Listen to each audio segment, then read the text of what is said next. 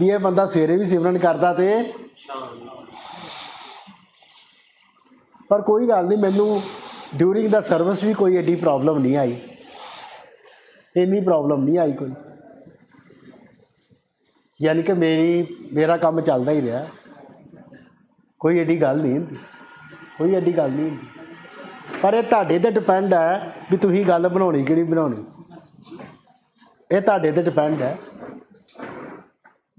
And हुण भी बंद हुंदा कोई गल ही नहीं, ये आ भी मैं घरों इत्थे आना हुंदा, मेरा बहुता सर्कल भी नहीं हैगा हुण। हाँ जो दा मैं असीं इधर आए हाँ या जदों दा मैं रिटायर होया वां, रिटायरमेंट तो पहला मैं 3 सड़कों ते हुंदा हाँ, तीन सड़कों ते घुमदा हाँ। किहड़ी?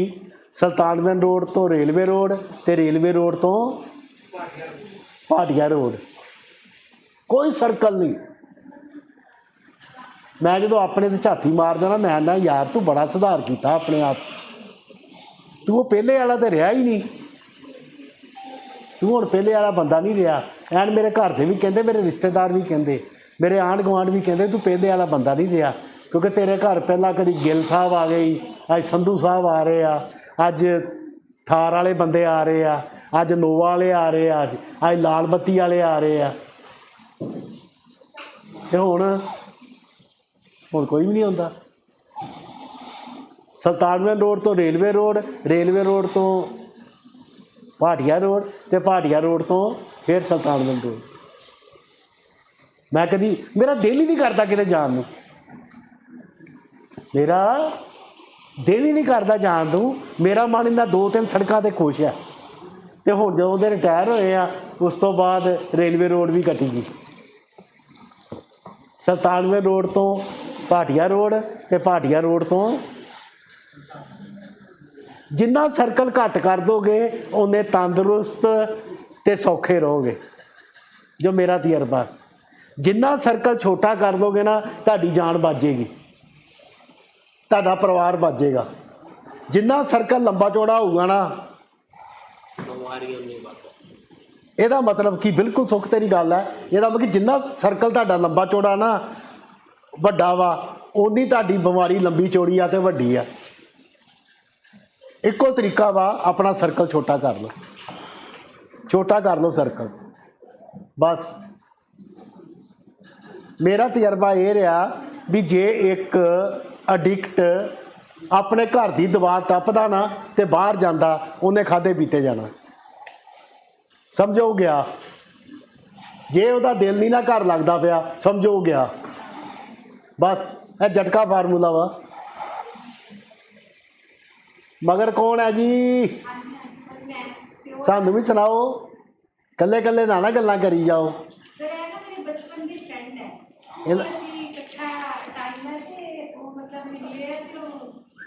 मैं क्या इन्हों अगे लैके आओ, इन्हों दसो फिर सारा। It is our moral duty, ये साडी मॉरल ड्यूटी आ भी असी दसीए भी ये एक बीमारी है। हाँ हाँ, ये एक बीमारी आ। जे मैं मां बाहूगी तेरे बैठ जे मैम बुला लेते हैं। हाँ तुम आ जाओ, मैम को बुला लेते आ जाओ। हैं। मैं बैठ जाता हूँ, ठीक है। ये पैर हाँ अच्छा कर लेंगे, क्लिप कॉल पे क्लिप कर लो कॉल।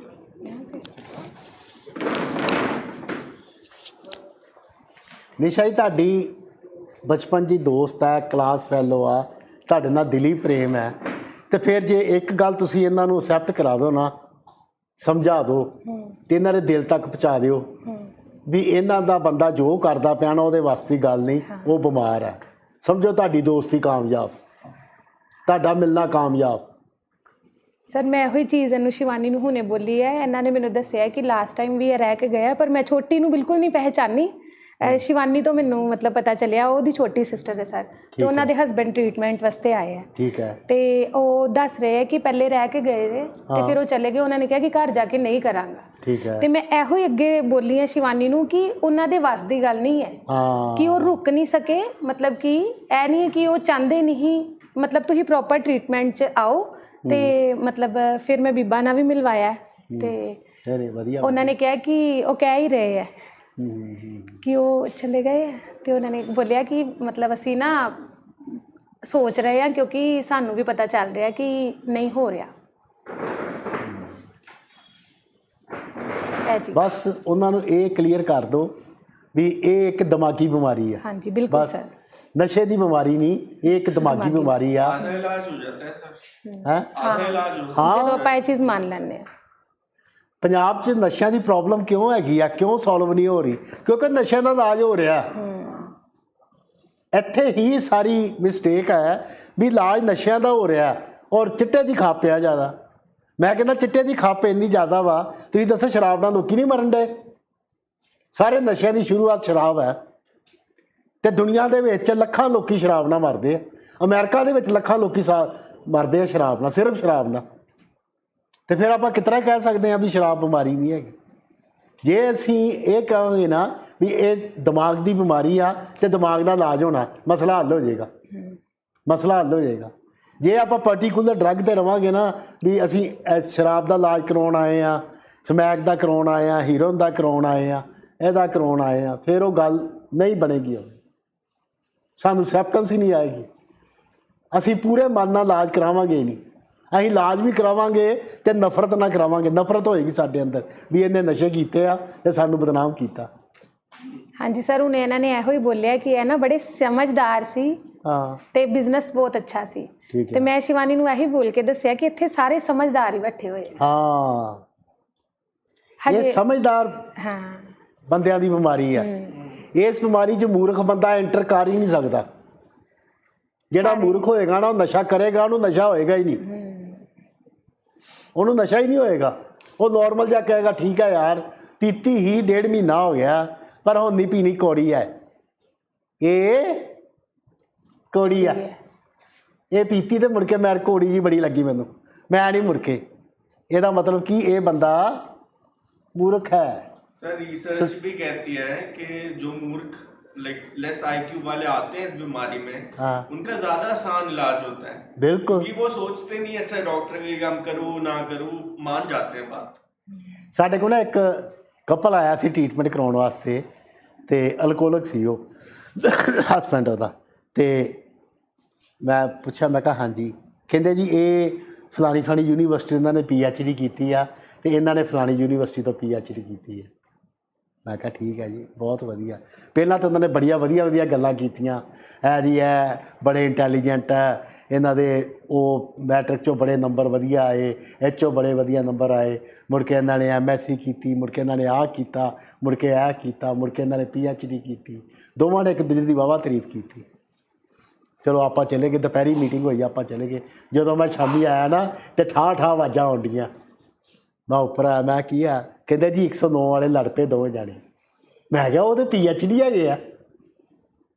ਚਲੋ ਜਦੋਂ ਮੈਂ ਰੂਮ 'ਚ ਗਿਆ ਤੇ ਸਿੱਧੀਆਂ ਹੀ ਗਾਲਾਂ। ਮੈਂ ਡਰ ਗਿਆ, ਮੈਂ ਕਿਹਾ ਇਹ ਕਿਹੋ ਜਿਹੀ PhD ਆ ਓਏ, ਇੱਕ ਦੂਜੇ ਨੂੰ ਗਾਲਾਂ ਲੱਗੇ। ਉਹ ਕਹਿੰਦੀ ਵੀ ਤੂੰ ਮੇਰੇ ਨਾਲ ਧੋਖਾ ਕੀਤਾ, ਉਹ ਕਹਿੰਦੀ ਤੂੰ ਮੇਰੇ ਨਾਲ ਧੋਖਾ ਕੀਤਾ। ਇੱਕ ਦੂਜੇ ਨੂੰ ਬਲੇਮਿੰਗ ਤੇ ਭੰਨ ਤੋੜ ਹੋਣ ਦੀ। ਚਲੋ ਟੀਕੇ ਟੂਕੇ ਲੱਗੇ, ਦਵਾਈ ਦਿੱਤੀ। ਆਪਾਂ ਉਹਦੀ ਵਾਈਫ ਨੂੰ ਕਿਹਾ, ਮੈਂ ਕਿਹਾ ਜੀ ਇਹ ਤੁਹਾਡਾ ਹਸਬੈਂਡ ਦਾ ਬਿਮਾਰ ਹੈਗਾ, ਇਹ ਇੰਟੈਲੀਜੈਂਟ ਬੜਾ, ਇਹ ਕਿਸ ਤਰ੍ਹਾਂ ਬਿਮਾਰ ਹੋ ਸਕਦਾ? ਮੈਂ ਕਿਹਾ ਜੀ ਬਿਮਾਰ ਕੋਈ ਵੀ ਹੋ ਸਕਦਾ, ਇੱਥੇ ਕਿਹੜੀ ਗੱਲ ਆ, ਕੋਈ ਗੱਲ ਨਹੀਂ, ਇਹ ਠੀਕ ਹੋ ਜਾਣਗੇ। ਚਲੋ ਮੈਂ ਕਿਹਾ ਜੀ ਤੁਸੀਂ ਆਓ ਮੀਟਿੰਗ 'ਚ। ਕਹਿੰਦੇ ਮੈਂ ਕੀ ਕਰਨ ਜਾਣਾ? ਮੈਂ ਕਿਹਾ ਤੁਹਾਨੂੰ ਸਮਝਾਈਏ ਵੀ ਤੁਹਾਡਾ ਬੰਦਾ ਬਿਮਾਰ ਹੈ, ਇੰਟੈਲੀਜੈਂਟ ਬੰਦਿਆਂ ਦੀ ਬਿਮਾਰੀ ਆ। ਕਹਿੰਦੀ ਨਾ ਮੈਂ ਨਹੀਂ ਆਉਣਾ। ਮੈਂ ਕਿਹਾ ਵੀ ਇੰਟੈਲੀਜੈਂਟ ਹੀ। ਕਹਿੰਦੀ ਮੈਂ ਨਹੀਂ ਆਉਣਾ। ਬੜਾ ਉਹਨਾਂ ਨੂੰ ਕਿਹਾ। ਚਲੋ 2 ਦਿਨ ਰਹੇ ਇੱਥੇ ਤੇ ਮੁੜ ਕੇ ਕਹਿੰਦਾ ਛੁੱਟੀ ਦਵਾਓ। ਮੈਂ ਕਿਹਾ ਜੀ ਅਜੇ ਟਾਈਮ ਲੱਗਣਾ ਵਾ, ਮਤਲਬ ਕਿਉਂਕਿ ਦੋਵੇਂ ਤੁਸੀਂ, ਮੈਂ ਉਹਨਾਂ ਨੂੰ ਕਿਹਾ ਨਹੀਂ, ਮੈਂ ਕਿਹਾ ਤੁਹਾਨੂੰ ਟਾਈਮ ਲੱਗਣਾ ਵਾ ਕਿਉਂਕਿ ਇਹ PhD ਹੈਗੇ ਆ। ਕਹਿੰਦੇ ਕਿੰਨਾ ਟਾਈਮ ਲੱਗਣਾ? ਮੈਂ ਕਿਹਾ ਤੁਹਾਨੂੰ ਮੇਰੇ ਹਿਸਾਬ ਨਾਲ ਨਾ 2 ਸਾਲ ਲੱਗ ਜਾਣੇ। ਕਹਿੰਦੇ ਡਾਕਟਰ ਨੇ ਕਿਹਾ ਸੀ 1 ਹਫ਼ਤਾ ਲੱਗਣਾ, ਬਾਕੀ ਤੁਹਾਡੀ ਐਫਰਟ ਹੈ। ਮੈਂ ਕਿਹਾ ਉਹ ਡਾਕਟਰ ਨੇ ਸੀ ਕਿਹਾ ਸੀ, ਪਰ ਡਾਕਟਰ ਨੂੰ ਪਤਾ ਨਹੀਂ ਸੀ ਤੁਸੀਂ PhD ਹੈਗੇ ਜੀ, ਵੀ 2 PhDਆਂ ਆਈਆਂ ਇੱਥੇ। ਇਹ ਨਾ ਇਹ ਤੁਹਾਡੀ ਨਾ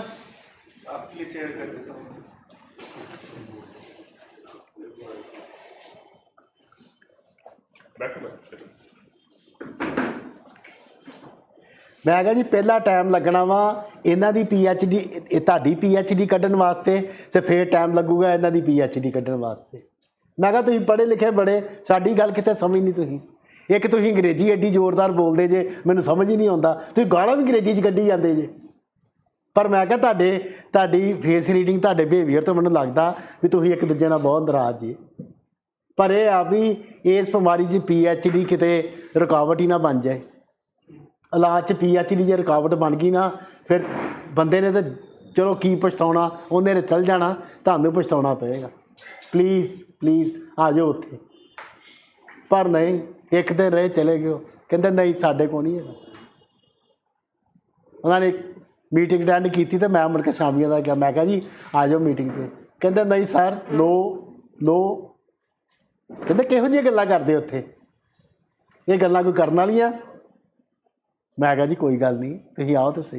सर मैं भी जब ना कॉलेज में था, तो कॉलेज में और 11-12 ग्रेड में, तो मैं इसे डील कर रहा था इशू से, साइकोलॉजी के बारे में। हाँ। कि मुझे क्या प्रॉब्लम है, मेरे पापा को क्या प्रॉब्लम है। हाँ। और मैंने सारी थ्योरियाँ पढ़ ली, ठीक है, और मैंने अपने पास वो लोग रखे जो और थ्योरियाँ बनाते थे और मारते थे थ्योरियाँ। और मेरे को लगता था कि जो मेरे मम्मी पापा हैं वो मेरी बात नहीं समझते, क्योंकि इनको ये अकल नहीं है, इनको थ्योरी नहीं समझ आती, इनको ये नहीं समझ आता। बट अल्टीमेटली जब टाइम आया ट्रीटमेंट का, तब सारे दोस्त छोड़ गए और सिर्फ मम्मी पापा मेरे साथ रहे। तो ये ना थ्योरी समझने की बीमारी नहीं है। जैसे मेरे को साइकोलॉजिस्ट भी बनना था, डॉक्टर ने बोला कि तुम ना करो, कि तुम्हारे जो डिजीज है उससे तुम्हारे काम पे इफेक्ट पड़ेगा, क्योंकि तुम बीमार, और जो एक बीमार नहीं है पर्सन वो ये चीज कर सकता है ना।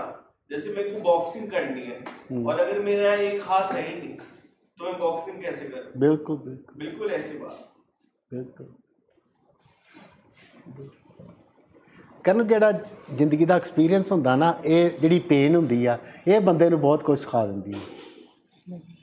ਮੇਰੇ ਹਿਸਾਬ ਨਾਲ ਜੋ ਬੰਦਾ ਸਿੱਖਦਾ ਨਾ, ਆਪਣੀ ਪੇਨ ਤੋਂ ਸਿੱਖਦਾ। ਮੈਂ ਨਾ ਕੱਲ੍ਹ ਡਾਕਟਰ ਮਨਦੀਪ ਸ਼ੇਅਰਿੰਗ ਕਰਦੇ ਪਏ ਸੀ ਵੀ ਮੈਂ ਫਲਾਣੀ ਫੀਲਡ 'ਚ ਜਾਣਾ ਸੀ, ਅਤੇ ਆਪਾਂ ਉਹ ਸਾਨੂੰ ਨਹੀਂ ਸੀਟ ਮਿਲੀ, ਆਪਾਂ ਇੱਧਰ ਆ ਗਏ। ਅਤੇ ਮੈਂ ਆਪ ਆਪਣੇ ਆਪ ਨੂੰ ਸੋਚਣ ਡਿਆ ਹਾਂ ਵੀ ਅਸੀਂ ਕਿੱਧਰ ਦੇ ਕਿੱਧਰ ਆ ਗਏ ਹਾਂ।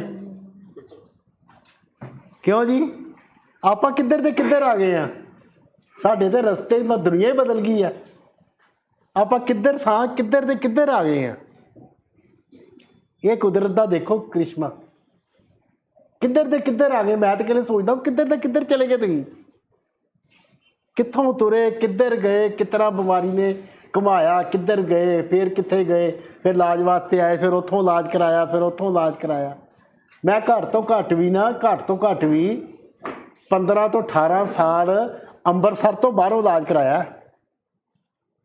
ਜੇ ਕਿ ਲੁਧਿਆਣੇ 10 ਪਾਈ ਤੇ ਉੱਥੇ ਚੱਲ ਜਾਓ, ਕਿਸੇ ਨੇ ਹੁਸ਼ਿਆਰਪੁਰ ਕਠਾਰ 10 ਪਾਈ ਤੇ ਉੱਥੇ ਚੱਲ ਜਾਓ, ਜਿੱਥੇ ਚੱਲ ਜਾਓ, ਕਦੀ ਕਿਸੇ ਕੈਮਿਸਟ ਕੋਲ ਚੱਲ ਜਾਓ, ਕਿਸੇ ਡਾਕਟਰ ਕੋਲ ਚੱਲ ਜਾਓ, ਦਿੱਲੀ ਗਏ ਉੱਥੋਂ ਵੀ। ਯਾਨੀ ਕਿ ਬੰਦਾ ਔਖਾ ਬੜਾ ਹੁੰਦਾ।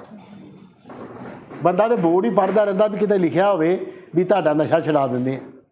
ਬੰਦਾ ਉਸ ਬੋਰਡ ਦੀ ਝਾਕ 'ਚ ਹੀ ਰਹਿੰਦਾ ਵਾ ਵੀ ਮੇਰੀ ਜਾਨ ਸੌਖੀ ਹੋ ਜਾਏ ਯਾਰ।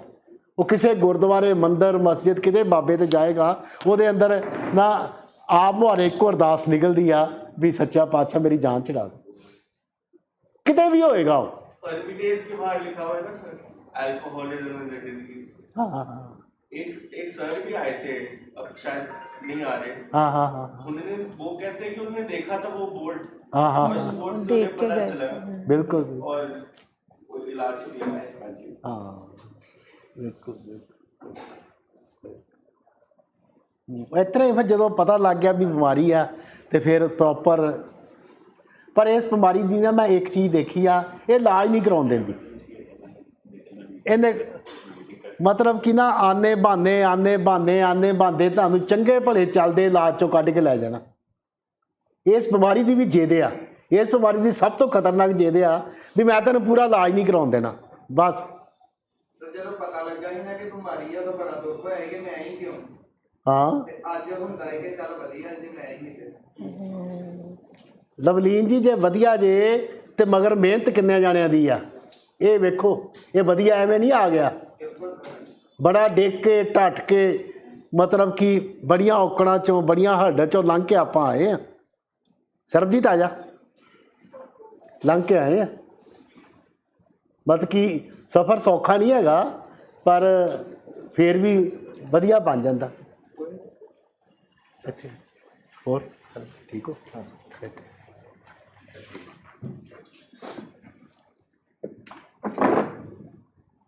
ਜਿਹੜੀ ਤੇਰੇ ਘਰਦਿਆਂ ਨੇ ਮਿਹਨਤ ਕੀਤੀ ਆ ਨਾ ਉਹਦਾ ਰਿਵਾਰਡ ਹੈ, ਉਹਦਾ ਰਿਵਾਰਡ ਹੈ।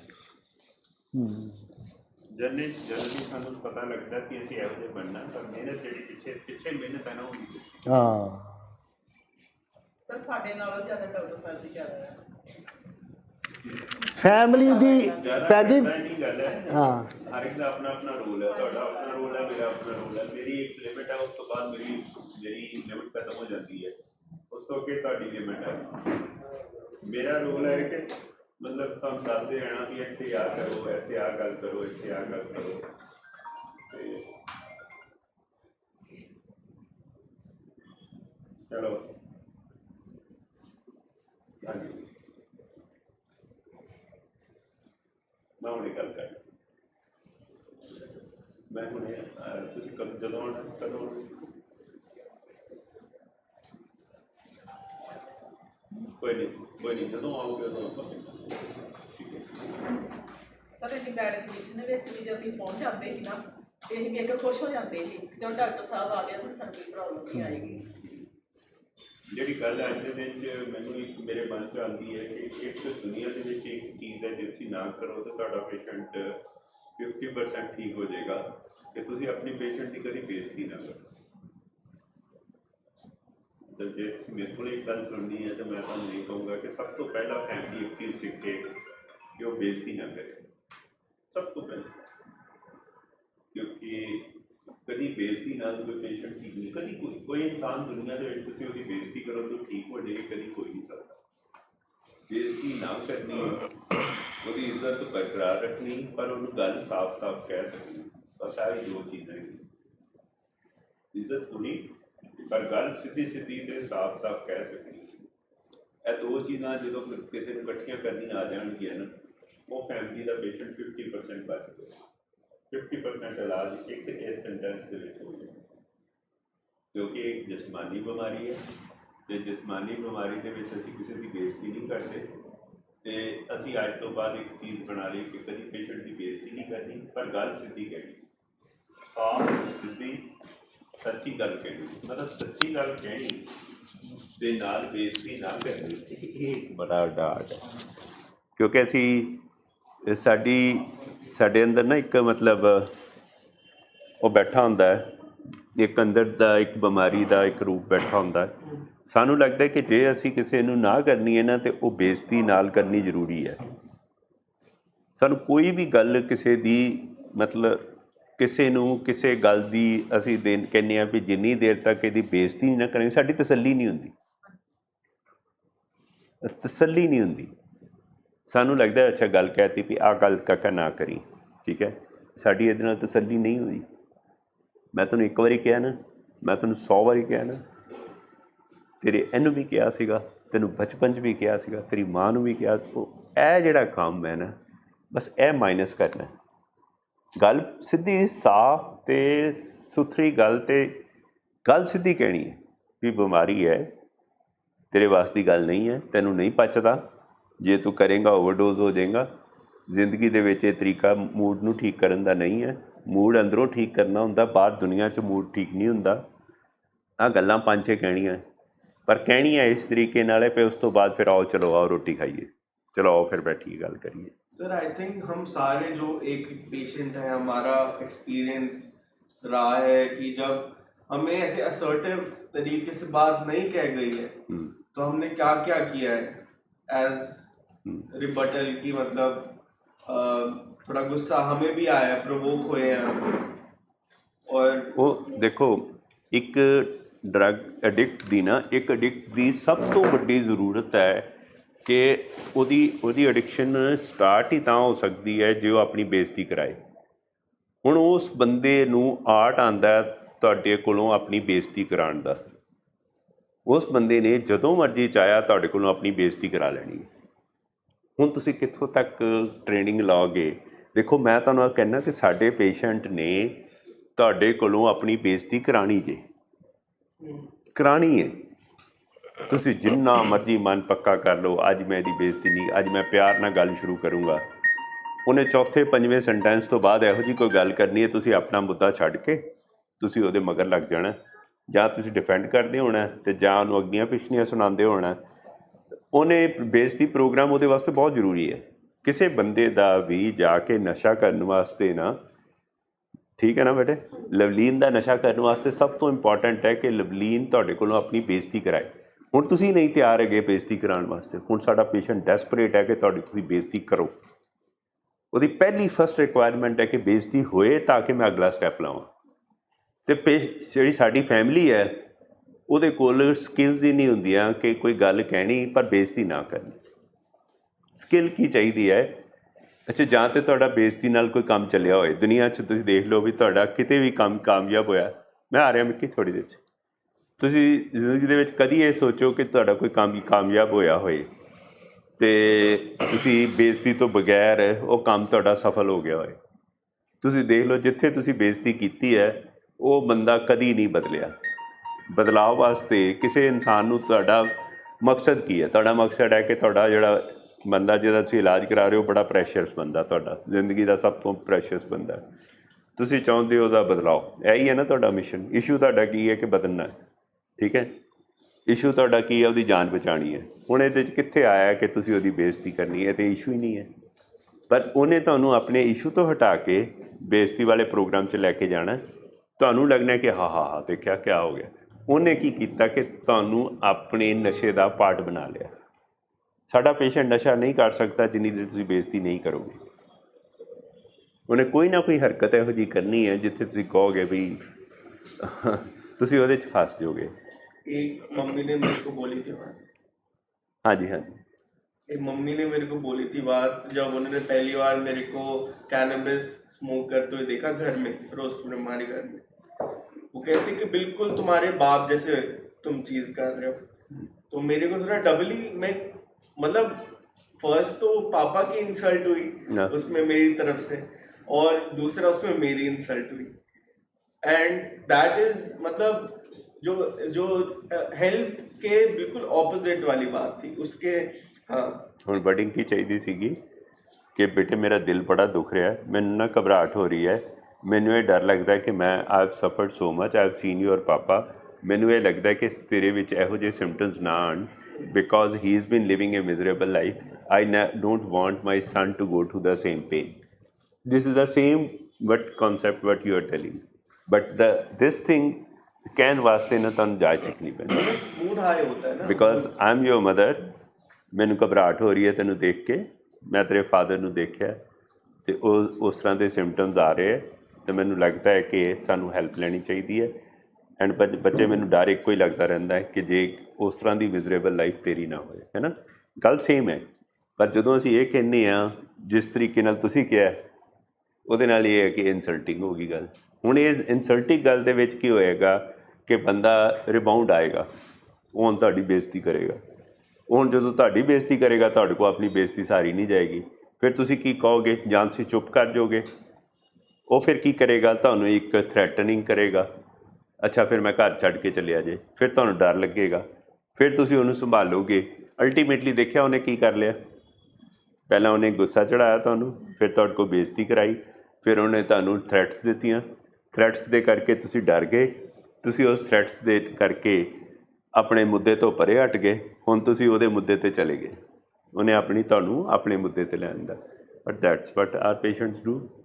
ਐਂਡ ਸਾਡੀ ਫੈਮਲੀਜ਼ ਹਰ ਰੋਜ਼ ਫਸਦੀਆਂ, ਹਰ ਰੋਜ਼ ਫਸਦੀਆਂ। ਸਰ ਇਹੀ ਸਕਿੱਲਸ ਹੁੰਦੇ ਜਿਹੜੇ ਬਹਿ ਕੇ ਸਿੱਖਣੇ ਪੈਂਦੇ। ਇਹ ਸਕਿੱਲਸ ਹੈ ਸਾਰੇ। ਬਸ ਜਿੱਥੇ ਜਿਸ ਬੰਦੇ ਨੂੰ ਜਿਸ ਫੈਮਿਲੀ 'ਚ ਇਹ ਸਕਿੱਲਸ ਆ ਗਏ ਨਾ, ਤੁਸੀਂ ਸਮਝ ਲਓ ਕਿ ਤੁਹਾਡਾ 50% ਟਰੀਟਮੈਂਟ ਤੇ ਘਰ ਬੈਠੇ ਕਿੰਨੀ ਕੁ ਗੱਲ ਕਹਿਣੀ ਕੇਸ ਵੀ ਇਹਦੇ ਨਾਲ ਕਹਿਣੀ ਹੈ। ਜੇ ਬੰਦਾ ਸਿੱਖ ਜਾਂਦਾ ਅੱਧਾ ਪੇਸ਼ੈਂਟ ਤਾਂ ਵੈਸੇ ਠੀਕ ਬੈਠੋ, ਮੈਂ ਐਮਰਜੈਂਸੀ ਹੈਗੀ। अच्छा पॉइंट भी बोल देना और आ जा अनीश बैठ। आ जा यार, आजा जी नहीं, आजा चल आजा। प्रेस साहब अगे चल जाओ। जसप्रीत साहब मैं ये कह रहा था कि जो सर कह रहे हैं उससे मेरे को ये समझ आ रहा है, मैं ये अंडरस्टैंड कर रहा हूँ कि हमारा प्रोग्राम हमें कहता है कि हमारे को माइंड को रीइंफोर्स करना है, हमारे को माइंड को स्ट्रॉन्ग बनाना है, मास्टर माइंड बनाना है। बिल्कुल। बट जो हम एक पेशेंट की बेइज्जती कर रहे हैं उससे क्या हो रहा है, हम एनिमल ब्रेन को रीइंफोर्स कर रहे हैं। सीधी दिमाग में जा रही है, कोई हम उसके ब्रेन को रीइंफोर्स कर रहे माइंड हैं, में जाए। तो हम उसके ब्रेन को रीइंफोर्स कर रहे हैं और आगे से फिर जो उसके एक्शंस आ रहे हैं, जैसे बीमारी उससे अलग अलग चीजें कराती है, ये भी वो खुद नहीं कर रहा, वो रिस्पॉन्सिबल नहीं है इसके लिए, ये उसका एनिमल ब्रेन उससे करवा रहा है।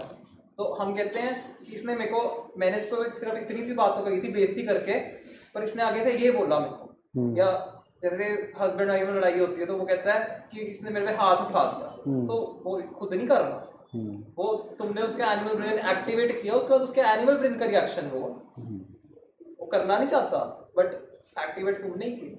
ये बात तो किसी टाइम के बाद पता चलती है ना कि इसका कसूर नहीं है, इसकी बीमारी है। तो ये भी पेशेंट इस बात से नहीं इनकार कर सकता भी ये मेरी बीमारी है, मैंने नहीं किया। रिस्पॉन्सिबिलिटी तो उससे लेनी पड़ेगी, वो तो लेनी, लेकिन ये तो फैमिली को अंडरस्टैंड करना पड़ेगा। सर एक टाइम के बाद तो वो पेशेंट ये बोल ही नहीं सकता ना कि ये मेरी बीमारी है, क्योंकि वो इतना अपनी बीमारी को अंडरस्टैंड कर चुका होता है कि उसके प्रोज एंड कॉन्स क्या है। कि अगर बीमारी इस टाइम ये तुम्हारे को बोल रही है, ये मैसेज दे रही है, तो उससे डील तो मैंने ही करना है ना, कोई मेरे पेरेंट्स तो आके डील नहीं करेंगे। मैं फिर यहाँ पे आ क्यों रहा हूँ अगर मैं अपनी बीमारी के एक मैसेज से डील नहीं कर सकता। ठीक। बीमारी मेरे को बोलेगी बिल्कुल बिल्कुल बिल्कुल छोड़ना चाहूंगा। बिल्कुल। वो अंडरस्टैंडिंग तो मेरे को लगता है टाइम के बाद ही आती है ना कि अपनी बीमारी से कैसे एक बात करनी है और उसको बिठाना है, टरकाना है। मेरे हिसाब ਨਾਲ जिन्नी पेशेंट जिम्मेवारी ਲਈ ਜਾਊਗਾ ਨਾ ਉਹਨਾਂ ਉਹਦਾ ਹੀ ਭਲਾ ਵਾ, पेशेंट ਦਾ ਆਪਣਾ ਹੀ ਭਲਾ ਵਾ। ਅੱਜ ਵੀ ਇੱਕ ਪੇਸ਼ੈਂਟ ਕਹਿਣ ਡਿਆ ਸੀ ਵੀ ਮੈਂ ਤੁਹਾਨੂੰ ਕਰਕੇ ਵਿਖਾਊਂਗਾ, ਹੁਣ ਕਰਕੇ ਜੀ ਹੁਣ ਉਹਨੇ ਆਪਣਾ ਹੀ ਨੁਕਸਾਨ ਕਰਨਾ। ਘਰਦਿਆਂ ਨੇ ਕੋਈ ਗੱਲ ਕਹਿ ਦਿੱਤੀ, ਉਹ ਕਹਿੰਦਾ ਮੈਂ ਤੁਹਾਨੂੰ ਹੁਣ ਕਰਕੇ ਦਿਖਾਊਂਗਾ। ਮਤਲਬ ਕਿ ਪੇਸ਼ੈਂਟ ਦੀ ਬਿਮਾਰੀ ਤੇ ਬਹਾਨਾ ਲੱਭ ਰਹੀ ਹੈ ਵੀ ਕਿਸੇ ਤਰੀਕੇ, ਮਤਲਬ ਕਿ ਸਰ ਸਾਰੇ ਹੀ ਕਰਦੇ ਇੱਕ ਟਾਈਮ ਤੇ ਨਾ, ਇੱਕ ਟਾਈਮ ਹੁੰਦਾ ਨੁਕਸਾਨ ਬੰਦਾ ਆਪਦਾ ਕਰ ਲੈਂਦਾ ਤੇ ਬੰਦੇ ਨੂੰ ਹੁੰਦਾ ਮੈਂ ਇਹਨਾਂ ਨੂੰ ਸਬਕ ਸਿਖਾ ਰਿਹਾ ਵਾ। ਬਸ ਬਿਮਾਰੀ ਇਹੀ ਕਰਦੀ ਨਾ, ਬਿਮਾਰੀ ਦਾ ਟੈਂਪਰਾਮੈਂਟ ਇਹ ਆ ਵੀ ਕੱਟ ਮੈਂ ਆਪਣੇ ਆਪ ਨੂੰ ਮਾਰੂੰਗਾ ਤੇ ਦੁਖੀ ਇਹ ਹੋਣਗੇ, ਨੁਕਸਾਨ ਮੈਂ ਆਪਣਾ ਕਰੂੰਗਾ, ਮਜ਼ਾ ਮੈਂ ਇਹਨਾਂ ਨੂੰ ਸਿਖਾਊਂਗਾ। ਇਹੀ ਉਹਦੀ ਪਾਰਟ ਆਫ ਡਿਸੀਜ਼ ਹੈ ਨਾ।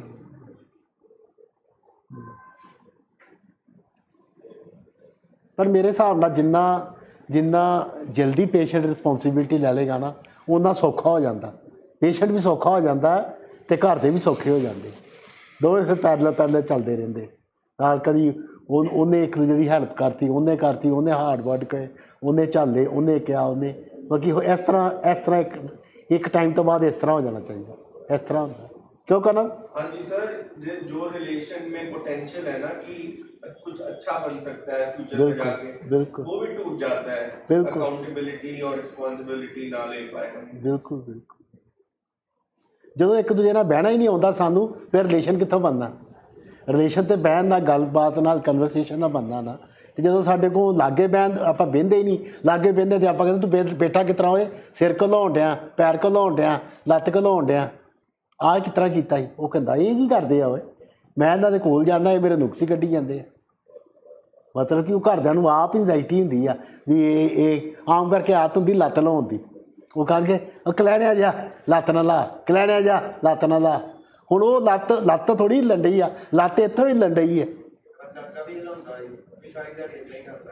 ਆਹ ਉਹ ਫਿਰ ਪੁਰਾਣੇ ਰਿਕਾਰਡ ਕੱਢ ਦਿੰਦੇ ਨਾ ਘਰ ਦੇ। ਹਾਂ ਉਹ ਵੀ ਇਸ ਤਰ੍ਹਾਂ ਕਰਦਾ ਸੀ, ਭੈੜੇ ਨਾਂ ਲੈਣਗੇ ਫਿਰ ਵੀ ਉਹ। ਹਾਂ ਬਿਲਕੁਲ ਐਕਚੁਅਲੀ ਉਹ ਉਹਨਾਂ ਦੇ ਅੰਦਰ ਜਿਹੜੀ ਆਪਣੀ ਆ ਨਾ ਤਸੱਲੀ, ਆਪਣੀ ਐਂਜ਼ਾਇਟੀ ਦੂਰ ਕਰਦੇ ਪਏ ਆ ਕਹਿ ਕੇ। ਉਹਨਾਂ ਦਾ ਆਪਣਾ ਫੀਅਰ ਹੈਗਾ, ਆਪਣੀ ਇਨਸਿਕਿਉਰਿਟੀ ਹੈ।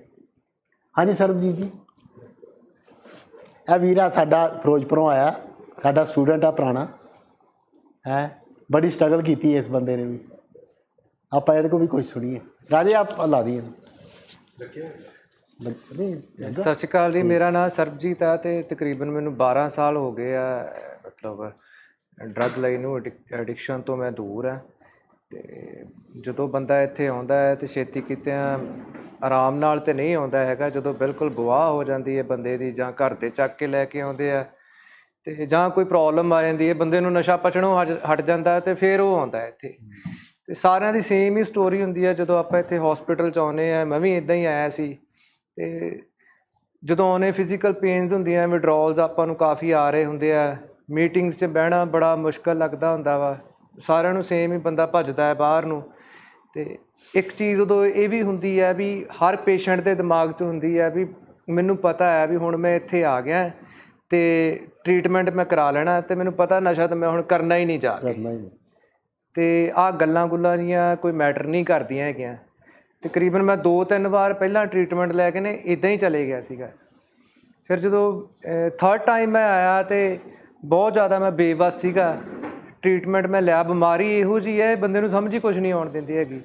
ਤੇ ਡਾਕਟਰ ਸਾਹਿਬ ਨੇ ਮੈਨੂੰ ਕਿਹਾ, ਉਦੋਂ ਹਰਮੀ 'ਚ ਸਟਾਰਟ ਹੋਇਆ ਸੀਗਾ ਵੀ ਤੂੰ ਹਫ਼ਤਾ ਉੱਥੇ ਲਾ ਲਾ ਤੇ ਫਿਰ ਚਲੇ ਜਾਈਂ। ਤੇ ਮੈਂ ਨਹੀਂ ਮੰਨੀ, ਮੈਂ ਚਲੇ ਗਿਆ ਘਰ। ਮੈਨੂੰ ਲੱਗਦਾ ਸੀ ਨਹੀਂ ਇਸ ਵਾਰ ਮੈਂ ਕਰ ਲੈਣਾ, ਮੈਨੂੰ ਪਤਾ ਬਹੁਤ ਤਕਲੀਫ ਆ, ਬੜੀ ਪੇਨ ਹੈ, ਤੇ ਇਸ ਤੋਂ ਬਾਅਦ ਨਸ਼ਾ ਤਾਂ ਮੈਂ ਲੈਣਾ ਹੀ ਨਹੀਂ, ਮੈਨੂੰ ਪਤਾ ਹੁਣ ਮੈਂ ਨਹੀਂ ਕਰਨਾ। ਤੇ ਵਾਕਈ ਹੁੰਦਾ, ਬੰਦੇ ਦਿਮਾਗ 'ਚ ਹੁੰਦਾ ਇਹੀ ਹੈ ਵੀ ਨਹੀਂ ਮੈਂ ਹੁਣ ਡਰੱਗ ਨਹੀਂ ਲੈਣੀ ਹੈਗੀ। ਘਰ ਗਿਆ, ਘਰ ਜਾ ਕੇ ਮੈਨੂੰ ਕੋਈ ਪ੍ਰੋਬਲਮ ਆ ਗਈ ਬੋਡੀ ਦੇ ਵਿੱਚ, ਤੇ ਬੜੀ ਮੈਂ ਡਿਸਕੰਫਰਟੇਬਲ ਫੀਲ ਕਰ ਰਿਹਾ ਸੀਗਾ। ਤੇ ਉਸ ਤੋਂ ਬਾਅਦ ਮੈਨੂੰ ਮਜਬੂਰੀ 'ਚ ਇੱਥੇ ਆਉਣਾ ਪਿਆ। ਤੇ ਮੈਂ ਭਾਜੀ ਨੂੰ ਫੋਨ ਕੀਤਾ, ਇਹਨਾਂ ਦੇ ਨਾਲ ਮੇਰਾ ਬੜਾ ਚੰਗਾ ਕਨੈਕਸ਼ਨ ਸੀਗਾ। ਮੈਂ ਕਿਹਾ ਭਾਜੀ ਮੈਨੂੰ ਤਕਲੀਫ ਬਹੁਤ ਆ ਰਹੀ ਹੈ। ਤੇ ਡਾਕਟਰ ਸਾਹਿਬ ਕਿਸੇ ਮੀਟਿੰਗ 'ਚ ਸੀਗੇ, ਹੈ ਨਾ, ਜਿਵੇਂ ਤੁਸੀਂ ਦੱਸ ਰਹੇ ਸੀ, ਲਵਲੀਨ ਵੀ ਇੱਕ ਵਾਰ ਹਸਪੀਟਲ 'ਚ ਐਡਮਿਟ ਸੀ। ਪਰਸਨਲੀ ਡਾਕਟਰ ਸਾਹਿਬ ਜਾਂਦੇ ਰਹੇ ਆ ਦੇਖਣ ਵਾਸਤੇ, ਜਾਂਦੇ ਰਹੇ, ਹੈ ਨਾ ਜੀ। ਮਤਲਬ ਕੋਈ ਡਾਕਟਰ ਇੱਦਾਂ ਨਹੀਂ ਕਰਦਾ ਹੈਗਾ। ਤੇ ਮੀਟਿੰਗ, ਹਾਂ ਮੈਨੂੰ ਯਾਦ ਹੈ। ਤੇ ਮੈਂ ਬਹੁਤ ਤਕਲੀਫ ਸੀ, ਮੈਂ ਕਾਲ ਕੀਤੀ ਤੇ ਮੈਂ ਕਿਹਾ ਮੈਂ ਠੀਕ ਨਹੀਂ ਹੈਗਾ। ਕਿਸੇ ਮੀਟਿੰਗ ਸੀ, ਛੱਡ ਕੇ ਨਾਲ ਦੀ ਨਾਲ ਹੀ ਆ ਗਏ ਤੇ ਇੰਜੈਕਸ਼ਨਸ ਵਗੈਰਾ ਦਿੱਤੇ ਤੇ ਮੈਂ ਠੀਕ ਹੋ ਗਿਆ। ਮੈਨੂੰ ਉਹਨਾਂ ਨੇ ਇੱਕ ਗੱਲ ਕਹੀ ਸੀ, ਕਹਿੰਦੇ ਵੀ ਸਾਰੀ ਉਮਰ ਤੂੰ ਇਹੀ ਕੰਮ ਕਰੀ ਜਾਏਗਾ, ਨਸ਼ਾ ਕਰ ਲਿਆ ਛੱਡ ਲਿਆ, ਕਰ ਲਿਆ ਛੱਡ ਲਿਆ, ਇੱਕ ਵਾਰੀ ਟਰਾਈ ਤਾਂ ਕਰ, ਆਪਸ਼ਨ ਤਾਂ ਹੈਗੀ ਹੈ, ਜਦੋਂ ਮਰਜ਼ੀ ਕਰ ਲਈ। ਤੇ ਮੈਂ ਹਫ਼ਤੇ ਵਾਸਤੇ ਗਿਆ ਸੀਗਾ ਹਰਮਿਟੇਜ ਦੇ ਵਿੱਚ, ਤੇ ਮੈਨੂੰ ਪਤਾ ਨਹੀਂ ਮੈਨੂੰ ਕੀ ਉੱਥੇ ਜਾ ਕੇ ਫੀਲ ਹੋਇਆ। ਇੱਕ ਜਿਵੇਂ ਬੰਦੇ ਨੂੰ ਬਹੁਤ ਜ਼ਿਆਦਾ ਪੇਨ ਤੋਂ ਬਾਅਦ ਸਾਲਾਂ ਦੀ ਬੰਦਾ ਰਿਲੈਕਸ ਫੀਲ ਕਰਦਾ ਨਾ, ਇੱਕ ਆਪਣਾਪਨ ਜਾਂ ਮਤਲਬ ਹੌਲਾ ਫੀਲ ਕਰਦਾ ਹੈ। ਤੇ ਮੈਂ ਉੱਥੇ ਰਿਹਾ। ਉਸ ਤੋਂ ਬਾਅਦ ਫਿਰ ਰੈਗੂਲਰ ਮੈਂ ਉੱਥੇ ਰਹਿਣਾ ਸ਼ੁਰੂ ਕਰਤਾ। ਮੈਂ 6 ਮਹੀਨੇ ਉੱਥੇ ਰੈਗੂਲਰ ਰਿਹਾ ਸੀਗਾ। ਤੇ 6 ਮਹੀਨੇ ਸਪੈਂਡ ਕਰਨ ਤੋਂ ਬਾਅਦ ਫਿਰ ਜਿਹੜੀ ਲਾਈਫ ਸੀਗੀ ਉਹ ਇੱਕੋ ਦਮ ਸਾਰੀ ਜਿਹੜੀ ਪਹਿਲੀ ਸੀ ਤੋਂ ਸਾਰੀ ਉਸ ਤੋਂ ਟੋਟਲੀ ਚੇਂਜ ਹੋ ਗਈ। ਤੇ ਉਹਦੇ ਵਿੱਚ ਜਿਹੜੀ ਮੈਨੂੰ ਸੀਗਾ ਵੀ ਮੇਰੇ ਅੰਦਰੋਂ ਜਦੋਂ ਨਸ਼ਾ ਖਤਮ ਹੋਇਆ, ਇਹ ਸਾਰਿਆਂ ਦਾ ਚਲੋ ਡਿਫਰੈਂਟ ਹੁੰਦਾ, ਮੇਰੇ ਅੰਦਰ ਖਤਮ ਹੋ ਗਿਆ ਵਿਦਿਨ ਸੈਕਿੰਡ ਹੀ ਹੋ ਗਿਆ ਸੀਗਾ, ਹੈ ਨਾ। ਕਈਆਂ ਨੂੰ ਲੱਗਦਾ ਵੀ ਪਤਾ ਨਹੀਂ, ਸਾਰਿਆਂ ਦੇ ਅੰਦਰ ਹੀ ਹੁੰਦਾ ਵੀ ਹਾਂ ਵੀ ਇੱਥੇ ਤਾਂ ਆਪਾਂ ਠੀਕ ਹੈ, ਬਾਹਰ ਜਾ ਕੇ ਪਤਾ ਨਹੀਂ ਠੀਕ ਹੋਵਾਂਗੇ ਕਿ ਨਹੀਂ ਹੋਵਾਂਗੇ, ਹੈ ਨਾ। ਮੇਰੇ ਅੰਦਰ ਵੀ ਕੁਐਸਚਨ ਹੁੰਦਾ ਸੀ, ਤੇ ਮੈਂ ਡਾਕਟਰ ਸਾਹਿਬ ਨੂੰ ਕਿਹਾ, ਮੈਂ ਕਿਹਾ ਵੀ ਇੱਥੇ ਤਾਂ ਚਲੋ ਮੈਂ ਠੀਕ ਹਾਂ, ਬਾਹਰ ਕੀ ਇਸ ਚੀਜ਼ ਦੀ ਗਰੰਟੀ ਹੈ ਮੈਂ ਠੀਕ ਰਹੂੰਗਾ। ਮੈਨੂੰ ਯਾਦ ਆ ਡਾਕਟਰ ਸਾਹਿਬ ਨੇ ਮੈਨੂੰ ਇੱਕ ਗੱਲ ਕਹੀ ਸੀ, ਕਹਿੰਦੇ ਵੀ ਜੇ ਤੂੰ ਹਰਮਿਟੇਜ ਦੇ ਅੰਦਰ ਸਾਈਕਲ ਚਲਾਉਣਾ ਸਿੱਖ ਲਿਆ ਤੇ ਬਾਹਰ ਵੀ ਚਲਾ ਸਕੇਗਾ, ਠੀਕ ਹੈ ਨਾ। ਤੇ ਜੇ ਤੁਸੀਂ ਸਾਈਕਲ ਚਲਾਉਣਾ ਸਿੱਖ ਲੈਂਦੇ ਹੋ ਤਾਂ ਤੁਹਾਨੂੰ ਕੋਈ ਭੁਲਾ ਨਹੀਂ ਸਕਦਾ। ਤੋ ਰਹਿੰਦਿਆਂ ਕੀ ਸੀ, ਸਿਰਫ ਮੈਂ ਇੱਕੋ ਚੀਜ਼ ਕੀਤੀ ਪਹਿਲਾਂ, ਤਾਂ ਮੈਂ ਕੰਪਲੀਟ ਸਰੈਂਡਰ ਕੀਤਾ। ਕੰਪਲੀਟ ਸਰੈਂਡਰ ਦਾ ਮਤਲਬ ਸੀ ਆਪਦੀ ਜਿਹੜੀਆਂ ਸੋਚਾਂ ਸੀ ਬਿਲਕੁਲ ਤਿਆਗਤੀਆਂ, ਤੇ ਜੋ ਮੈਨੂੰ ਕਿਹਾ ਜਾਂਦਾ ਸੀਗਾ ਮੈਂ ਕੰਪਲੀਟਲੀ ਉਹ ਫੋਲੋ ਕਰਦਾ ਸੀਗਾ, ਠੀਕ ਨਾ। ਜੋ ਪ੍ਰੋਗਰਾਮ ਸੀ ਉਹਦੇ 'ਚ ਇਨਵੋਲਵ ਹੋ ਗਿਆ। ਰਹਿੰਦਿਆਂ ਆਟੋਮੈਟਿਕਲੀ ਇੱਕ ਦਿਨ ਵਿਦਿਨ ਸੈਕਿੰਡ ਜਿਹੜੀ ਸੀ ਨਸ਼ੇ ਦੀ ਅਰਜ਼ ਸੀ, ਜਿਹੜੀ ਬੰਦੇ ਖਿਆਲ ਆਉਂਦੇ ਆ, ਬੰਦੇ ਨੂੰ ਲੱਗਦਾ ਵੀ ਨਹੀਂ ਕਦੇ ਕਰ ਸਕਦਾ ਮੈਂ, ਹੈ ਨਾ। ਤਕਰੀਬਨ ਜਦੋਂ ਆਪਾਂ ਟਰੀਟਮੈਂਟ ਇੱਥੋਂ ਕਰਵਾ ਕੇ ਜਾਂਦੇ ਆ, ਜੇ ਆਪਾਂ ਇੱਕ ਪ੍ਰੋਪਰ ਪੂਰਾ ਟਰੀਟਮੈਂਟ ਨਹੀਂ ਕਰਵਾਉਂਦੇ ਤੇ ਉਹਦੇ 'ਚ ਬੜੀਆਂ ਚੀਜ਼ਾਂ ਆਪਣੇ ਦਿਮਾਗ 'ਚ ਰਹਿੰਦੀਆਂ ਨੇ। ਹੋ ਸਕਦਾ 4-5-6 ਮਹੀਨੇ ਆਪਾਂ ਘਰ ਜਾ ਕੇ ਕੱਢ ਲਈਏ। ਉਹਦੇ 'ਚ ਇਹ ਹੁੰਦਾ ਵੀ ਇੱਕ ਤਾਂ ਆਪਾਂ ਆਪਦੀ ਜ਼ਿੰਦਗੀ ਨਹੀਂ ਜੀ ਸਕਦੇ, ਹੈ ਨਾ। ਇੱਕ ਖਾਲੀਪਣ ਆ ਜਾਂਦਾ ਨਸ਼ਾ ਛੱਡਣ ਤੋਂ ਬਾਅਦ, ਬੰਦਾ ਮੰਜੇ 'ਤੇ ਪਿਆ ਰਹਿੰਦਾ, ਬੜਾ ਹੀ ਗੰਦੀ ਜੀ ਸਿਚੁਏਸ਼ਨ ਹੁੰਦੀ, ਉਹ ਬਿਆਨ ਨਹੀਂ ਕੀਤੀ ਜਾ ਸਕਦੀ। ਤੇ ਦਿਮਾਗ 'ਚ ਹੁੰਦਾ ਵੀ ਜਦੋਂ ਸਰੀਰ ਠੀਕ ਹੋ ਜਾਂਦਾ ਹੈ ਤੇ ਉਦੋਂ ਲੱਗਦਾ ਵੀ ਕਦੇ ਤਾਂ ਮੈਂ ਕਰ ਹੀ ਸਕਦਾ ਨਾ, ਵੀ ਹੁਣ ਮੈਂ ਠੀਕ ਹਾਂ, ਕਦੇ ਤਾਂ ਕਰ ਸਕਦਾ। ਕਦੇ ਵਾਲੀ ਆਪਸ਼ਨ ਨਹੀਂ ਜਾਂਦੀ ਹੈਗੀ ਸਾਰੇ ਐਡਿਕਟਸ ਦੇ ਵਿੱਚੋਂ ਹੀ, ਜਿਹੜੇ ਜਦੋਂ ਆਪਾਂ ਇੱਥੋਂ ਟਰੀਟਮੈਂਟ ਲੈ ਕੇ ਚਲੇ ਜਾਂਦੇ ਹਾਂ, ਕਿਉਂਕਿ ਉਹ 'ਚ ਰਿਕਵਰੀ ਦੇ ਚਾਂਸਿਸ ਬਹੁਤ ਘੱਟ ਹੁੰਦੇ ਨੇ, ਵੀ ਆਪਣਾ ਲਾਈਫ ਟਾਈਮ ਰਿਕਵਰੀ ਦੇ। ਤੇ ਜਦੋਂ ਬੰਦਾ ਇੱਕ ਵਾਰੀ ਲੈਂਦਾ ਹੈ, ਠੀਕ ਹੈ ਨਾ। ਇੱਕ ਵਰਡ ਹੈਗਾ ਅਡਿਕਟ ਦਾ ਮਤਲਬ ਹੀ ਇਹ ਹੈ ਵੀ ਜਦੋਂ ਉਹਦੇ ਅੰਦਰ ਚਲੇ ਗਿਆ ਉਸ ਤੋਂ ਬਾਅਦ 1-2-3 ਦਿਨ ਤਾਂ ਪਾ ਸਕਦਾ ਹੈ, ਫਿਰ ਕਰਦਿਆਂ ਫਿਰ ਹੌਲੀ ਸਟਾਰਟ ਹੋ ਜਾਂਦਾ ਹੈ। ਤੇ ਹਰਮਿਟੇਜ ਦੇ ਅੰਦਰ ਰਹਿ ਕੇ ਇੱਕ ਚੀਜ਼ ਬੰਦਾ ਸਿੱਖਦਾ ਵੀ ਜਿਹੜੀ ਕਦੇ ਵਾਲੀ ਆਪਸ਼ਨ ਉਹ ਵੀ ਖਤਮ ਹੋ ਜਾਂਦੀ ਬੰਦੇ ਦੇ ਅੰਦਰੋਂ। ਬੰਦੇ ਨੂੰ ਲੱਗਦਾ ਵੀ ਮੈਂ ਨਸ਼ੇ ਤੋਂ ਬਿਨਾਂ ਇੱਕ ਚੰਗੀ ਤੇ ਵਧੀਆ ਤੇ ਏ ਕਲਾਸ ਜ਼ਿੰਦਗੀ ਜੀ ਸਕਦਾ, ਹੈ ਨਾ। ਤੇ ਮੈਂ ਤੁਹਾਨੂੰ ਬਹੁਤ ਦੇਰ ਬਾਅਦ ਵੇਖਿਆ ਬਹੁਤ 5-6 ਸਾਲਾਂ ਬਾਅਦ ਉਦੋਂ ਦਾ ਚਿਹਰਾ ਤੇ ਅੱਜ ਦਾ ਚਿਹਰਾ ਵੇਖੇ ਹੀ ਪਤਾ ਲੱਗਦਾ ਵੀ ਜ਼ਮੀਨ ਸਮਾਨ ਦਾ ਫਰਕ ਹੈ। ਠੀਕ ਹੈ ਨਾ, ਤਾਂ ਆਟੋਮੈਟਿਕਲੀ ਬੰਦੇ ਦੇ ਚਿਹਰੇ ਦਾ ਜਿਹੜਾ ਚਾਰਮ ਹੁੰਦਾ ਹੈ ਉਹ ਹੀ ਦੱਸ ਦਿੰਦਾ ਹੈ। ਤਾਂ ਸਭ ਤੋਂ ਵੱਡੀ ਚੀਜ਼ ਤੁਸੀਂ ਉੱਥੇ ਨਾ ਨਸ਼ਾ ਤਾਂ ਬਹੁਤ ਪਿੱਛੇ ਰਹਿ ਜਾਂਦਾ ਹੈ। ਤੁਸੀਂ ਲਾਈਫ ਦੀਆਂ ਇਹੋ ਜਿਹੀਆਂ ਸਕਿੱਲਸ ਸਿੱਖ ਲੈਂਦੇ ਹੋ ਤੁਹਾਨੂੰ ਜ਼ਿੰਦਗੀ 'ਚ ਕਿਤੇ ਨਹੀਂ ਸਿਖਾਈਆਂ ਜਾਂਦੀਆਂ। ਦੁਨੀਆ 'ਚ ਕਿਸੇ ਇੰਸਟੀਚਿਊਟ ਦੇ ਵਿੱਚ, ਕਿਸੇ ਕਲਾਸ ਦੇ ਵਿੱਚ ਜਿੰਨੀ ਵੀ ਆਪਾਂ ਐਜੂਕੇਸ਼ਨ ਲਈ ਹੈ, ਕਿਤੇ ਵੀ ਆਪਾਂ ਨੂੰ ਇਹ ਨਹੀਂ ਸਿਖਾਇਆ ਜਾਂਦਾ ਵੀ ਜ਼ਿੰਦਗੀ ਕਿੱਦਾਂ ਜੀਣੀ ਹੈ। ਸਭ ਤੋਂ ਵੱਡੀ ਚੀਜ਼ ਹੈ ਆਪਣੇ ਕਿਸੇ ਦੇ ਅੰਦਰ ਵੀ ਸ਼ਾਂਤੀ ਨਹੀਂ ਹੈਗੀ। ਆਪਾਂ ਹਮੇਸ਼ਾ ਹੀ ਦੌੜੀ ਜਾ ਰਹੇ ਹਾਂ, ਭੱਜੀ ਜਾ ਰਹੇ ਹਾਂ, ਬਾਹਰਲੀਆਂ ਚੀਜ਼ਾਂ 'ਚੋਂ ਖੁਸ਼ੀ ਲੱਭੀ ਜਾ ਰਹੇ ਹਾਂ, ਹੈ ਨਾ। ਜਿਹੜੀ ਖੁਸ਼ੀ ਹੁੰਦੀ ਹੈ, ਮਾਨਸਿਕ ਅਵਸਥਾ ਹੁੰਦੀ ਹੈ, ਅੰਦਰ ਦੀ ਚੀਜ਼ ਹੈ। ਅਤੇ ਐਕਚੁਅਲ ਦੇ ਵਿੱਚ ਤੁਸੀਂ ਹਮੇਸ਼ਾ ਖੁਸ਼ ਅਤੇ ਕੰਪਲੀਟ ਕਿੱਦਾਂ ਫੀਲ ਕਰਨਾ ਹੈ, ਇਹ ਹਰਮਿਟੇਜ 'ਚ ਰਹਿੰਦਿਆਂ ਆਟੋਮੈਟਿਕਲੀ ਆ ਜਾਂਦੇ। ਇਹ ਸਕਿੱਲਸ ਹੈ, ਜਿਵੇਂ ਡਾਕਟਰ ਸਾਹਿਬ ਤੁਹਾਨੂੰ ਦੱਸ ਰਹੇ ਸੀ ਵੀ ਕਿੰਨੀ ਕੁ ਗੱਲ ਕਹਿਣੀ ਹੈ, ਕਿਵੇਂ ਕਹਿਣੀ ਹੈ। ਇਹ ਜਦੋਂ ਸਿੱਖ ਲੈਂਦੇ ਹੋ, ਬਾਹਰ ਜਾ ਕੇ ਵੀ ਤੁਸੀਂ ਆਪਦੀ ਜੌਬ 'ਚ ਜਾਂਦੇ ਹੋ, ਘਰ 'ਚ ਜਾਂਦੇ ਹੋ, ਫਿਰ ਤੁਹਾਨੂੰ ਪਤਾ ਹੁੰਦਾ ਵੀ ਹਾਂ ਵੀ ਕਿਸੇ ਨੇ ਤੁਹਾਨੂੰ ਇੰਨਾ ਗੁੱਸਾ ਕੀਤਾ, ਗੱਲ ਗਲਤ ਲੱਗੀ, ਅਤੇ ਉਹਦਾ ਤੁਸੀਂ ਅੱਗੋਂ ਰਿਸਪੌਂਡ ਕਿਵੇਂ ਕਰਨਾ ਹੈ, ਕਿੰਨੀ ਕੁ ਗੱਲ ਕਹਿਣੀ। ਇੱਕ ਤਾਂ ਵਧੀਆ ਤਰੀਕੇ ਨਾਲ ਜਦੋਂ ਗੱਲ ਕਹਿਣੀ ਸਿੱਖ ਜਾਂਦੇ ਹੋ, ਜਵਾਬ ਦੇਣਾ, ਇੱਕ ਤਾਂ ਕਲੇਸ਼ ਨਹੀਂ ਪੈਦਾ ਹੁੰਦਾ। ਜਦੋਂ ਕਲੇਸ਼ ਨਹੀਂ ਪੈਦਾ ਹੋਊਗਾ ਤਾਂ ਤੁਸੀਂ ਆਪਣੇ ਆਪ ਸ਼ਾਂਤ ਰਹੋਗੇ, ਲਾਈਫ ਤੁਹਾਡੀ ਵਧੀਆ ਚੱਲੂਗੀ।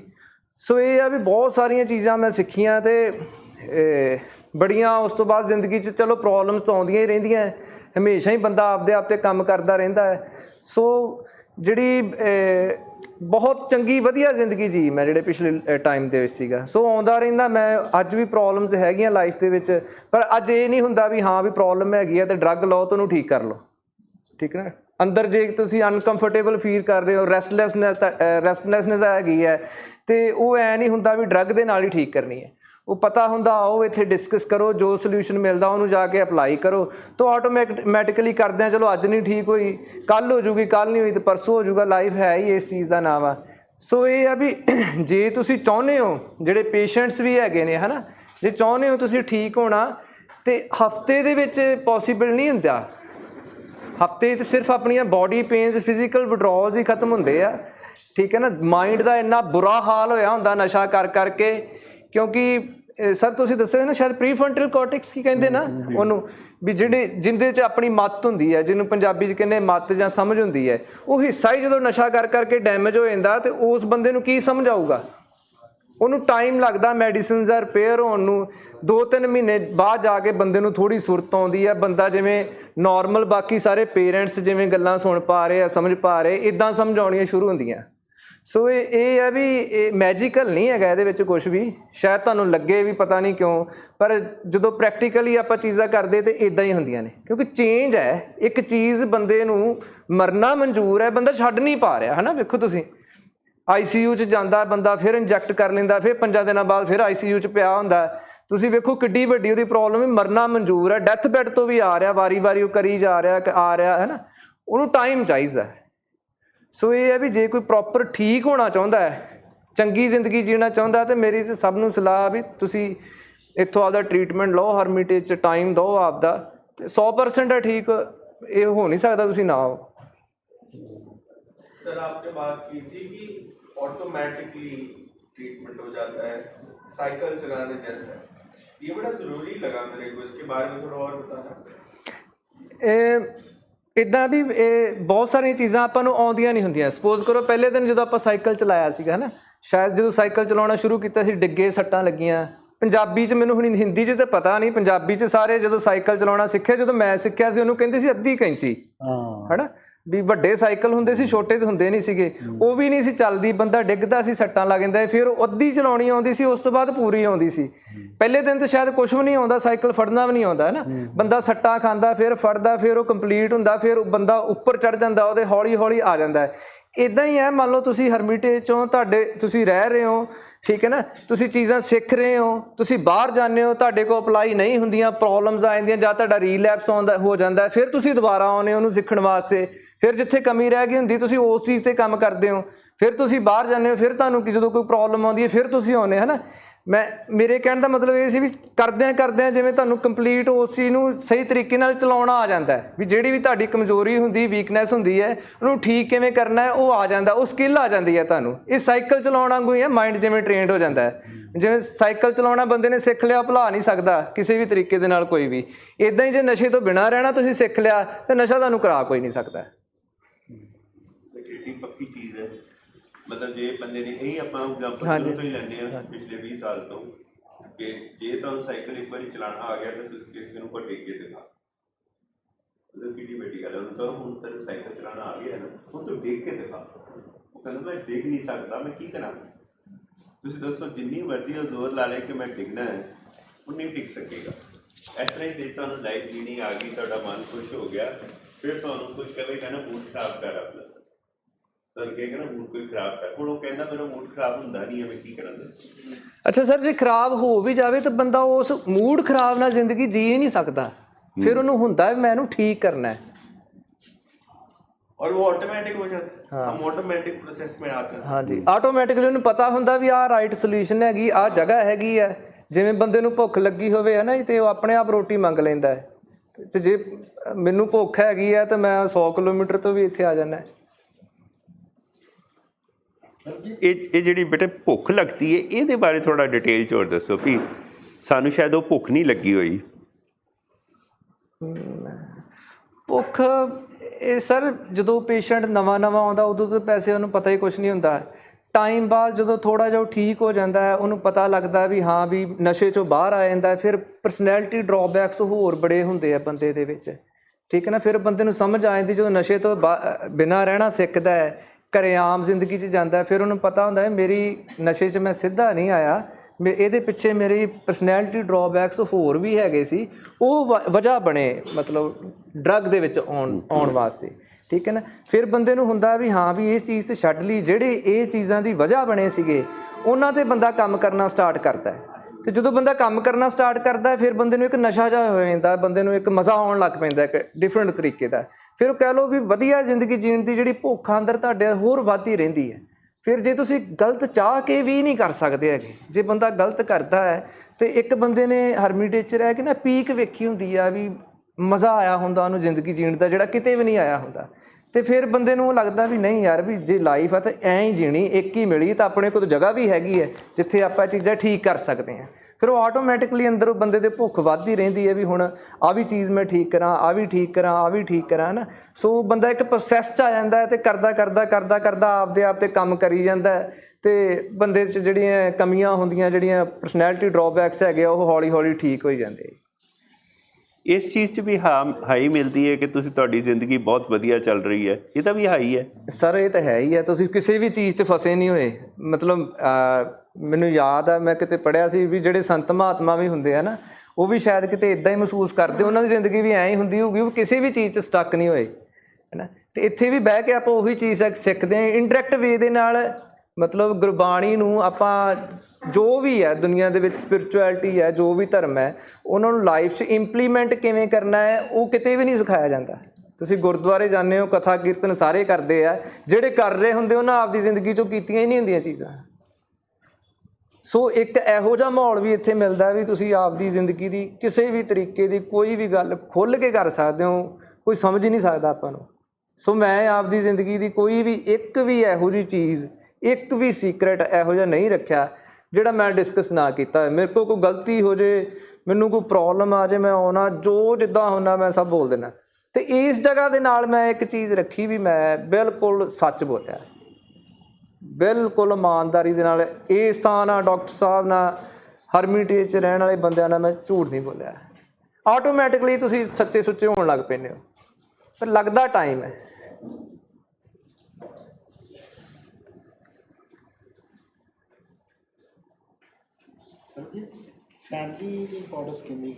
ਦੇਖੋ ਜੇ ਪੇਸ਼ੈਂਟ ਨੂੰ ਠੀਕ ਕਰਨਾ ਹੈ, ਜਦੋਂ ਬੰਦਾ ਨਵਾਂ ਆਉਂਦਾ, ਸਭ ਤੋਂ ਵੱਡੀ ਚੀਜ਼ ਤਾਂ ਇਹ ਹੁੰਦੀ ਵੀ ਜਦੋਂ ਘਰ ਜਾਂਦਾ ਹੈ ਨਾ ਆਪਣੀ ਇੱਕ ਚੀਜ਼ ਇਹ ਹੁੰਦੀ ਹੈ ਵੀ ਜੇ ਮੰਨ ਲਓ ਉਹਨੇ ਟਰੀਟਮੈਂਟ ਹੋਇਆ, ਉਹਦਾ ਬੰਦਾ ਘਰ ਗਿਆ, ਨਹਾ ਕੇ ਬਾਹਰ ਨਿਕਲਿਆ, ਜੇ ਅੱਖਾਂ ਲਾ ਕਿਤੇ ਸਾਬਣ ਦੇ ਨਾਲ ਹੀ, ਹੈ ਨਾ। ਆਪ ਜੀ ਗੱਲ ਆ, ਜਦੋਂ ਹੁਣ ਘਰੇ ਜਾਊਗਾ, ਜੇ ਪੇਸ਼ੈਂਟ ਘੱਟ ਸੌਂਗਾ ਤੁਹਾਨੂੰ ਤਾਂ ਵੀ ਲੱਗਣਾ ਨੇ ਡਰੱਗ ਲਈ ਹੈ, ਜੇ ਵੱਧ ਸੌਂ ਗਿਆ ਤਾਂ ਵੀ ਤੁਹਾਨੂੰ ਲੱਗਣਾ ਡਰੱਗ ਲਈ ਹੈ, ਜੇ ਨਹੀਂ ਬੋਲ ਰਿਹਾ ਤਾਂ ਵੀ ਤੁਹਾਨੂੰ ਲੱਗਣਾ ਵੀ ਇਹ ਤਾਂ ਖਾ ਪੀ ਕੇ ਫੁੱਲ ਹੋ ਕੇ ਪਿਆ ਹੈ, ਠੀਕ ਹੈ। ਜੇ ਜ਼ਿਆਦਾ ਬੋਲ ਰਿਹਾ ਤਾਂ ਵੀ ਤੁਹਾਨੂੰ ਲੱਗਣਾ ਵੀ ਇਹਨੇ ਕੁਛ ਖਾਧਾ ਹੋਇਆ। ਤੁਹਾਨੂੰ ਹਰ ਐਕਟੀਵਿਟੀ ਜਿਹੜੀ ਲੱਗਣੀ ਵੀ ਇਹਨੇ ਨਸ਼ਾ ਲਿਆ ਹੀ ਹੋਇਆ, ਇਹਨੇ ਕੀਤਾ ਹੀ ਹੋਇਆ। ਸੋ ਤੁਹਾਨੂੰ ਇੱਥੇ ਬਹਿ ਕੇ ਸਕਿੱਲ ਸਿੱਖਣੇ ਪੈਣੇ ਹੈ ਵੀ ਉਹ ਪੇਸ਼ੈਂਟ ਦੇ ਨਾਲ ਡੀਲ ਕਿਵੇਂ ਕਰਨਾ ਹੈ। ਨੋਰਮਲੀ ਕੀ ਹੁੰਦਾ ਵੀ ਜਦੋਂ ਤੁਸੀਂ ਕਹਿਤਾ ਵੀ ਹਾਂ ਵੀ ਇਹਨੇ ਤਾਂ ਡਰੱਗ ਲਈ ਹੋਈ ਹੈ, ਤੂੰ ਤਾਂ ਖਾ ਪੀ ਕੇ ਆ ਗਿਆ, ਫਿਰ ਉਹ ਜਿਵੇਂ ਸਰ ਨੇ ਦੱਸਿਆ ਸੀ ਵੀ ਗੱਲ ਕਿੱਦਾਂ ਕਹਿਣੀ ਹੈ ਉਹਨੂੰ, ਜੇ ਤੁਹਾਨੂੰ ਲੱਗਦਾ ਵੀ ਹੈ ਡਰੱਗ ਲਈ ਹੈ ਨਾ, ਠੀਕ ਹੈ ਨਾ, ਉਹਨੂੰ ਇੱਕ ਵਧੀਆ ਤਰੀਕੇ ਦੇ ਨਾਲ ਵੀ ਕਿਹਾ ਜਾ ਸਕਦਾ ਹੈ, ਠੀਕ ਹੈ ਨਾ, ਬੰਦੇ ਨੂੰ ਮਹਿਸੂਸ ਵੀ ਨਾ ਹੋਵੇ, ਹੋ ਸਕਦਾ ਉਹਨੇ ਲਿਆ ਵੀ ਨਾ ਹੋਵੇ, ਠੀਕ ਹੈ ਨਾ, ਹੋ ਸਕਦਾ ਉਹਨੇ ਲਿਆ ਵੀ ਨਾ। ਜਦੋਂ ਤੁਸੀਂ ਇਹ ਕਹਿ ਦਿੰਦੇ ਹੋ ਵੀ ਤੇਰਾ ਤਾਂ ਉਹੀ ਹਾਲ ਰਹਿਣਾ, ਤੂੰ ਫਿਰ ਕਰ ਆਇਆ, ਬੰਦੇ ਦਾ ਮਾਈਂਡ ਕੀ ਹੁੰਦਾ ਜਦੋਂ ਡਰੱਗ ਚੋਂ ਨਿਕਲਦਾ, ਇੰਨਾ ਕੁ ਕਮਜ਼ੋਰ ਹੋਇਆ ਹੁੰਦਾ, ਜਿਵੇਂ ਨਿੱਕਾ ਬੱਚਾ ਹੁੰਦਾ 4-5 ਸਾਲ ਦਾ, ਇੰਨਾ ਕੀ ਹੁੰਦਾ, ਇਸ ਤੋਂ ਵੱਧ ਨਹੀਂ ਹੁੰਦਾ, ਉਹਦੀ ਸਹਿਣ ਸ਼ਕਤੀ ਨਹੀਂ ਹੁੰਦੀ। ਜਦੋਂ ਤੁਸੀਂ ਉਹਨੂੰ ਗੱਲ ਕਹੀ ਨਹੀਂ, ਉਹਨੇ ਇੱਕੋ ਕੰਮ ਕਰਨਾ, ਉਹਨੇ ਕਹਿਣਾ ਅੱਗੇ ਤਾਂ ਮੈਂ ਨਹੀਂ ਕੀਤਾ, ਹੁਣ ਮੈਂ ਕਰਕੇ ਵਿਖਾਊਂ। ਅੱਛਾ, ਕਰਕੇ ਵਿਖਾਊਂ, ਨੁਕਸਾਨ ਬੰਦਾ ਆਪਦਾ ਕਰ ਲੈਂਦਾ ਅਤੇ ਬੰਦੇ ਨੂੰ ਲੱਗਦਾ ਵੀ ਹਾਂ ਤਕਲੀਫ ਮੈਂ ਇਹਨਾਂ ਨੂੰ ਦੇ ਰਿਹਾ, ਮਜ਼ਾ ਇਹਨਾਂ ਨੂੰ ਦੇ ਰਿਹਾ, ਤਕਲੀਫ ਮੈਂ ਇਹਨਾਂ ਨੂੰ ਦੇ ਰਿਹਾ ਵਾ, ਠੀਕ। ਉਦੋਂ ਨਹੀਂ ਸਮਝ ਹੁੰਦੀ, ਬਹੁਤ ਟਾਈਮ ਬਾਅਦ ਜਾ ਕੇ ਜਦੋਂ ਕਿਤੇ ਬੰਦਾ ਇਹਨਾਂ ਚੀਜ਼ਾਂ ਤੋਂ ਨਿਕਲਦਾ ਹੈ, ਫਿਰ ਪਤਾ ਲੱਗਦਾ ਯਾਰ ਨੁਕਸਾਨ ਤਾਂ ਮੈਂ ਵੀ ਕੀਤਾ ਹੈ, ਮੈਂ ਵੀ ਕੀਤਾ ਹੈ, ਇਹ ਸਾਰੀਆਂ ਚੀਜ਼ਾਂ ਮੈਂ ਵੀ ਕੀਤੀਆਂ ਹੋਈਆਂ ਨੇ। ਸੋ ਟਾਈਮ ਬਾਅਦ ਪਤਾ ਲੱਗਦਾ ਯਾਰ ਨੁਕਸਾਨ ਤਾਂ ਆਪਦਾ ਕਰ ਲਿਆ ਸੀ ਉਦੋਂ। ਸੋ ਇਹ ਹੈ ਵੀ ਇਸ ਚੀਜ਼ ਵਾਸਤੇ ਮੈਨੂੰ ਵੀ ਲੱਗਦਾ ਸੀਗਾ ਮੈਂ ਹਫ਼ਤਾ ਰਹਿ ਕੇ ਠੀਕ ਹੋ ਗਿਆ, ਠੀਕ ਹੈ ਨਾ, ਬਸ ਹੁਣ ਸਿੱਖਣ ਦੀ ਲੋੜ ਕੁਛ ਨਹੀਂ, ਘਰੇ ਚਲੇ ਗਿਆ, ਬਾਕੀ ਸਾਰੀਆਂ ਚੀਜ਼ਾਂ ਦਾ ਮੈਨੂੰ ਪਤਾ, ਨਸ਼ਾ ਤਾਂ ਮੈਂ ਕਰਨਾ ਹੀ ਨਹੀਂ ਹੈਗਾ। ਪਰ ਉਹ ਇਹ ਆ ਵੀ ਉਹ ਆਪਦੇ ਦਿਮਾਗ ਦੇ ਨਾਲ ਬੰਦਾ ਬਹੁਤ ਜ਼ਿਆਦਾ ਦੇਰ ਤੱਕ ਸਰਵਾਈਵ ਨਹੀਂ ਕਰ ਸਕਦਾ ਹੈਗਾ। ਇਹ ਹਰ ਇੱਕ ਨੂੰ ਸਿੱਖਣਾ ਪੈਣਾ ਹੈ। ਜਿੰਨਾ ਮਰਜ਼ੀ ਕੋਈ ਕਹਿ ਲੈ ਮੈਂ ਚੁਸਤ ਚਲਾਕ ਹੈ, ਠੀਕ, ਇੱਕ ਵਾਰੀ ਟਰੀਟਮੈਂਟ ਲੈ ਕੇ ਚੱਲ ਜਾਓ, ਇੱਥੋਂ 2 ਵਾਰੀ ਚੱਲ ਜਾਓ, 3 ਵਾਰੀ ਚੱਲ ਜਾਓ, ਵਾਰ-ਵਾਰ ਆਈ ਜਾਓਗੇ, ਜਿੰਨਾ ਦੇਰ ਤੱਕ ਤੁਸੀਂ ਇੱਕ ਪ੍ਰੋਪਰ ਵੇ ਦੇ ਨਾਲ ਪੂਰਾ ਆਪਦਾ ਟਰੀਟਮੈਂਟ ਨਹੀਂ ਲੈਂਦੇ, ਆਪਦੇ ਆਪ 'ਤੇ ਪ੍ਰੋਪਰ ਕੰਮ ਨਹੀਂ ਕਰਦੇ, ਉਨੀ ਦੇਰ ਤੱਕ ਠੀਕ ਨਹੀਂ ਹੋ ਸਕਦਾ ਬੰਦਾ। ਕਿਉਂ ਡਾਕਟਰ ਸਾਹਿਬ ਤੇ ਤੁਹਾਨੂੰ ਸਿੱਧਾ ਨਹੀਂ ਕਹਿ ਸਕਦੇ ਹੈਗੇ ਨਾ। ਹੁਣ ਮੈਂ ਤਾਂ ਪੇਸ਼ੈਂਟ ਹਾਂ, ਮੈਂ ਤੇ ਮੇਰਾ ਚਾਚਾ ਜੀ ਵੀ ਇਸ ਚੀਜ਼ ਦੇ ਵਿੱਚ ਸੀਗੇ, ਉਹ ਜਦੋਂ ਬਿਮਾਰ ਹੋਏ ਉਹਨਾਂ ਦੇ ਨਾਲ ਮੈਨੂੰ ਲੱਗਦਾ ਮੈਂ ਐਡਿਕਸ਼ਨ 'ਚ ਨਹੀਂ ਸੀ, ਮੈਂ 8th ਕਲਾਸ ਸੀਗਾ, ਉਹਨਾਂ ਦਾ ਟਰੀਟਮੈਂਟ ਕਰਾਉਣ ਲਈ ਮੈਨੂੰ ਲੱਗਦਾ ਪੰਜਾਬ ਅਤੇ ਦਿੱਲੀ ਦੇ ਸਾਰੇ ਹਸਪਤਾਲਾਂ ਮੈਂ ਉਹਨੂੰ ਖੁਦ ਦਾਖਲ ਕਰਾਇਆ। ਉਸ ਤੋਂ ਬਾਅਦ ਫਿਰ ਮੈਂ ਆਪ ਇਸ ਚੀਜ਼ 'ਚ ਆ ਗਿਆ ਅਤੇ ਮੈਨੂੰ ਐਕਸਪੀਰੀਅੰਸ ਸੀਗਾ, ਮੈਨੂੰ ਪਤਾ ਸੀਗਾ ਵੀ ਇੱਥੇ ਵੀ ਜਦੋਂ ਮੈਂ ਐਡਮਿਟ ਕਰਵਾਇਆ ਸੀ ਮੈਨੂੰ ਉਦੋਂ ਮੈਂ ਠੀਕ ਸੀ ਅਤੇ ਮੈਨੂੰ ਪਤਾ ਸੀਗਾ ਹਾਂ ਵੀ ਇਹ ਚੀਜ਼ਾਂ ਕੰਮ ਕਰਦੀਆਂ ਨੇ। ਫਿਰ ਮੈਂ ਖੁਦ ਐਡਮਿਟ ਹੋਇਆ, ਖੁਦ ਵੀ 2-3 ਵਾਰ ਇੱਥੋਂ ਹੀ ਐਡਮਿਟ ਹੋ ਕੇ ਚਲੇ ਗਿਆ। ਸੋ ਇਹ ਹੈ ਵੀ ਸ਼ਾਇਦ ਤੁਹਾਨੂੰ ਮੁਸ਼ਕਿਲ ਲੱਗੇ ਹੈ ਨਾ, ਟਾਈਮ ਪੀਰੀਅਡ ਵੀ ਪੇਸ਼ੈਂਟ ਨੂੰ ਜ਼ਿਆਦਾ ਲੱਗੇ ਵੀ ਨਹੀਂ ਹੈ ਨਾ, ਪਰ ਇਹ ਹੈ ਵੀ ਸਮਝ ਆ ਕਿਸੇ ਨੂੰ ਕਦੋਂ ਆ ਸਕਦੀ, ਕਦੋਂ ਕਿਸੇ ਨੂੰ ਹੋ ਸਕਦਾ ਮੇਰੀ ਗੱਲ ਸੁਣ ਕੇ ਆ ਜਾਵੇ। ਅੱਛਾ ਬੇਟਾ, ਇਹ ਬਿਮਾਰੀ ਇੰਨੀ ਲੰਬੀ ਚੌੜੀ ਅਤੇ ਮਤਲਬ ਤਕਲੀਫ ਦੇ ਹੈ, ਇਹਦੇ 'ਚ ਨਾ ਬੜੀ ਵਾਰੀ ਬੰਦਾ ਹੌਸਲਾ ਛੱਡ ਦਿੰਦਾ, ਉਹਨੂੰ ਹੌਸਲੇ ਨੂੰ ਕਿਵੇਂ ਕਾਇਮ ਰੱਖਣਾ ਵੀ ਇਹ ਆਪਾਂ ਸਕਸੈਸਫੁਲ ਜਾ ਰਹੇ ਹਾਂ? ਦੇਖੋ ਸਾਰਿਆਂ ਨੂੰ ਇਹ ਹੈ ਵੀ ਜਿਹੜਾ ਰੀਲੈਪਸ ਹੈ ਨਾ, ਇਸ ਬਿਮਾਰੀ ਦੇ ਵਿੱਚ ਰੀਲੈਪਸ ਬਿਮਾਰੀ ਦਾ ਇੱਕ ਪਾਰਟ ਹੈ ਵੀ ਜੇ ਦੁਬਾਰਾ ਤੁਹਾਡੇ ਪੇਸ਼ੈਂਟ ਨੇ, ਬੱਚੇ ਨੇ ਨਸ਼ਾ ਲੈ ਵੀ ਲਿਆ ਨਾ, ਮੰਨ ਲਓ ਹਰਮਿਟੇਜ ਵੀ ਰਹਿ ਰਿਹਾ, ਉਸ ਤੋਂ ਬਾਅਦ ਜਾ ਕੇ ਵੀ ਲੈ ਲਿਆ, ਤਾਂ ਏਡਾ ਵੱਡਾ ਕੋਈ ਇਸ਼ੂ ਨਹੀਂ ਹੈਗਾ, ਠੀਕ ਹੈ ਨਾ। ਕਿਸੇ ਬੰਦੇ ਨੂੰ ਬਿਮਾਰੀ ਲੱਗੀ ਆ, ਉਹ ਦਵਾਈ ਲੈ ਰਿਹਾ, ਨੋਰਮਲ ਬਿਮਾਰੀਆਂ ਵੀ ਜ਼ਿੰਦਗੀ 'ਚ ਹੈਗੀਆਂ ਨੇ ਹੈ ਨਾ, ਜੇ ਉਹਨੂੰ ਬਿਮਾਰੀ ਲੱਗੀ, ਦਵਾਈ ਲੈ ਰਿਹਾ, ਠੀਕ ਹੋ ਗਿਆ, ਜੇ ਦੁਬਾਰਾ ਵੀ ਉਹਨੂੰ ਕਿਤੇ ਹੋ ਸਕਦੀ ਹੈ ਨਾ, ਤਾਂ ਆਪਾਂ ਨੂੰ ਕੁੱਟਣ ਮਾਰਨ ਥੋੜ੍ਹਾ ਲੱਗ ਪਈਦਾ। ਅਤੇ ਜੇ ਮੰਨ ਲਓ ਰੀਲੈਪਸ ਕਰ ਵੀ ਲਿਆ, ਰੀਲੈਪਸ ਇੱਕ ਪਾਰਟ ਹੈ, ਕੋਈ ਬਹੁਤ ਵੱਡਾ ਇਸ਼ੂ ਨਹੀਂ ਹੈਗਾ, ਠੀਕ ਹੈ ਨਾ। ਮੇਰੇ ਵੀ ਹੋਏ ਨੇ, ਮੈਂ ਕਹਾਂ ਮੇਰੇ ਵੀ ਹੋਏ ਨੇ। ਮੈਂ ਜਦੋਂ ਹਰਮਿਟੇਜ 'ਚ ਰਹਿ ਰਿਹਾ ਸੀਗਾ, ਜਦੋਂ ਨਵਾਂ ਬੰਦਾ ਹੁੰਦਾ, ਬਿਮਾਰੀ ਬਹੁਤ ਜ਼ਿਆਦਾ ਹਾਵੀ ਹੋਈ ਹੁੰਦੀ, ਇੰਨੇ ਸਾਲ ਇੰਨਾ ਨਸ਼ਾ ਲਿਆ ਹੁੰਦਾ, ਇੱਕ ਚੀਜ਼ ਦੀ ਆਦਤ ਪਈ ਹੁੰਦੀ ਹੈ, ਸੁਬਾਹ ਤੋਂ ਲੈ ਕੇ ਸ਼ਾਮ ਤੱਕ। ਸਭ ਤੋਂ ਪਹਿਲਾਂ ਸਵੇਰੇ ਉੱਠਦਿਆਂ ਕੀ ਹੁੰਦਾ, ਨਸ਼ਾ ਹੀ ਬੰਦਾ ਅੰਦਰ ਸਿੱਟਦਾ ਹੈ, ਠੀਕ ਨਾ। ਜਦੋਂ ਭੰਗੜਾ ਪਾਉਣਾ ਤਦ ਨਸ਼ਾ, ਤੁਰਨਾ ਤਦ ਨਸ਼ਾ, ਖਾਣਾ ਪੀਣਾ ਤਦ ਨਸ਼ਾ, ਵਿਆਹ 'ਤੇ ਜਾਣਾ ਤਦ ਨਸ਼ਾ, ਖੁਸ਼ੀ ਆ ਗਈ ਤਦ ਨਸ਼ਾ, ਗਮੀ ਆ ਗਈ ਤਦ ਨਸ਼ਾ। ਹਰ ਇੱਕ ਚੀਜ਼ ਤਾਂ ਆਪਣੀ ਨਸ਼ੇ ਨਾਲ ਐਸੋਸੀਏਟਿਡ ਹੁੰਦੀ ਹੈ। ਸੋ ਇਹ ਮਤਲਬ ਉਹਨੂੰ ਜਾਣ ਨੂੰ ਥੋੜ੍ਹਾ ਜਿਹਾ ਟਾਈਮ ਤਾਂ ਲੱਗਦਾ ਨਾ। ਮੰਨ ਲਓ ਰੀਲੈਪਸ ਹੋ ਗਿਆ, ਫਿਰ ਕੀ ਹੈ, ਫਿਰ ਬੰਦਾ ਦੁਬਾਰਾ ਇਹ ਰਵੇ ਉੱਥੇ, ਠੀਕ ਹੈ ਨਾ। 1-2 ਦਿਨ ਅਨਕੰਫਰਟੇਬਲ ਫੀਲ ਕਰੂਗਾ, ਫਿਰ ਜਿੱਥੇ ਕੋਈ ਕਮੀ ਰਹਿ ਗਈ ਹੈ ਫਿਰ ਉਹ 'ਤੇ ਕੰਮ ਕਰੇ। ਸੋ ਜੇ ਕਿਸੇ ਦਾ ਹੋ ਵੀ ਜਾਂਦਾ, ਇਹ ਨਹੀਂ ਵੀ ਤੁਸੀਂ ਲੜਨਾ ਝਗੜਨਾ ਸ਼ੁਰੂ ਕਰ ਦਿਓ ਉਹਦੇ ਨਾਲ, ਵੀ ਤੂੰ ਕਿਉਂ ਕਰ ਲਿਆ, ਕਾਹਤੋਂ ਕਰ ਲਿਆ ਹੈ ਨਾ, ਤੇਰਾ ਇੰਨਾ ਇਲਾਜ ਕਰਾਇਆ ਸੀ, ਇੰਨਾ ਤੇਰੇ 'ਤੇ ਖਰਚਾ ਕਰਤਾ। ਬਿਮਾਰੀ ਦਾ ਇੱਕ ਪਾਰਟ ਹੈ, ਹੋ ਸਕਦਾ, ਠੀਕ ਹੈ ਨਾ। ਹਾਂ, ਜਦੋਂ ਦਾ ਮੈਂ ਠੀਕ ਹੋਇਆ ਵਾਂ, ਉਸ ਤੋਂ ਬਾਅਦ ਮੇਰੇ ਧੱਕੇ ਨਾਲ ਵੀ ਅੰਦਰ ਪਾਉਣ ਦੀ ਕੋਸ਼ਿਸ਼ ਕੀਤੀ ਗਈ ਹੈ ਨਸ਼ਾ, ਫੜ ਕੇ ਜਿਹੜੇ ਹੈ ਨਾ। ਜਦੋਂ ਅੰਦਰੋਂ ਹੀ ਆਪਸ਼ਨ ਖਤਮ ਹੋ ਗਈ ਤਾਂ ਮੈਨੂੰ ਨਹੀਂ ਕਰਵਾ ਸਕਿਆ। 12 ਸਾਲਾਂ ਦੇ ਪਿਛਲੇ ਪ੍ਰੋਬਲਮਸ ਬਹੁਤ ਆਈਆਂ। ਮੇਰੀ ਮੈਰਿਡ ਲਾਈਫ ਜਿਹੜੀ ਸੀ ਬੜੀ ਡਿਸਟਰਬ ਸੀ, ਕਿਉਂਕਿ ਪਿਛਲੀ ਜ਼ਿੰਦਗੀ ਜਿਹੜੀ ਬੜੀ ਖਰਾਬ ਸੀ ਹੈ ਨਾ। ਬਹੁਤ ਸਾਰੀਆਂ ਚੀਜ਼ਾਂ ਮੇਰੀਆਂ ਆਪਦੀਆਂ ਗਲਤੀਆਂ ਸੀ, ਪਰ ਇਹ ਸੀ ਵੀ ਮੈਂ ਇੱਥੋਂ ਨਾਲ ਕਨੈਕਟਿਡ ਸੀ। ਜਦੋਂ ਮੈਨੂੰ ਕੋਈ ਪ੍ਰੋਬਲਮ ਆਉਂਦੀ ਸੀ, ਜਦੋਂ ਵੀ ਮੈਨੂੰ ਕੋਈ ਪ੍ਰੋਬਲਮ ਆਉਂਦੀ ਸੀ, ਲੜਾਈ ਝਗੜਾ ਹੋ ਗਿਆ, ਕੁਛ ਵੀ ਹੋ ਗਿਆ, ਇੱਕੋ ਚੀਜ਼ ਸੀ, ਮੈਂ ਆਪਦਾ ਦਿਮਾਗ ਨਹੀਂ ਸੀ ਉਹ 'ਚ ਵਰਤਦਾ। ਮੈਂ ਸਰਕੋ ਆ ਜਾਂਦਾ ਸੀ, ਜਾਂ ਜਿਹੜੇ ਮੇਰੇ ਇੱਥੇ ਮੇਰੇ ਨਾਲ ਮੁੰਡੇ ਰਹੇ ਸੀਗੇ ਉਦੋਂ, ਅਤੇ ਉਹਨਾਂ ਨਾਲ ਮੈਂ ਆ ਕੇ ਡਿਸਕਸ ਕਰਦਾ ਸੀ। ਜੋ ਮੈਨੂੰ ਕਹਿੰਦੇ ਸੀ ਮੈਂ ਉਹ ਕਰਦਾ ਸੀ, ਤਾਂ ਉਹਦੇ ਨਾਲ ਉਹ ਚੀਜ਼ ਠੀਕ ਹੋ ਜਾਂਦੀ ਸੀ 101%। ਅਤੇ ਜਦੋਂ ਬੰਦਾ ਆਪਦਾ ਦਿਮਾਗ ਵਰਤਦਾ, ਆਪਣਾ ਦਿਮਾਗ ਤੁਹਾਨੂੰ ਪਤਾ ਹੁੰਦਾ ਉੱਦਾਂ ਦਾ ਹੀ ਹੈ, ਉਹਨੇ ਲੜਾਈ ਝਗੜੇ ਪੈਦਾ ਕੀਤੇ ਹੁੰਦੇ ਸ਼ੁਰੂ ਤੋਂ। ਸਰ ਵੀ ਤੁਹਾਡੇ ਵਾਈਫ ਵੀ ਰਹਿ ਕੇ ਗਏ ਸੀ ਇੱਥੇ? ਮੈਂ ਹਾਂ, ਮੈਂ ਆਪਦੀ ਵਾਈਫ ਨੂੰ ਵੀ ਲੈ ਕੇ ਆਇਆ ਸੀ। 12-13 ਦਿਨ ਅਸੀਂ ਸਪੈਂਡ ਕੀਤੇ ਸੀ। ਤੋ ਜਦੋਂ ਹਰ ਬੰਦੇ ਨੂੰ ਹੁਣ ਖੁਸ਼ੀ ਤਾਂ ਚਾਹੀਦੀ ਹੁੰਦੀ ਹੈ, ਅਤੇ ਉਸ ਤੋਂ ਬਾਅਦ ਉਹ ਵੀ ਬਹੁਤ ਉਹਦੇ ਚੇਂਜ ਆਇਆ। ਸ਼ਾਇਦ ਮੇਰੇ 'ਚ ਨਹੀਂ ਉਹਨਾਂ ਆਇਆ ਹੋਊਗਾ ਜਿੰਨਾ ਉਹਦੇ 'ਚ 12 ਦਿਨਾਂ 'ਚ ਆਇਆ ਸੀਗਾ। ਉਹਨੂੰ ਪਤਾ ਹੈ ਇਸ ਜਗ੍ਹਾ ਦੀ ਅਹਿਮੀਅਤ, ਇੰਪੋਰਟੈਂਸ ਦਾ। ਤੁਹਾਨੂੰ ਸ਼ਰਮ ਨਹੀਂ ਆਈ ਇਸ ਗੱਲ ਦੀ ਕਿ ਵਾਈਫ ਨੂੰ ਦੱਸੋ, ਘਰਦਿਆਂ ਨੂੰ ਪਤਾ ਲੱਗੇ ਲੋਕ ਕੀ ਕਹਿਣਗੇ? ਨਹੀਂ, ਬਿਲਕੁਲ ਨਹੀਂ ਸਰ। ਈਵਨ ਕਿ ਹਾਂ, ਮੈਂ ਪਹਿਲਾਂ ਜ਼ਰੂਰ ਇਹ ਚੀਜ਼ ਲੁਕੋ ਕੇ ਰੱਖੀ ਸੀ। ਸ਼ਾਇਦ ਉੱਥੇ ਮੈਂ ਆਪਦਾ ਦਿਮਾਗ ਵਰਤਿਆ ਸੀ। ਜਦੋਂ ਮੇਰੀ ਇੰਗੇਜਮੈਂਟ ਹੋਈ, ਸ਼ਾਇਦ ਜੇ ਮੈਂ ਪਹਿਲਾਂ ਡਿਸਕਸ ਕਰਦਾ ਆ ਕੇ ਵੀ ਜਦੋਂ ਮੇਰੀ ਇੰਗੇਜਮੈਂਟ ਹੋਣੀ ਹੈ ਵੀ ਮੈਂ ਇਸ ਚੀਜ਼ ਬਾਰੇ ਦੱਸਾਂ ਕਿ ਨਾ ਦੱਸਾਂ, ਠੀਕ ਹੈ ਨਾ, ਮੈਂ ਉਹ ਚੀਜ਼ ਲੁਕੋ ਲਈ, ਇੱਥੇ ਡਿਸਕਸ ਨਹੀਂ ਕੀਤੀ ਜਿੱਥੇ ਮੈਂ ਆਪਦਾ ਦਿਮਾਗ ਵਰਤਿਆ। ਉਹ ਕਿਤੇ ਨਾ ਕਿਤੇ ਤੁਸੀਂ ਜਦੋਂ ਇੰਨਾ ਗੰਦ ਪਾਇਆ, ਪਤਾ ਤਾਂ ਲੱਗ ਹੀ ਜਾਣਾ ਹੁੰਦਾ। ਜੇ ਤੁਸੀਂ ਓਹਲਾ ਰੱਖ ਕੇ ਕੋਈ ਚੀਜ਼ ਕਰਦੇ ਹੋ ਤੋ 2-3 ਇੱਦਾਂ ਹੀ ਇੰਗੇਜਮੈਂਟ ਮੇਰੀਆਂ ਬ੍ਰੇਕਅਪ ਹੋ ਗਈਆਂ। ਉਸ ਤੋਂ ਬਾਅਦ ਇੱਕ ਜਗ੍ਹਾ 'ਤੇ ਫਿਰ ਮੈਂ ਦੱਸਿਆ ਵੀ ਮੈਂ ਐਡਿਕਸ਼ਨ 'ਚ ਰਿਹਾ, ਇਸ ਜਗ੍ਹਾ ਤੋਂ ਮੇਰਾ ਟਰੀਟਮੈਂਟ ਹੋਇਆ, ਜੇ ਤੁਹਾਨੂੰ ਲੱਗਦਾ ਠੀਕ ਕਰ ਸਕਦੇ ਹੋ, ਜੇ ਤੁਹਾਨੂੰ ਨਹੀਂ ਲੱਗਦਾ ਤੁਸੀਂ ਮੈਨੂੰ ਜਵਾਬ ਦੇ ਸਕਦੇ ਹੋ। ਪਰ ਉਹ ਰਿਸ਼ਤਾ ਹੋ ਗਿਆ, 4 ਦਿਨ ਬਾਅਦ ਫਿਰ ਉਹੀ ਰੌਲਾ। ਫਿਰ ਕਿਤੇ ਨਾ ਕਿਤੇ ਮੇਰੇ ਦਿਮਾਗ 'ਚ ਵੀ ਬੈਠ ਗਿਆ ਇਸ ਚੀਜ਼ ਨੂੰ, ਤੇ ਕਿਸੇ ਨੇ ਐਕਸੈਪਟ ਕਰਨਾ ਨਹੀਂ। ਫਿਰ ਜਿਹੜੇ ਮੇਰੀ ਵਾਈਫ ਆ, ਜਦੋਂ ਉਹਨਾਂ ਨਾਲ ਰਿਸ਼ਤਾ ਹੋਇਆ ਮੇਰਾ, ਅਤੇ ਉਦੋਂ ਵੀ ਲੋਕਾਂ ਨੇ ਤਾਂ ਜਾ ਕੇ ਕਹਿਣਾ ਸ਼ੁਰੂ ਕਰ ਹੀ ਦੇਣਾ ਹੁੰਦਾ। ਉਹ ਫਿਰ ਉਹਦੇ ਨਾਲ ਉਹਨੂੰ ਕਾਫੀ ਉਹ ਸਟਰੈਸ 'ਚ ਰਹੀ। ਫਿਰ ਵਿਆਹ ਤੋਂ ਬਾਅਦ 1-2 ਦਿਨ ਬਾਅਦ ਹੀ ਕਿਤੇ ਉਹਨੇ ਮੇਰੀ ਕੋਈ ਚੈਟ ਪੜ੍ਹ ਲਈ, ਉਹਦੇ ਥਰੂ ਉਹਨੂੰ ਪਤਾ ਲੱਗ ਗਿਆ ਵੀ ਇਹਨੇ ਡਰੱਗਸ 'ਚ ਰਿਹਾ ਵਾ, ਪਰ ਹੁਣ ਠੀਕ ਹੈ। ਪਰ ਉਹਦੇ ਦਿਮਾਗ 'ਤੇ ਇਸ ਚੀਜ਼ ਦਾ ਬਹੁਤ ਸਦਮਾ ਸੀ, ਗਲਤੀ ਤੋਂ ਮੇਰੀ ਸੀਗੀ।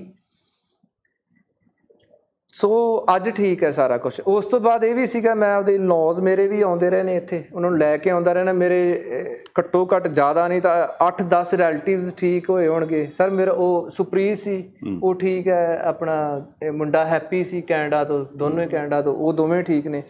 ਮਤਲਬ ਜਿੰਨੇ ਵੀ ਮੇਰੇ ਸਰਕਲ ਦੇ ਵਿੱਚ ਜਿਹੜੇ ਹੈਗੇ ਸੀਗੇ, ਸਾਰਿਆਂ ਨੂੰ ਮੈਂ ਇੱਥੇ ਲੈ ਕੇ ਆਇਆ। ਮੇਰੀ ਵਾਈਫ ਦੀ ਭੂਆ ਦਾ ਬੇਟਾ ਸੀਗਾ, ਉਹਨੂੰ ਇੱਥੇ ਰੱਖਿਆ। ਈਵਨ ਕਿ ਮੇਰਾ ਬ੍ਰਦਰ ਇਨ ਲਾਅ ਵੀ ਮੈਨੂੰ ਕਹਿੰਦਾ ਹੁੰਦਾ, ਯਾਰ ਮੈਨੂੰ ਵੀ ਕਾਉਂਸਲਿੰਗ ਦੀ ਲੋੜ ਲੱਗਦੀ ਹੁੰਦੀ ਹੈ, ਮੈਨੂੰ ਵੀ ਜ਼ਰੂਰਤ ਹੈ, ਵੀ ਮੈਂ ਵੀ ਸਟ੍ਰੈਸ 'ਚ ਰਹਿਣਾ ਹਮੇਸ਼ਾ। ਉਸ ਤੋਂ ਬਾਅਦ ਨਹੀਂ ਮੈਂ ਕੋਈ ਵੀ ਚੀਜ਼। ਤੁਹਾਡੀ ਵਾਈਫ ਦੇ ਵਿੱਚ ਬਹੁਤ ਚੇਂਜਿਸ ਆਈਆਂ ਸੀ, ਬਹੁਤ ਜ਼ਿਆਦਾ ਚੇਂਜਿਸ ਆਏ। ਹਾਂਜੀ ਹਾਂਜੀ ਸਰ। ਉਸ ਤੋਂ ਬਾਅਦ ਹੀ ਫਿਰ ਤੁਹਾਡੇ ਵਾਸਤੇ ਰਿਸਪੈਕਟ ਵੱਧ ਗਈ ਸੀ? ਬਿਲਕੁਲ ਸਰ, ਹੈ ਨਾ? ਹਾਂਜੀ ਬਿਲਕੁਲ। ਅੱਜ ਉਹ ਸਾਰਾ ਕੁਝ ਠੀਕ ਹੈ। ਜੇ ਉਦੋਂ ਪ੍ਰੋਬਲਮ ਸੀਗੀਆਂ, ਜਿਵੇਂ ਪ੍ਰੋਬਲਮ ਦੇ ਸਲਿਊਸ਼ਨ ਲੱਭਣੇ ਸ਼ੁਰੂ ਕੀਤੇ, ਅਤੇ ਅੱਜ ਪਰਮਾਤਮਾ ਦੀ ਮਿਹਰ ਨਾਲ ਸਾਰਾ ਕੁਝ ਠੀਕ ਹੈ। ਉਹ ਚੀਜ਼ਾਂ ਅੱਜ ਉਹਦੀ ਮੇਰੇ ਲਈ ਰਿਸਪੈਕਟ ਵੀ ਬਹੁਤ ਹੈ। ਸਾਰਾ ਕੁਝ ਈਵਨ A to Z ਸਾਰੀ ਚੀਜ਼ਾਂ ਨੋਰਮਲ ਨੇ। ਅੱਜ ਦੇ ਦਿਨ 'ਚ ਤੁਹਾਨੂੰ ਲੁਕਾਉਣਾ ਤਾਂ ਨਹੀਂ ਪੈਂਦਾ ਉਹਦੇ ਕੋਲੋਂ ਕੁਛ ਵੀ ਨਹੀਂ ਸਰ, ਸਭ ਕੁਝ ਦੱਸ ਦਿੰਦੇ ਹੋ? ਸਭ ਕੁਝ। ਲੁਕਾਉਣ ਵਾਲੀ ਕੋਈ ਚੀਜ਼ ਹੀ ਨਹੀਂ, ਬੰਦਾ ਗਲਤ ਕੰਮ ਕਰਦਾ ਹੀ ਨਹੀਂ ਕੋਈ ਕਿਸੇ ਤਰ੍ਹਾਂ ਦਾ। ਅੰਮ੍ਰਿਤਪਾਲ ਕੋਈ? ਸਰ ਮਤਲਬ ਮੋਸਟਲੀ ਜਦੋਂ ਨਸ਼ਾ ਲੈਂਦੇ ਹੋ, ਜਿਹੜਾ ਟਾਈਮ ਪੇਪਰ ਵੀ ਅੰਮ੍ਰਿਤਪਾਲ ਅੱਗੇ ਆ ਜਾਓ, ਇੱਥੇ ਅੱਗੇ ਆ ਜਾਓ। ਸਵੇਰੇ ਉੱਠ ਕੇ ਇੱਦਾਂ ਰਹਿਣਾ ਹੈ, ਸ਼ਾਮੀ ਰਹਿਣਾ ਹੈ, ਇੱਕ ਤੁਹਾਡੀ ਰੂਟੀਨ ਬਣੀ ਹੁੰਦੀ ਹੈ। ਤੇ ਜਦੋਂ ਤੁਹਾਡੀ ਲਾਈਫ 'ਚੋਂ ਨਸ਼ਾ ਜਾਂਦਾ ਹੈ, ਉਸ ਟਾਈਮ ਨੂੰ ਫਿਰ ਕਿੱਦਾਂ ਟੈਕਲ ਕੀਤਾ ਜਾਂਦਾ? ਦੇਖੋ, ਸ਼ੁਰੂ 'ਚ ਇਹ ਹੁੰਦਾ ਵੀ ਜਿਵੇਂ ਆਪਾਂ ਸਟਾਰਟਿੰਗ ਆਪਾਂ ਜਦੋਂ ਇੱਥੇ ਡੀਟੌਕਸ ਲਈ ਆਉਂਦੇ ਹਾਂ ਨਾ, ਡੀਟੌਕਸ ਆਪਣਾ ਹੁੰਦਾ ਅਤੇ ਡਰੱਗਸ ਜਾਣੀਆਂ ਅੰਦਰੋਂ ਬੰਦ ਹੋ ਜਾਂਦੀਆਂ, ਠੀਕ ਹੈ ਨਾ, ਉਦੋਂ ਹੀ ਬੰਦ ਹੋ ਜਾਂਦੀਆਂ। ਉਸ ਤੋਂ ਬਾਅਦ ਕੀ ਹੁੰਦਾ ਵੀ ਜਦੋਂ ਤੁਸੀਂ ਹਰਮਿਟੇਜ ਰਹੇ ਹੋ ਕਿ ਨਹੀਂ, ਸਪੈਂਡ ਕੀਤਾ ਟਾਈਮ, ਠੀਕ ਹੈ ਨਾ, ਉੱਥੇ ਫਿਰ ਕੀ ਹੁੰਦਾ ਵੀ ਨੋਰਮਲੀ ਜਦੋਂ ਮੈਂ ਸੀ, ਇੱਕ ਹੁਣ ਨੋਰਮਲ ਬੰਦਾ ਹੈ ਜਿਹੜਾ ਸਵੇਰੇ ਸੁਬਾਹ ਉੱਠਦਾ ਹੈ, ਉਹ ਪਰਮਾਤਮਾ ਦਾ ਨਾਮ ਲੈਂਦਾ ਹੈ, ਠੀਕ ਹੈ ਨਾ, ਉਸ ਤੋਂ ਬਾਅਦ ਆਪਦੀ ਐਕਸਰਸਾਈਜ਼ ਕਰਦਾ ਹੈ। ਐਕਸਰਸਾਈਜ਼ ਤੋਂ ਬਾਅਦ ਕੀ ਹੈ ਵੀ ਜੋ ਵੀ ਉਹਦਾ ਕੰਮ ਹੈ ਉਹਦੇ ਵਾਸਤੇ ਤਿਆਰ ਹੁੰਦਾ, ਰੋਟੀ ਵਗੈਰਾ ਖਾਂਦਾ ਹੈ, ਕੰਮ ਲਈ ਟਾਈਮ ਸਪੈਂਡ ਕਰਦਾ ਬੰਦਾ, ਫੈਮਿਲੀ ਨਾਲ ਕਰਦਾ ਹੈ, ਸ਼ਾਮ ਨੂੰ ਆ ਕੇ ਜਿਹੜਾ ਆਪਦੀ ਸਿਹਤ ਦਾ ਧਿਆਨ ਰੱਖਦਾ, ਖੇਡਣ ਚਲੇ ਜਾਂਦਾ ਹੈ, ਰਾਤ ਨੂੰ ਆ ਕੇ ਫੈਮਿਲੀ 'ਚ ਬਹਿੰਦਾ, ਗੱਲਾਂ ਬਾਤਾਂ ਕਰਦਾ। ਵੇਖੋ, ਜਦੋਂ ਆਪਾਂ ਨਸ਼ਾ ਕਰ ਰਹੇ ਹੁੰਦੇ ਹਾਂ ਤਾਂ ਆਪਣੀ ਜਿਹੜੀ ਜ਼ਿੰਦਗੀ ਜਿਹੜੀ ਸਾਰੀ ਹੈ ਨਾ, ਸਵੇਰ ਤੋਂ ਸ਼ਾਮ ਤੱਕ ਨਸ਼ੇ ਦੇ ਨਾਲ ਉਹ ਭਰੀ ਹੁੰਦੀ ਹੈ। ਅਤੇ ਨਸ਼ਾ ਜਦੋਂ ਆਪਾਂ ਬਾਹਰ ਕੱਢਦੇ ਹਾਂ ਕਿ ਖਾਲੀਪਣ ਆ ਜਾਂਦਾ ਹੈ ਨਾ ਵਿੱਚ। ਹੁਣ ਜੇ ਖਾਲੀਪਣ ਆਪਾਂ ਉਵੇਂ ਹੀ ਛੱਡਤਾ, ਮੋਸਟਲੀ ਬੰਦਿਆਂ ਦਾ ਰੀਲੈਪਸ ਕਿਉਂ ਹੁੰਦਾ, ਭਾਵੇਂ ਉਹ ਹਰਮਿਟੇਜ 'ਚ ਵੀ ਚਲੇ ਜਾਂਦੇ ਨੇ, ਉਹ ਜਿਹੜਾ ਖਾਲੀਪਣ ਆਇਆ ਹੁੰਦਾ ਨਾ, ਉਹਨੂੰ ਭਰਦੇ ਨਹੀਂ। ਜੇ ਸਪੇਸ ਉਵੇਂ ਹੀ ਛੱਡਤੀ, ਠੀਕ ਹੈ ਨਾ, ਫਿਰ ਦੁਬਾਰਾ ਕੀ ਹੈ, ਆਪਾਂ ਉਹਨੂੰ ਨਸ਼ੇ ਨਹੀਂ ਭਰਾਂਗੇ, ਆਪਾਂ ਨੂੰ ਆਉਂਦਾ ਇੱਕੋ ਤਰੀਕਾ ਹੈ। ਅਤੇ ਜੇ ਉਹਨੂੰ ਆਪਾਂ ਚੰਗੀਆਂ ਚੀਜ਼ਾਂ ਨਾਲ ਭਰਨਾ ਸਿੱਖ ਲੈਂਦੇ, ਉਹ ਤਾਂ ਟ੍ਰੇਨਿੰਗ ਤਾਂ ਇਸੇ ਚੀਜ਼ ਦੀ ਹੈ ਨਾ, ਵੀ ਤੁਸੀਂ ਉਹ ਜਿਹੜਾ ਖਾਲੀਪਣ ਆਇਆ ਨਸ਼ਾ ਛੱਡਣ ਤੋਂ ਬਾਅਦ, ਉਹਨੂੰ ਚੰਗੀਆਂ ਚੀਜ਼ਾਂ ਦੇ ਨਾਲ, ਜਿਵੇਂ ਆਪਾਂ ਬਚਪਨ 'ਚ ਜ਼ਿੰਦਗੀ ਜੀਂਦੇ ਸੀ, ਕਦੇ ਆਪਾਂ ਨੂੰ ਲੱਗਦਾ ਸੀ ਡਰੱਗ ਦੀ ਲੋੜ ਹੈ, ਸਾਰਾ ਦਿਨ ਮਜ਼ਾ ਹੀ ਆਈ ਜਾਂਦਾ, ਇਹ ਖੇਡੀ ਜਾਂਦੇ ਸੀਗੇ, ਹੈ ਨਾ, ਠੀਕ ਹੈ ਨਾ। ਸੋ ਉਹ ਚੰਗੀਆਂ ਚੀਜ਼ਾਂ ਨਾਲ ਭਰੀ ਜਾਂਦੀ ਹੈ। ਜਦੋਂ ਉਹ ਭਰੀ ਜਾਂਦੀ ਹੈ ਤਾਂ ਫਿਰ ਡਰੱਗ ਦੀ ਜਿਹੜੀ ਅਰਜ਼ ਆ ਉਹ ਆਪਣੇ ਆਪ ਆਟੋਮੈਟਿਕਲੀ ਨਹੀਂ ਆਉਂਦੀ। ਪਹਿਲਾਂ ਆਉਂਦੀ ਹੈ, ਮੈਨੂੰ ਪਤਾ ਹੈ ਅਰਜ਼ ਆਉਂਦੀ ਹੈ, ਪਹਿਲਾਂ ਟਾਈਮ ਪੀਰੀਅਡ ਉਹਦਾ ਥੋੜ੍ਹਾ ਜ਼ਿਆਦਾ ਹੁੰਦਾ ਹੈ। ਜਦੋਂ ਥੋੜ੍ਹਾ ਜਿਹਾ ਤੁਸੀਂ ਵਰਕਆਊਟ ਕਰਨਾ ਸ਼ੁਰੂ ਕਰਦੇ ਹੋ ਨਾ ਉਸ ਚੀਜ਼ 'ਤੇ, ਫਿਰ ਉਹ ਅਰਜ਼ ਜਿਹੜੀ ਮੰਨ ਲਓ ਪਹਿਲਾਂ ਤੁਹਾਨੂੰ ਇੱਕ ਦਿਨ ਸਾਰਾ ਆਉਂਦੀ ਹੈ, 2 ਦਿਨ ਆਉਂਦੀ ਹੈ, ਫਿਰ ਹੌਲੀ ਹੌਲੀ ਕੀ ਆ ਵੀ ਉਹਦਾ ਟਾਈਮ ਪੀਰੀਅਡ ਘਟਦਾ ਜਾਂਦਾ ਅਤੇ ਇੱਕ ਦਿਨ ਉਹ ਖਤਮ ਹੋ ਜਾਂਦੀ ਹੈ, ਜਾਂਦੀ ਹੌਲੀ ਹੌਲੀ ਹੈ। ਕ੍ਰੇਵਿੰਗਸ ਨੂੰ ਕਿੱਦਾਂ ਹੈਂਡਲ ਕੀਤਾ? ਕ੍ਰੇਵਿੰਗਸ ਇਹ ਸੀ ਵੀ ਕ੍ਰੇਵਿੰਗਸ ਆਉਂਦੀਆਂ ਰਹੀਆਂ ਨੇ ਮੇਰੇ ਅੰਦਰ, ਠੀਕ ਹੈ ਨਾ। ਜਦੋਂ ਕ੍ਰੇਵਿੰਗਸ ਆਈਆਂ, 1-2 ਮੇਰੇ ਰੀਲੈਪਸ ਵੀ ਹੋਏ। ਮੈਂ ਤੁਹਾਨੂੰ ਐਗਜ਼ੈਕਟ ਦੱਸਦਾ ਮੈਂ ਕਿਵੇਂ ਠੀਕ ਹੋਇਆ ਸੀ। ਕ੍ਰੇਵਿੰਗ ਆਈ ਮੈਨੂੰ, ਠੀਕ ਹੈ ਨਾ, ਉੱਥੇ ਜਿਵੇਂ ਰਹਿੰਦਾ ਸੀ ਉੱਥੇ ਚਲੋ ਠੀਕ ਹੋ ਗਈ। ਉਸ ਤੋਂ ਬਾਅਦ ਜਦੋਂ ਬਾਹਰ ਗਿਆ, ਬਾਹਰ ਆਈ, ਮੇਰਾ ਰੀਲੈਪਸ ਹੋ ਗਿਆ, ਠੀਕ ਹੈ। ਫਿਰ ਇੱਕ ਵਾਰੀ ਹੋਇਆ। ਉਸ ਤੋਂ ਬਾਅਦ ਜਦੋਂ ਮੈਂ ਸੈਕਿੰਡ ਵਾਰ ਮੇਰਾ ਰੀਲੈਪਸ ਹੋਇਆ ਸੀ ਅਤੇ ਮੈਨੂੰ ਯਾਦ ਆ ਵੀ ਡਾਕਟਰ ਸਾਹਿਬ ਇੱਕ ਗੱਲ ਕਰ ਰਹੇ ਸੀਗੇ ਵੀ ਕਹਿੰਦੇ ਸਾਰੀ ਉਮਰ ਤੂੰ ਆਪਾਂ ਕੁਦਰਤੀ ਕਰ ਰਹੇ ਸੀਗੇ ਵੀ ਸਾਰੀ ਉਮਰ ਇੱਕੋ ਕੰਮ ਹੀ ਕਰੀ ਜਾਣਾ, ਵੀ ਨਸ਼ਾ ਕਰ ਲਿਆ, ਛੱਡ ਲਿਆ, ਕਰ ਲਿਆ, ਛੱਡ ਲਿਆ, ਕਰ ਲਿਆ, ਛੱਡ ਲਿਆ। ਐਗਜ਼ੈਕਟ ਮੈਂ ਪਿਛਲੇ 14-15 ਸਾਲ ਤੋਂ ਉਹੀ ਕਰ ਰਿਹਾ ਸੀ। ਪਤਾ ਨਹੀਂ ਕੀ ਸੀ ਉਹ, ਵਿਦਇਨ ਸੈਕਿੰਡ ਉਹ ਕੋਈ ਰੱਬੀ ਮਿਹਰ ਦਾ ਪਲ ਸੀ। ਉਹ ਚੀਜ਼ ਜਿਵੇਂ ਬੰਦੇ ਦੇ ਅੰਦਰ ਧੁਰ ਅੰਦਰ ਤੱਕ ਜਾ ਕੇ, ਜਿਵੇਂ ਬੰਦੇ ਦੇ ਕਪਾਟ ਨਹੀਂ ਖੁੱਲ੍ਹ ਜਾਂਦੇ, ਬੰਦਾ ਸਾਰਾ ਹੀ ਬਦਲ ਜਾਂਦਾ ਹੈ। ਉਹ ਇੱਕ ਖਿਆਲ, ਇੱਕ ਗੱਲ ਮੇਰੇ ਅੰਦਰ ਗਈ, ਹੁਣ ਉਹਦਾ ਪਲ ਪਤਾ ਨਹੀਂ ਉਹੀ ਹੋਣਾ ਸੀਗਾ। ਉਸ ਤੋਂ ਬਾਅਦ ਮੈਨੂੰ ਨਹੀਂ ਅੱਜ ਤੱਕ ਨਾ ਮੈਨੂੰ ਕੋਈ ਕ੍ਰੇਵਿੰਗ ਆਈ ਆ, ਨਾ ਮੈਨੂੰ ਕੋਈ ਵਿਡਰੋਲ ਆਇਆ, ਨਾ ਮੈਨੂੰ ਇਹ ਆ ਵੀ ਸਟ੍ਰੈਸ ਆ ਤਾਂ ਮੈਂ ਨਸ਼ਾ ਲੈ ਲਵਾਂ, ਮੈਨੂੰ ਨਹੀਂ ਆਈ ਉਸ ਤੋਂ ਬਾਅਦ। ਪਰ ਇਹ ਸੀਗਾ ਵੀ ਉਹ ਆਟੋਮੈਟਿਕਲੀ ਨਹੀਂ ਵਾਪਰਨਾ ਸੀ। ਇੱਕ ਜ਼ਮੀਨ ਮੰਨ ਲਓ ਤੁਸੀਂ ਇੱਕ ਕਿਤੇ ਕੋਈ ਬੀਜ ਬੀਜਣਾ ਹੈ, ਕੋਈ ਫਸਲ ਬੀਜਣੀ ਚਾਹੁੰਦੇ ਹੋ, ਪਹਿਲਾਂ ਇੱਕ ਖੇਤ ਤਿਆਰ ਕੀਤਾ ਜਾਂਦਾ ਹੈ, ਠੀਕ ਹੈ ਨਾ, ਵਾਹਿਆ ਜਾਂਦਾ ਹੈ, ਉਹ 'ਚੋਂ ਗੰਦ ਪਿੱਲ ਕੱਢਿਆ ਜਾਂਦਾ ਹੈ, ਬੀਜਿਆ ਜਾਂਦਾ ਬੀਜ, ਪਾਣੀ ਲਾਇਆ ਜਾਂਦਾ ਹੈ। ਉਸ ਤੋਂ ਬਾਅਦ ਵੱਡੀ ਹੁੰਦੀ ਫਸਲ, ਉੱਤੇ ਸਪਰੇਆਂ ਕੀਤੀਆਂ ਜਾਂਦੀਆਂ ਨੇ, ਹੈ ਨਾ, ਫਿਰ ਵੱਢ ਹੁੰਦੀ ਹੈ। ਅਤੇ ਜੇ ਆਪਾਂ ਕਹਿ ਲਈਏ ਵੀ ਇੱਕਦਮ ਮੈਂ ਘਰ ਹੁੰਦਾ ਬੈਠਾ ਤਾਂ ਮੇਰੇ ਅੰਦਰ ਇਹ ਖਿਆਲ ਆ ਜਾਂਦਾ, ਪੋਸੀਬਲ ਨਹੀਂ ਸੀਗਾ। ਉਹਦੇ ਵਾਸਤੇ ਇੱਕ ਮੈਂ ਪ੍ਰੋਪਰ ਇੱਥੇ ਆਇਆ, ਇੱਕ ਪ੍ਰੋਸੈਸ 'ਚ ਆਇਆ, ਉਸ ਜਗ੍ਹਾ 'ਤੇ ਰਹਿਣਾ ਸ਼ੁਰੂ ਕੀਤੀਆਂ, ਗੱਲਾਂ ਸੁਣਨੀਆਂ ਸ਼ੁਰੂ ਕੀਤੀਆਂ, ਜੋ ਮਰਜ਼ੀ ਹੋ ਗਿਆ, ਭਾਵੇਂ ਮੈਂ ਫਿਰ ਦੁਬਾਰਾ ਉਸ ਜਗ੍ਹਾ 'ਤੇ ਆਇਆ, ਉਸ ਗੱਲ ਸੁਣ ਲਈ ਮੈਂ ਉਸ ਦਿਨ ਅਵੇਲੇਬਲ ਹੈ ਸੀ ਅਤੇ ਤਦ ਹੀ ਹੋ ਸਕਿਆ ਨਾ। ਇਹ ਜੇ ਤੁਹਾਨੂੰ ਆ ਰਹੀ ਹੈ ਅਤੇ ਇਹ ਨਹੀਂ ਗਾ ਵੀ ਸਾਰੀ ਉਮਰ ਆਈ ਜਾਣੀ। ਮੈਨੂੰ ਪਤਾ ਹੈ ਆਉਂਦੀ ਹੈ, ਸਾਰਿਆਂ ਨੂੰ ਆਉਂਦੀ ਹੈ, ਠੀਕ ਹੈ ਨਾ, ਮੈਂ ਤੁਹਾਡੀ ਗੱਲ ਸਮਝ ਸਕਦਾ। ਪਰ ਇਹ ਹੈ ਵੀ ਇਹ ਜੇ ਅੱਜ ਆ ਰਹੀ ਹੈ ਅਤੇ ਕੱਲ੍ਹ ਨੂੰ ਖ਼ਤਮ ਵੀ ਹੋਣੀ ਹੈ। ਖ਼ਤਮ ਇਸੇ ਤਰੀਕੇ ਨਾਲ ਹੋਣਗੀਆਂ, ਬਹਿ ਕੇ ਸੁਣਦੇ ਰਹੋ, ਰਹਿੰਦੇ ਰਹੋ ਉਸ ਜਗ੍ਹਾ 'ਤੇ। ਵੇਖੋ 2 ਚੀਜ਼ਾਂ ਹੁੰਦੀਆਂ ਨੇ, ਜੇ ਤੁਸੀਂ ਕਿਸੇ ਗੰਦੀ ਚੀਜ਼ ਕੋਲ ਖੜ੍ਹੇ ਹੋ ਅਤੇ ਪੋਸੀਬਲ ਹੈ ਵੀ ਤੁਹਾਨੂੰ ਮੁਸ਼ਕ ਆਏਗਾ। ਜੇ ਅੱਗ ਕੋਲ ਖੜ੍ਹੇ ਹੋ ਅਤੇ 100% ਆ ਤੁਹਾਨੂੰ ਉਹਦੀ ਗਰਮੀ ਮਹਿਸੂਸ ਹੋਏਗੀ, ਹੈ ਨਾ। ਤੁਸੀਂ ਕਹਿ ਨਹੀਂ ਸਕਦੇ ਵੀ ਅੱਗ ਕੋਲ ਖੜ੍ਹ ਕੇ ਮੈਨੂੰ ਸੇਕ ਨਾ ਲੱਗੇ, ਠੀਕ ਹੈ ਨਾ। ਕੰਪਨੀ ਇਫੈਕਟ ਕਰਦੀ ਹੈ। ਜਿਹੋ ਜਿਹੀ ਜਗ੍ਹਾ 'ਤੇ ਤੁਸੀਂ ਰਹਿਣਾ ਸ਼ੁਰੂ ਕਰ ਦਿੰਦੇ ਹੋ, ਜਿਹੋ ਜਿਹੇ ਬੰਦਿਆਂ 'ਚ ਜਿਹੋ ਜਿਹੀਆਂ ਗੱਲਾਂ ਸੁਣਨੀਆਂ ਸ਼ੁਰੂ ਕਰਦੇ ਹੋ ਹੀ ਨਹੀਂ ਸਕਦਾ ਉਹ ਅਸਰ ਨਾ ਕਰ, ਹੋ ਹੀ ਨਹੀਂ ਸਕਦਾ। ਜੇ ਅੱਜ ਕ੍ਰੇਵਿੰਗ ਆ ਰਹੀ ਹੈ, ਕ੍ਰੇਵਿੰਗ ਨੂੰ ਠੀਕ ਕਰਨ ਦੇ ਕਿਹੜੇ ਤਰੀਕੇ ਹੁੰਦੇ, ਉਹ ਸਿੱਖ ਕੇ ਉਹਨਾਂ ਨੂੰ ਇੰਪਲੀਮੈਂਟ ਕਰੋ। ਕਰਦਿਆਂ ਕ੍ਰੇਵਿੰਗ ਖਤਮ ਹੋ ਜਾਣੀ। ਇਹ ਤੁਹਾਡੇ ਅੰਦਰ ਹੈ। ਹਾਂ, ਜ਼ਰੂਰੀ ਨਹੀਂ ਵੀ ਇੱਕੋ ਵਾਰੀ 'ਚ ਹੋ ਜਾਵੇ, ਕੋਸ਼ਿਸ਼ ਕਰਨੀ ਆਪਣਾ ਫਰਜ਼ ਹੈ, ਹੁੰਦੀ ਜ਼ਰੂਰ ਹੈ, ਇਹ ਮੈਂ ਤੁਹਾਨੂੰ ਦਾਅਵੇ ਨਾਲ ਕਹਿ ਸਕਦਾ। ਕਰਨਾ ਆਪਾਂ, ਸਰੀਰ ਆਪਣਾ ਹੈ, ਠੀਕ ਨਾ। ਐਪਲੀਕੇਸ਼ਨ ਆਪਾਂ ਇੰਪਲੀਮੈਂਟ ਕਰਨੀ, ਜੋ ਚੀਜ਼ਾਂ ਬਹਿ ਕੇ ਆਪਾਂ ਡਿਸਕਸ ਕਰ ਸਕਦੇ ਹਾਂ। ਕ੍ਰੇਵਿੰਗ ਆ ਰਹੀ, ਕ੍ਰੇਵਿੰਗ ਕਿੱਦਾਂ ਠੀਕ ਹੋ ਸਕਦੀ ਹੈ, ਠੀਕ ਹੈ ਨਾ, ਕਿਹੜੀਆਂ ਚੀਜ਼ਾਂ ਉਹ ਆਪਾਂ ਨੂੰ ਦੱਸੀਆਂ ਜਾ ਸਕਦੀਆਂ, ਕਰਨੀਆਂ ਆਪਾਂ ਨੇ। ਉਹਦੇ ਵਿੱਚ ਨਾ ਜਿਹੜੀ ਸਰ ਤਿੰਨ ਗੱਲ ਨਾ, ਇੱਕ ਤੁਹਾਡੇ ਅੰਦਰ ਨਾ ਹੋਣੀ ਚਾਹੀਦੀ, ਮੈਂ ਦੁਖੀ ਬੜਾ ਜ਼ਿਆਦਾ, ਜਦੋਂ ਮੈਂ ਆਪਣੀ ਇਸ ਬਿਮਾਰੀ ਤੋਂ ਬੜਾ ਦੁਖੀ ਅਤੇ ਮੈਂ ਇਹ 'ਚੋਂ ਨਿਕਲਦਾ ਬਾਹਰ। ਪਹਿਲਾਂ ਤੁਹਾਡੀ ਇਹ ਮੋਟੀਵੇਸ਼ਨ। ਦੂਜੀ ਚੀਜ਼ ਜਿਹੜੀ ਮੇਰਾ ਤਜਰਬਾ ਕਹਿੰਦਾ ਨਾ, ਜਿਹੜੀ ਗੱਲ ਤੁਸੀਂ ਕਰ ਰਹੇ ਜੀ, ਰੂਟੀਨ ਜ਼ਰੂਰ ਬਣਾਓ, ਰੂਟੀਨ ਨਾ ਤੋੜੋ। ਰੂਟੀਨ ਨੇ ਤੁਹਾਡੀ ਕ੍ਰੇਵਿੰਗ ਕਵਰ ਕਰਨੀ ਸਰ। ਜੋ ਤੁਸੀਂ ਐਕਸ਼ਨ ਕਰੋਗੇ ਨਾ, ਤੁਹਾਨੂੰ ਉਸ ਐਕਸ਼ਨ ਦੀ ਕ੍ਰੇਵਿੰਗ ਹੋਣ ਲੱਗ ਪੈਣੀ ਆ। ਤੁਹਾਡੀ ਨਸ਼ੇ ਦੀ ਕ੍ਰੇਵਿੰਗ ਤਾਂ ਖਤਮ ਹੋ ਗਈ। ਪਰ ਜੇ ਤੁਸੀਂ ਐਕਸ਼ਨ ਕਰਦੇ ਪਏ ਜੇ, ਆਪਣੀ ਰੂਟੀਨ ਦਾ ਐਕਸ਼ਨ ਕਰਦੇ ਜੀ, ਉਹ ਜਿਹੜੀ ਤੁਹਾਡੀ ਕ੍ਰੇਵਿੰਗ ਆ ਨਾ, ਉਸ ਐਕਸ਼ਨ ਨੇ ਕ੍ਰੇਵਿੰਗ ਦੀ ਉਹ ਜਗ੍ਹਾ ਲੈ ਲੈਣੀ। ਕਿਉਂਕਿ ਜਦੋਂ ਤੁਸੀਂ ਐਕਸ਼ਨ ਕਰਨਾ ਵਾ, ਮਤਲਬ ਕਿ ਤੁਹਾਡੇ ਬ੍ਰੇਨ 'ਚ ਵੀ ਕੈਮੀਕਲ ਚੇਂਜਿੰਗ ਆਉਣੀ ਆ, ਫਿਰ ਤੁਹਾਡੀ ਬੋਡੀ 'ਚ ਵੀ ਕੈਮੀਕਲ ਚੇਂਜਿੰਗ ਆਉਣੀ ਆ। ਉਹ ਜਿਹੜੀ ਕੈਮੀਕਲ ਚੇਂਜਿੰਗ ਆਉਣੀ ਨਾ, ਉਹਨੇ ਤੁਹਾਡੀ ਕ੍ਰੇਵਿੰਗ ਨੂੰ ਇਨਵਰਸ ਕਰ ਦੇਣਾ। ਤੁਹਾਨੂੰ ਦੁਖੀ ਹੋਣ ਦੀ ਜਗ੍ਹਾ, ਤੜਫ ਦੀ ਜਗ੍ਹਾ, ਤੁਹਾਨੂੰ ਆਪਣਾ ਮਜ਼ਾ ਜਾ ਆਉਂਦਾ ਪੂਰਾ। ਇਹ ਵਾ ਮੇਰੇ ਹਿਸਾਬ ਨਾਲ। ਇਹ ਸਰ ਵੀ ਤਾਂ ਇਹੀ ਕਰਦਾ। ਮੈਂ ਸਮਝ ਸਕਦਾ ਵੀ ਇੱਕ ਖਿਆਲ ਤੁਹਾਡੇ ਬੰਦੇ ਦੇ ਦਿਮਾਗ 'ਚ ਕਿਸੇ ਵੀ ਤਰ੍ਹਾਂ ਦਾ 24 ਘੰਟੇ ਚੱਲਦਾ ਰਹਿੰਦਾ ਹੈ। ਬੰਦਾ ਉਹ ਤੋਂ ਤੰਗ ਵੀ ਬਹੁਤ ਹੁੰਦਾ, ਬੜਾ ਖਹਿੜਾ ਛਡਾਉਣ ਦੀ ਕੋਸ਼ਿਸ਼ ਕਰਦਾ, ਫਿਰ ਉਹ ਚੀਜ਼ ਕਰ ਲੈਂਦਾ, ਫਿਰ ਉਹਦੀ ਗਿਲਟ ਆਉਂਦੀ, ਯਾਰ ਕਿਉਂ ਕਰ ਲਿਆ, ਹੁਣ ਨਹੀਂ ਕਰਨਾ, ਫਿਰ ਦੁਬਾਰਾ ਉਹ ਚੀਜ਼ ਕੀਤੀ ਹੁੰਦੀ ਆਪਾਂ, ਹੈ ਨਾ। ਇੱਦਾਂ ਹੀ ਹੁੰਦਾ ਹੈ, ਠੀਕ ਹੈ ਨਾ। ਬੰਦਾ ਫਸਿਆ ਹੀ ਬਹੁਤ ਹੁੰਦਾ ਹੈ। ਤਾਂ ਇੱਥੇ ਸੌਖਾ ਨਹੀਂ ਆਉਂਦਾ ਬੰਦਾ, ਠੀਕ ਹੈ ਨਾ। ਜਦੋਂ ਬੰਦੇ ਨੂੰ ਬਹੁਤ ਤਕਲੀਫ ਤੇ ਤੰਗੀ ਹੁੰਦੀ ਹੈ, ਬੜੀ ਉਹ ਪੇਨ ਇੱਥੇ ਰੈਸਟਲੈਸਨੈਸ ਜਿਹੜੀ ਹੁੰਦੀ ਉਹ ਬੰਦੇ ਨੂੰ ਲੈ ਕੇ ਆਉਂਦੀ ਹੈ। ਚਲੋ ਬਲੈਸਡ ਹੋ ਜੇ ਤੁਸੀਂ ਬੈਠੇ ਹੋ ਇੱਥੇ। ਮੇਨ ਤੁਹਾਡੇ ਅਕੋਰਡਿੰਗਲੀ ਸਰੈਂਡਰ ਤੇ ਅਸੈਪਟੈਂਸ। ਹਾਂ ਬਿਲਕੁਲ ਬਿਲਕੁਲ ਬਿਲਕੁਲ, ਮੈਂ ਇਹੀ ਕੀਤਾ ਹੈ 100% ਭਾਜੀ। ਜੋ ਮੈਨੂੰ ਕਿਹਾ ਗਿਆ ਨਾ, ਮਤਲਬ ਮੈਨੂੰ ਕੋਈ ਸਮੱਸਿਆ ਆਵੇ ਮੈਂ ਡਿਸਕਸ ਕਰਦਾ ਖੁੱਲ੍ਹ ਕੇ, ਕਿਸੇ ਵੀ ਤਰ੍ਹਾਂ ਦੀ ਕਿਉਂ ਨਾ ਹੋਵੇ, ਜੋ ਮੈਨੂੰ ਕਿਹਾ ਜਾਂਦਾ ਹੈ ਮੈਂ ਉਵੇਂ ਹੀ ਕਰ ਦੇਣਾ ਜਾ ਕੇ। ਕਿਉਂਕਿ ਆਪਾਂ ਆਪਦੇ ਦਿਮਾਗ ਨਾਲ ਆਪਣੀ ਜ਼ਿੰਦਗੀ ਜੀ ਕੇ ਵੇਖੀ ਹੈ ਤਾਂ ਆਪਾਂ ਨੂੰ ਪਤਾ ਹੈ ਵੀ ਜਿੰਨਾ ਆਪਾਂ ਦਿਮਾਗ ਵਰਤਿਆ, ਜਿਹੋ ਜਿਹੀ ਆਪਾਂ ਜ਼ਿੰਦਗੀ ਆਪਦੇ ਦਿਮਾਗ ਨਾਲ ਜੀ ਹੈ ਉਹ ਕਿੰਨੀ ਕੁ ਵਧੀਆ ਸੀ। ਓਨੈਸਟ ਸ਼ੇਅਰਿੰਗ ਇਹਦਾ ਹਮੇਸ਼ਾ ਹੀ ਇੱਕ ਐਜ ਪੁਆਇੰਟ ਰਿਹਾ। ਵਟ ਵਾਜ਼ ਦਾ ਮਤਲਬ ਤਕਲੀਫ ਸੀ ਉਹਦੇ ਪਿੱਛੇ? ਓਨੈਸਟ ਸ਼ੇਅਰਿੰਗ ਬਹੁਤ ਸਾਰੇ ਲੋਕੀ ਨਹੀਂ ਕਰ ਪਾਉਂਦੇ, but you had a skill ਕਿ ਓਨੈਸਟ ਸ਼ੇਅਰਿੰਗ ਹਰ ਵੇਲੇ ਆਪਣੇ ਆਪ ਨੂੰ ਖੋਲ੍ਹ ਕੇ ਰੱਖ ਦੇਣਾ, ਇਰਰਿਸਪੈਕਟਿਵ ਆਫ ਕਿਸੇ ਨੂੰ ਕੀ ਲੱਗ ਰਿਹਾ ਆਪਣੀ। ਹਾਂ, he came always came with a purpose ਵੀ ਮੈਂ ਓਨੈਸਟ ਸ਼ੇਅਰਿੰਗ ਕਰਨ ਚੱਲਿਆ। ਉਹ ਬਹੁਤ ਵੱਡਾ ਸਕਿੱਲ ਸੀਗਾ। That was your skill. ਮਤਲਬ ਫਿਰ ਇੱਕ ਜਣੇ ਨਾਲ ਵੀ ਨਹੀਂ, ਅਸੀਂ ਜਿੰਨੇ ਜਣੇ ਵੀ ਸਾਡਾ ਗਰੁੱਪ ਸੀਗਾ, ਜਦੋਂ ਅਸੀਂ ਸਟਾਰਟਿੰਗ 'ਚ ਰਹੇ ਸੀਗੇ, ਜਿੰਨੇ ਵੀ ਪਰਸਨ ਸੀਗੇ ਸਾਡੇ ਹੈ ਨਾ, ਅਤੇ ਸਾਰੇ ਇੱਥੇ ਜੋਬ ਵੀ ਕਰਦੇ ਰਹੇ ਉਹ ਮੁੰਡੇ। ਅਤੇ ਫਿਰ ਇੱਕ ਜਣੇ ਨੇ ਮੈਂ ਹਰ ਇੱਕ ਬੰਦੇ ਨਾਲ ਹਰ ਇੱਕ ਚੀਜ਼ ਸ਼ੇਅਰ ਕੀਤੀ ਹੈ। ਕੋਈ ਕਿਸੇ ਕੋਲੋਂ ਤਾਂ ਆਪਾਂ ਨੂੰ ਐਂ ਲੱਗਦਾ ਹੁੰਦਾ ਸਹੀ ਆਨਸਰ ਮਿਲ ਸਕਦਾ, ਇੱਕ ਕੋਲੋਂ ਨਹੀਂ ਵੀ ਮਿਲਿਆ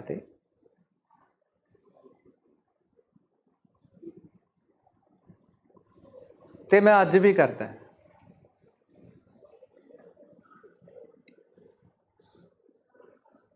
ਵਿਸ਼ਵਾਸ ਹੋ ਜਾਂਦਾ ਆਪਣੇ ਆਪ ਹੋ ਜਾਂਦਾ ਆਟੋਮੈਟਿਕ। ਮਤਲਬ ਇਹ ਚੀਜ਼ ਸਿੱਖੀ ਨਾ, ਮਤਲਬ ਪਹਿਲਾਂ ਮੈਨੂੰ ਨਹੀਂ ਸੀ ਲੱਗਦਾ ਹੁੰਦਾ ਯਾਰ ਵੀ ਪਤਾ ਹੀ ਆ ਵੀ ਇਹ ਮਤਲਬ ਡਿਸਕਸ ਕੀਤਾ ਕਿਵੇਂ ਠੀਕ ਹੋ ਜੂ।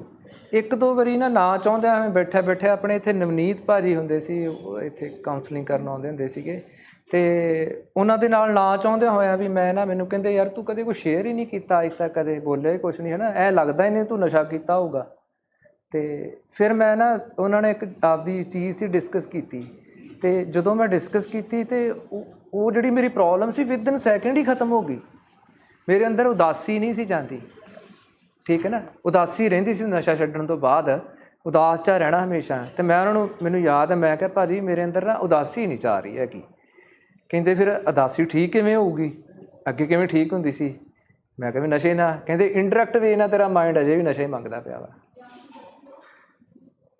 ਤੂੰ ਨਸ਼ਾ ਹੀ ਮੰਗ ਰਿਹਾ ਇੰਡਾਇਰੈਕਟ ਵੇ ਨਾਲ, ਅੰਦਰੋਂ ਨਹੀਂ। ਵਿਦਨ ਸੈਕਿੰਡ ਮੰਨੋਗੇ ਨਹੀਂ ਮੇਰੇ ਉਹ ਚੀਜ਼ ਠੀਕ ਸੀ। ਉਸ ਤੋਂ ਬਾਅਦ ਨਹੀਂ ਫਿਰ ਮੈਂ ਰੁਕਿਆ ਅੱਜ ਤੱਕ। ਉਸ ਤੋਂ ਬਾਅਦ ਜੋ ਮਰਜ਼ੀ ਹੋ ਜੇ हर एक चीज़ मैं डिस्कस की थी। सर आपकी परमिशन से मैं कुछ बात रिवील करना चाहता हूँ। करण ने कल मेरे से बात की इसके बारे में, शेयरिंग के बारे में। वो कहता कि मैं काफ़ी शाय हूँ, और वो कहता कि मैं मीटिंग में अपना पॉइंट बोलना चाहता हूँ लेकिन मैं बोल नहीं पा रहा। तो ये बात कर रहा था मेरे से। मैं भी मैंने सोचा हुआ है काफ़ी बार तेरे को बुला लूँ मैं यहाँ पे, and you can share, because मैंने से भी बोला कि we all respect him for जो इसने एक्शन, स्ट्रॉन्ग एक्शन लेके अपने फादर को कैसे इसने डील किया सब कुछ। So you know we would love to hear from you. अच्छा लगेगा हमको, हम लोग बहुत चीज़ लर्न करेंगे। शेयरिंग ना मिरेकल है बेटे, मिरेकल है। ਤੁਸੀਂ ਸ਼ੇਅਰਿੰਗ ਕਰਦੇ ਕਰਦੇ ਤੁਹਾਨੂੰ ਆਨਸਰ ਮਿਲ ਜਾਂਦਾ। Even if the other person ਹਾਲੇ ਉਹਨੇ ਰਿਸਪੌਂਡ ਬਾਅਦ 'ਚ ਕਰਨਾ ਹੁੰਦਾ, ਪਰ ਤੁਸੀਂ ਸ਼ੇਅਰਿੰਗ ਕਰ ਰਹੇ ਹੁੰਦੇ ਹੋ, ਤੁਹਾਨੂੰ ਆਨਸਰ ਮਿਲ ਜਾਂਦਾ। ਇਟਸ ਸੱਚ ਅ ਬਿਊਟੀਫੁਲ ਥਿੰਗ। ਸਾਡੀ ਨਾ ਪ੍ਰੋਬਲਮ ਇੱਕੋ ਹੀ ਹੈ ਕਿ ਅਸੀਂ ਚੁੱਪ ਰਹਿੰਦੇ ਹਾਂ, ਅਸੀਂ ਆਪਣੇ ਅੰਦਰ ਹੀ ਅਸੀਂ ਸੋਚਦੇ ਹਾਂ ਵੀ ਇਹਦਾ ਸੋਲਿਊਸ਼ਨ ਨਹੀਂ ਹੋਣਾ। ਅਸਲ 'ਚ ਉਹ ਸੋਲਿਊਸ਼ਨ ਸਾਡਾ ਸ਼ੇਅਰਿੰਗ 'ਚ ਹੀ ਪਿਆ ਹੁੰਦਾ। ਅਸੀਂ ਸ਼ੇਅਰ ਕਰਦੇ ਹਾਂ, ਸੋਲਿਊਸ਼ਨ ਮਿਲ ਜਾਂਦਾ। ਇੱਕ ਜਿਹੜੀ ਮੇਨ ਗੱਲ ਮੈਂ ਜਿਹੜੀ ਕਰਨਾ ਚਾਹੂੰਗਾ ਨਾ, ਕਦੀ ਵੀ ਆਪਣੀ ਜ਼ਿੰਦਗੀ 'ਚ ਨਾ ਇਸ਼ੂ ਤੋਂ ਪਰੇ ਨਾ ਉੱਠੋ।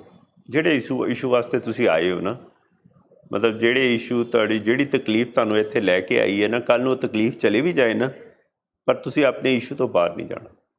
ਸਾਡੀ ਸਭ ਤੋਂ ਵੱਡੀ ਜਿਹੜੀ ਰਿਲੈਪਸ ਦਾ ਕਾਰਨ ਹੈ ਨਾ, ਕਿ ਜਿੰਨੀ ਤਕਲੀਫ ਦੇ ਨਾਲ ਅਸੀਂ ਇੱਥੇ ਆਉਂਦੇ ਹਾਂ ਨਾ, ਜਦੋਂ ਤਕਲੀਫ ਠੀਕ ਹੋ ਜਾਂਦੀ ਹੈ ਨਾ, ਅਸੀਂ ਆਪਣੇ ਇਸ਼ੂ ਨੂੰ ਭੁੱਲ ਜਾਂਦੇ ਹਾਂ। ਅਸੀਂ ਫਿਰ ਨੌਨ ਇਸ਼ੂਜ਼ 'ਤੇ ਚੱਲ ਜਾਂਦੇ ਹਾਂ। ਯਾਰ ਮੇਰਾ ਕੰਮ ਨਹੀਂ ਚੱਲਿਆ, ਮੇਰਾ ਪੈਸਾ ਨਹੀਂ ਆਇਆ, ਮੇਰਾ ਮੂਡ ਨਹੀਂ ਠੀਕ। ਇਹ ਹੁਣ ਨੌਨ ਇਸ਼ੂਜ਼ ਹੈ ਵੀ ਤੂੰ ਗੱਲ ਖਤਮ ਹੋ ਗਈ। ਤੇਰਾ ਇੰਨਾ ਔਖਾ ਕੰਮ ਸੀਗਾ, ਅੱਜ ਜਿੰਨਾ ਵੀ ਮੂਡ ਖਰਾਬ ਹੋਏਗਾ। ਅੱਛਾ, ਜੇ ਇਨਸਾਨ ਇਹੀ ਸਮਝ ਲੇ ਵੀ ਭਾਵੇਂ ਜੇ ਸਾਰੀ ਉਮਰ ਵੀ ਖਰਾਬ ਰਹਿੰਦਾ ਨਾ, ਮੈਂ ਫਿਰ ਵੀ ਨਸ਼ਾ ਨਹੀਂ ਕਰਨਾ, ਹੁਣ ਤੁਸੀਂ ਦੱਸੋ ਤੁਹਾਡਾ ਮੂਡ ਠੀਕ ਹੋਏਗਾ ਕਿ ਨਹੀਂ? ਜੇ ਤੁਸੀਂ ਆਪਣੇ ਆਪ ਨਾਲ ਇੱਕ ਦਿਨ ਬਹਿ ਕੇ ਇਹ ਗੱਲ ਕਰ ਲਓ, ਅੱਛਾ ਯਾਰ ਜੇ ਨਾ ਵੀ ਮੂਡ ਠੀਕ ਰਿਹਾ ਤਾਂ ਵੀ ਮੈਂ ਨਸ਼ਾ ਨਹੀਂ ਕਰਨਾ, ਹੁਣ ਤੁਸੀਂ ਉਹਦੀ ਗੁੰਜਾਇਸ਼ ਬੰਦ ਕਰਤੀ, ਕਾਟਾ ਮਾਰਤਾ, ਹੁਣ ਤੋਂ ਤੁਹਾਡਾ ਮੂਡ ਆਪਣੇ ਆਪ ਆਟੋਮੈਟਿਕ ਠੀਕ ਹੋ ਜਾਏਗਾ। ਜਿੰਨੀ ਦੇਰ ਤੱਕ ਤੁਸੀਂ ਉਹ ਕਾਟਾ ਨਹੀਂ ਨਾ ਮਾਰਿਆ ਉਨੀ ਦੇਰ ਤੱਕ ਤੁਹਾਡਾ ਮੂਡ ਠੀਕ ਹੋਣਾ ਹੀ ਨਹੀਂ ਹੈ। ਜੇ ਮੈਨੂੰ ਆਹ ਚੀਜ਼ ਨਾ ਮਿਲੀ ਤਾਂ ਮੇਰੀ ਜ਼ਿੰਦਗੀ ਇਨਕੰਪਲੀਟ ਹੋ ਜਾਊਗੀ। ਨਹੀਂ ਬਈ, ਉਹ ਚੀਜ਼ ਇੰਨੀ ਇੰਪੋਰਟੈਂਟ ਨਹੀਂ ਹੈ। ਤੇਰਾ ਇਸ਼ੂ ਇੰਪੋਰਟੈਂਟ ਹੈ, ਤੇਰਾ ਜਿੰਦਾ ਰਹਿਣਾ ਇੰਪੋਰਟੈਂਟ ਹੈ। ਇਸ ਡਿਜ਼ੀਜ਼ ਦੇ ਵਿੱਚ ਤਾਂ ਸਾਨੂੰ ਡੂ ਔਰ ਡਾਈ ਦਾ ਪਿਆ ਹੋਇਆ ਯਾਰ। ਜਾਂ ਉਹਨੇ ਜੇ ਬਿਮਾਰੀ ਜਿੱਤ ਗਈ ਉਹਦੀ ਜਿੱਤ ਗਈ ਤੇ ਆਪਾਂ ਗਏ, ਜੇ ਆਪਾਂ ਜਿੱਤ ਗਏ ਤੇ ਉਹਦੀ ਬਿਮਾਰੀ ਦੀ ਹਾਰ ਹੋ ਗਈ। ਜਿੱਤ ਹੈਗੀ ਦੋਨਾਂ ਦੀ ਜਿੱਤ ਹੈ। ਹੁਣ ਇਹ ਜਿੱਦੀ ਬਿਮਾਰੀ ਹੈ, ਕੀ ਕਰੀਏ? ਹੁਣ ਜੇ ਉਹ ਕਨਿੰਗ ਹੈ, ਬੈਫਲਿੰਗ ਹੈ, ਤੁਸੀਂ ਉਸ ਤੋਂ ਕਨਿੰਗ ਬੈਫਲਿੰਗ ਬਣ ਜਾਓ। ਤੁਹਾਡੀ ਨਸ਼ਾ ਕਰਨ ਲੱਗਿਆ ਤਾਂ ਕਨਿੰਗ ਬੈਫਲਿੰਗਨੈਸ ਆਈ ਹੋਈ ਹੈ ਨਾ, ਸਕਿੱਲ ਸਿੱਖੀ ਹੋਈ ਹੈ, ਅਤੇ ਅੱਜ ਵੀ ਉਹੀ ਸਕਿੱਲ ਸਿੱਖ ਲਓ। ਹੁਣ 100 ਕਿਲੋਮੀਟਰ ਆਉਣਾ, ਸਾਨੂੰ ਕੋਈ ਕਹੇ ਕਿ ਨਸ਼ਾ ਲੈਣ ਵਾਸਤੇ ਪੈਦਲ 100 ਕਿਲੋਮੀਟਰ ਜਾਣਾ, ਅਸੀਂ ਤਾਂ ਪੈਦਲ ਚੱਲ ਜਾਵਾਂਗੇ। ਅਸੀਂ ਰਾਤੀ ਅੱਜ ਚੱਲਾਂਗੇ, ਕੱਲ੍ਹ ਸਵੇਰ ਤੱਕ 100 ਕਿਲੋਮੀਟਰ ਪਹੁੰਚ ਜਾਵਾਂਗੇ। ਸਾਡੀ ਇੰਨੀ ਜ਼ਬਰਦਸਤ ਚੀਜ਼ ਹੈ। ਹੁਣ ਅੱਜ ਜਦੋਂ 100 ਕਿਲੋਮੀਟਰ ਆਉਣਾ ਹੁੰਦਾ ਤਾਂ ਸੋਚਦੇ ਡਾਕਟਰ ਸਾਹਿਬ ਕੰਮ ਬੜਾ ਪੈ ਗਿਆ, ਇਸ ਵੇਲੇ ਮੇਰਾ ਕੰਮ ਬਹੁਤ ਜ਼ਰੂਰੀ ਹੈ, ਮੇਰਾ ਝੋਨਾ ਲੱਗ ਰਿਹਾ, ਮੈਨੂੰ ਨੁਕਸਾਨ ਹੋ ਜਾਣਾ, ਮੇਰੀ ਦਿਹਾੜੀ ਮਾਰੀ ਜਾਣੀ ਹੈ, ਮੇਰੀ ਦੁਕਾਨ ਨਹੀਂ ਖੁੱਲ੍ਹਣੀ। ਯਾਰ ਕਿੱਥੇ ਰਹਿ ਗਿਆ ਇਸ਼ੂ? ਫੈਮਿਲੀ ਵੀ ਸਪੋਰਟ ਕਰਦੀ, ਹਾਂਜੀ, ਇਹਦੀ ਨੌਕਰੀ ਚੱਲ ਜਾਣੀ, ਇਹਦਾ ਚੱਲ ਜਾਣਾ। ਉਹ ਮੈਂ ਕਿਹਾ ਯਾਰ ਕਿੱਥੇ ਨੌਕਰੀ, ਕਿੱਥੇ ਜ਼ਿੰਦਗੀ ਹੈਗੀ ਹੈ ਤਾਂ ਨੌਕਰੀ ਹੈਗੀ ਹੈ। ਜੇ ਕੱਲ੍ਹ ਨੂੰ ਨੌਕਰੀ ਨਹੀਂ ਵੀ ਹੋਏਗੀ ਤਾਂ ਜ਼ਿੰਦਗੀ ਹੋਏਗੀ, ਤਾਂ ਫਿਰ ਵੀ ਆਪਾਂ ਜੀ ਲਾਂਗੇ। ਪ੍ਰਮੋਸ਼ਨ ਨਹੀਂ ਮਿਲੀ ਜੀ ਇਸ ਕਰਕੇ ਮੈਂ ਕਰ ਲਊ। ਮੈਂ ਕਿਹਾ ਯਾਰ ਪ੍ਰਮੋਸ਼ਨ ਦੀ ਲੋੜ ਕੀ ਹੈ? ਇਹ ਥੋੜ੍ਹੀ ਪ੍ਰਮੋਸ਼ਨ ਹੈ ਕਿ ਤੁਸੀਂ ਇੱਕ ਅਡਿਕਟ ਹੋ ਕੇ ਰਿਕਵਰੀ 'ਚ ਬੈਠੇ ਹੋ ਐਂਡ ਰਿਕਵਰੀ ਦਾ ਕੰਮ ਕਰ ਰਹੇ ਹੋ, ਥੋੜ੍ਹੀ ਪ੍ਰਮੋਸ਼ਨ ਹੈ। ਮੇਰੇ ਹਿਸਾਬ ਨਾਲ ਹਰ ਚੀਜ਼ ਜਿਹੜੀ ਹੈ ਨਾ ਉਹ ਨੌਨ ਇਸ਼ੂ ਹੈ। ਜੇ ਤੁਸੀਂ ਬੜੇ ਧਿਆਨ ਨਾਲ ਦੇਖੋ ਤਾਂ ਇੰਨੀ ਡੈਡਲੀ ਬਿਮਾਰੀ ਹੈ ਨਾ, ਇਹ ਸਿਰਫ ਅਤੇ ਸਿਰਫ ਇਸ਼ੂ 'ਤੇ ਹੀ ਰਹਿਣ ਨਾਲ। ਐਂਡ ਫੈਮਿਲੀ ਦਾ ਇਹ ਰੋਲ ਬਣਦਾ ਕਿ ਜਦੋਂ ਵੀ ਪੇਸ਼ੈਂਟ ਨੌਨ ਇਸ਼ੂ 'ਤੇ ਜਾਏ, ਮਤਲਬ ਕੋਈ ਵੀ ਆਪਣੇ ਬਿਮਾਰੀ ਤੋਂ ਇਲਾਵਾ ਕੋਈ ਹੋਰ ਗੱਲ ਕਰੇ, ਬਿਮਾਰੀ ਦਾ ਮਤਲਬ ਆਪਣੇ ਟਰੀਟਮੈਂਟ ਤੋਂ ਇਲਾਵਾ ਕੋਈ ਹੋਰ ਗੱਲ ਕਰੇ, ਉਹ ਗੱਲ ਬਿਲਕੁਲ ਇਹ ਇੱਕ ਰਿਲੈਪਸ ਹੈ।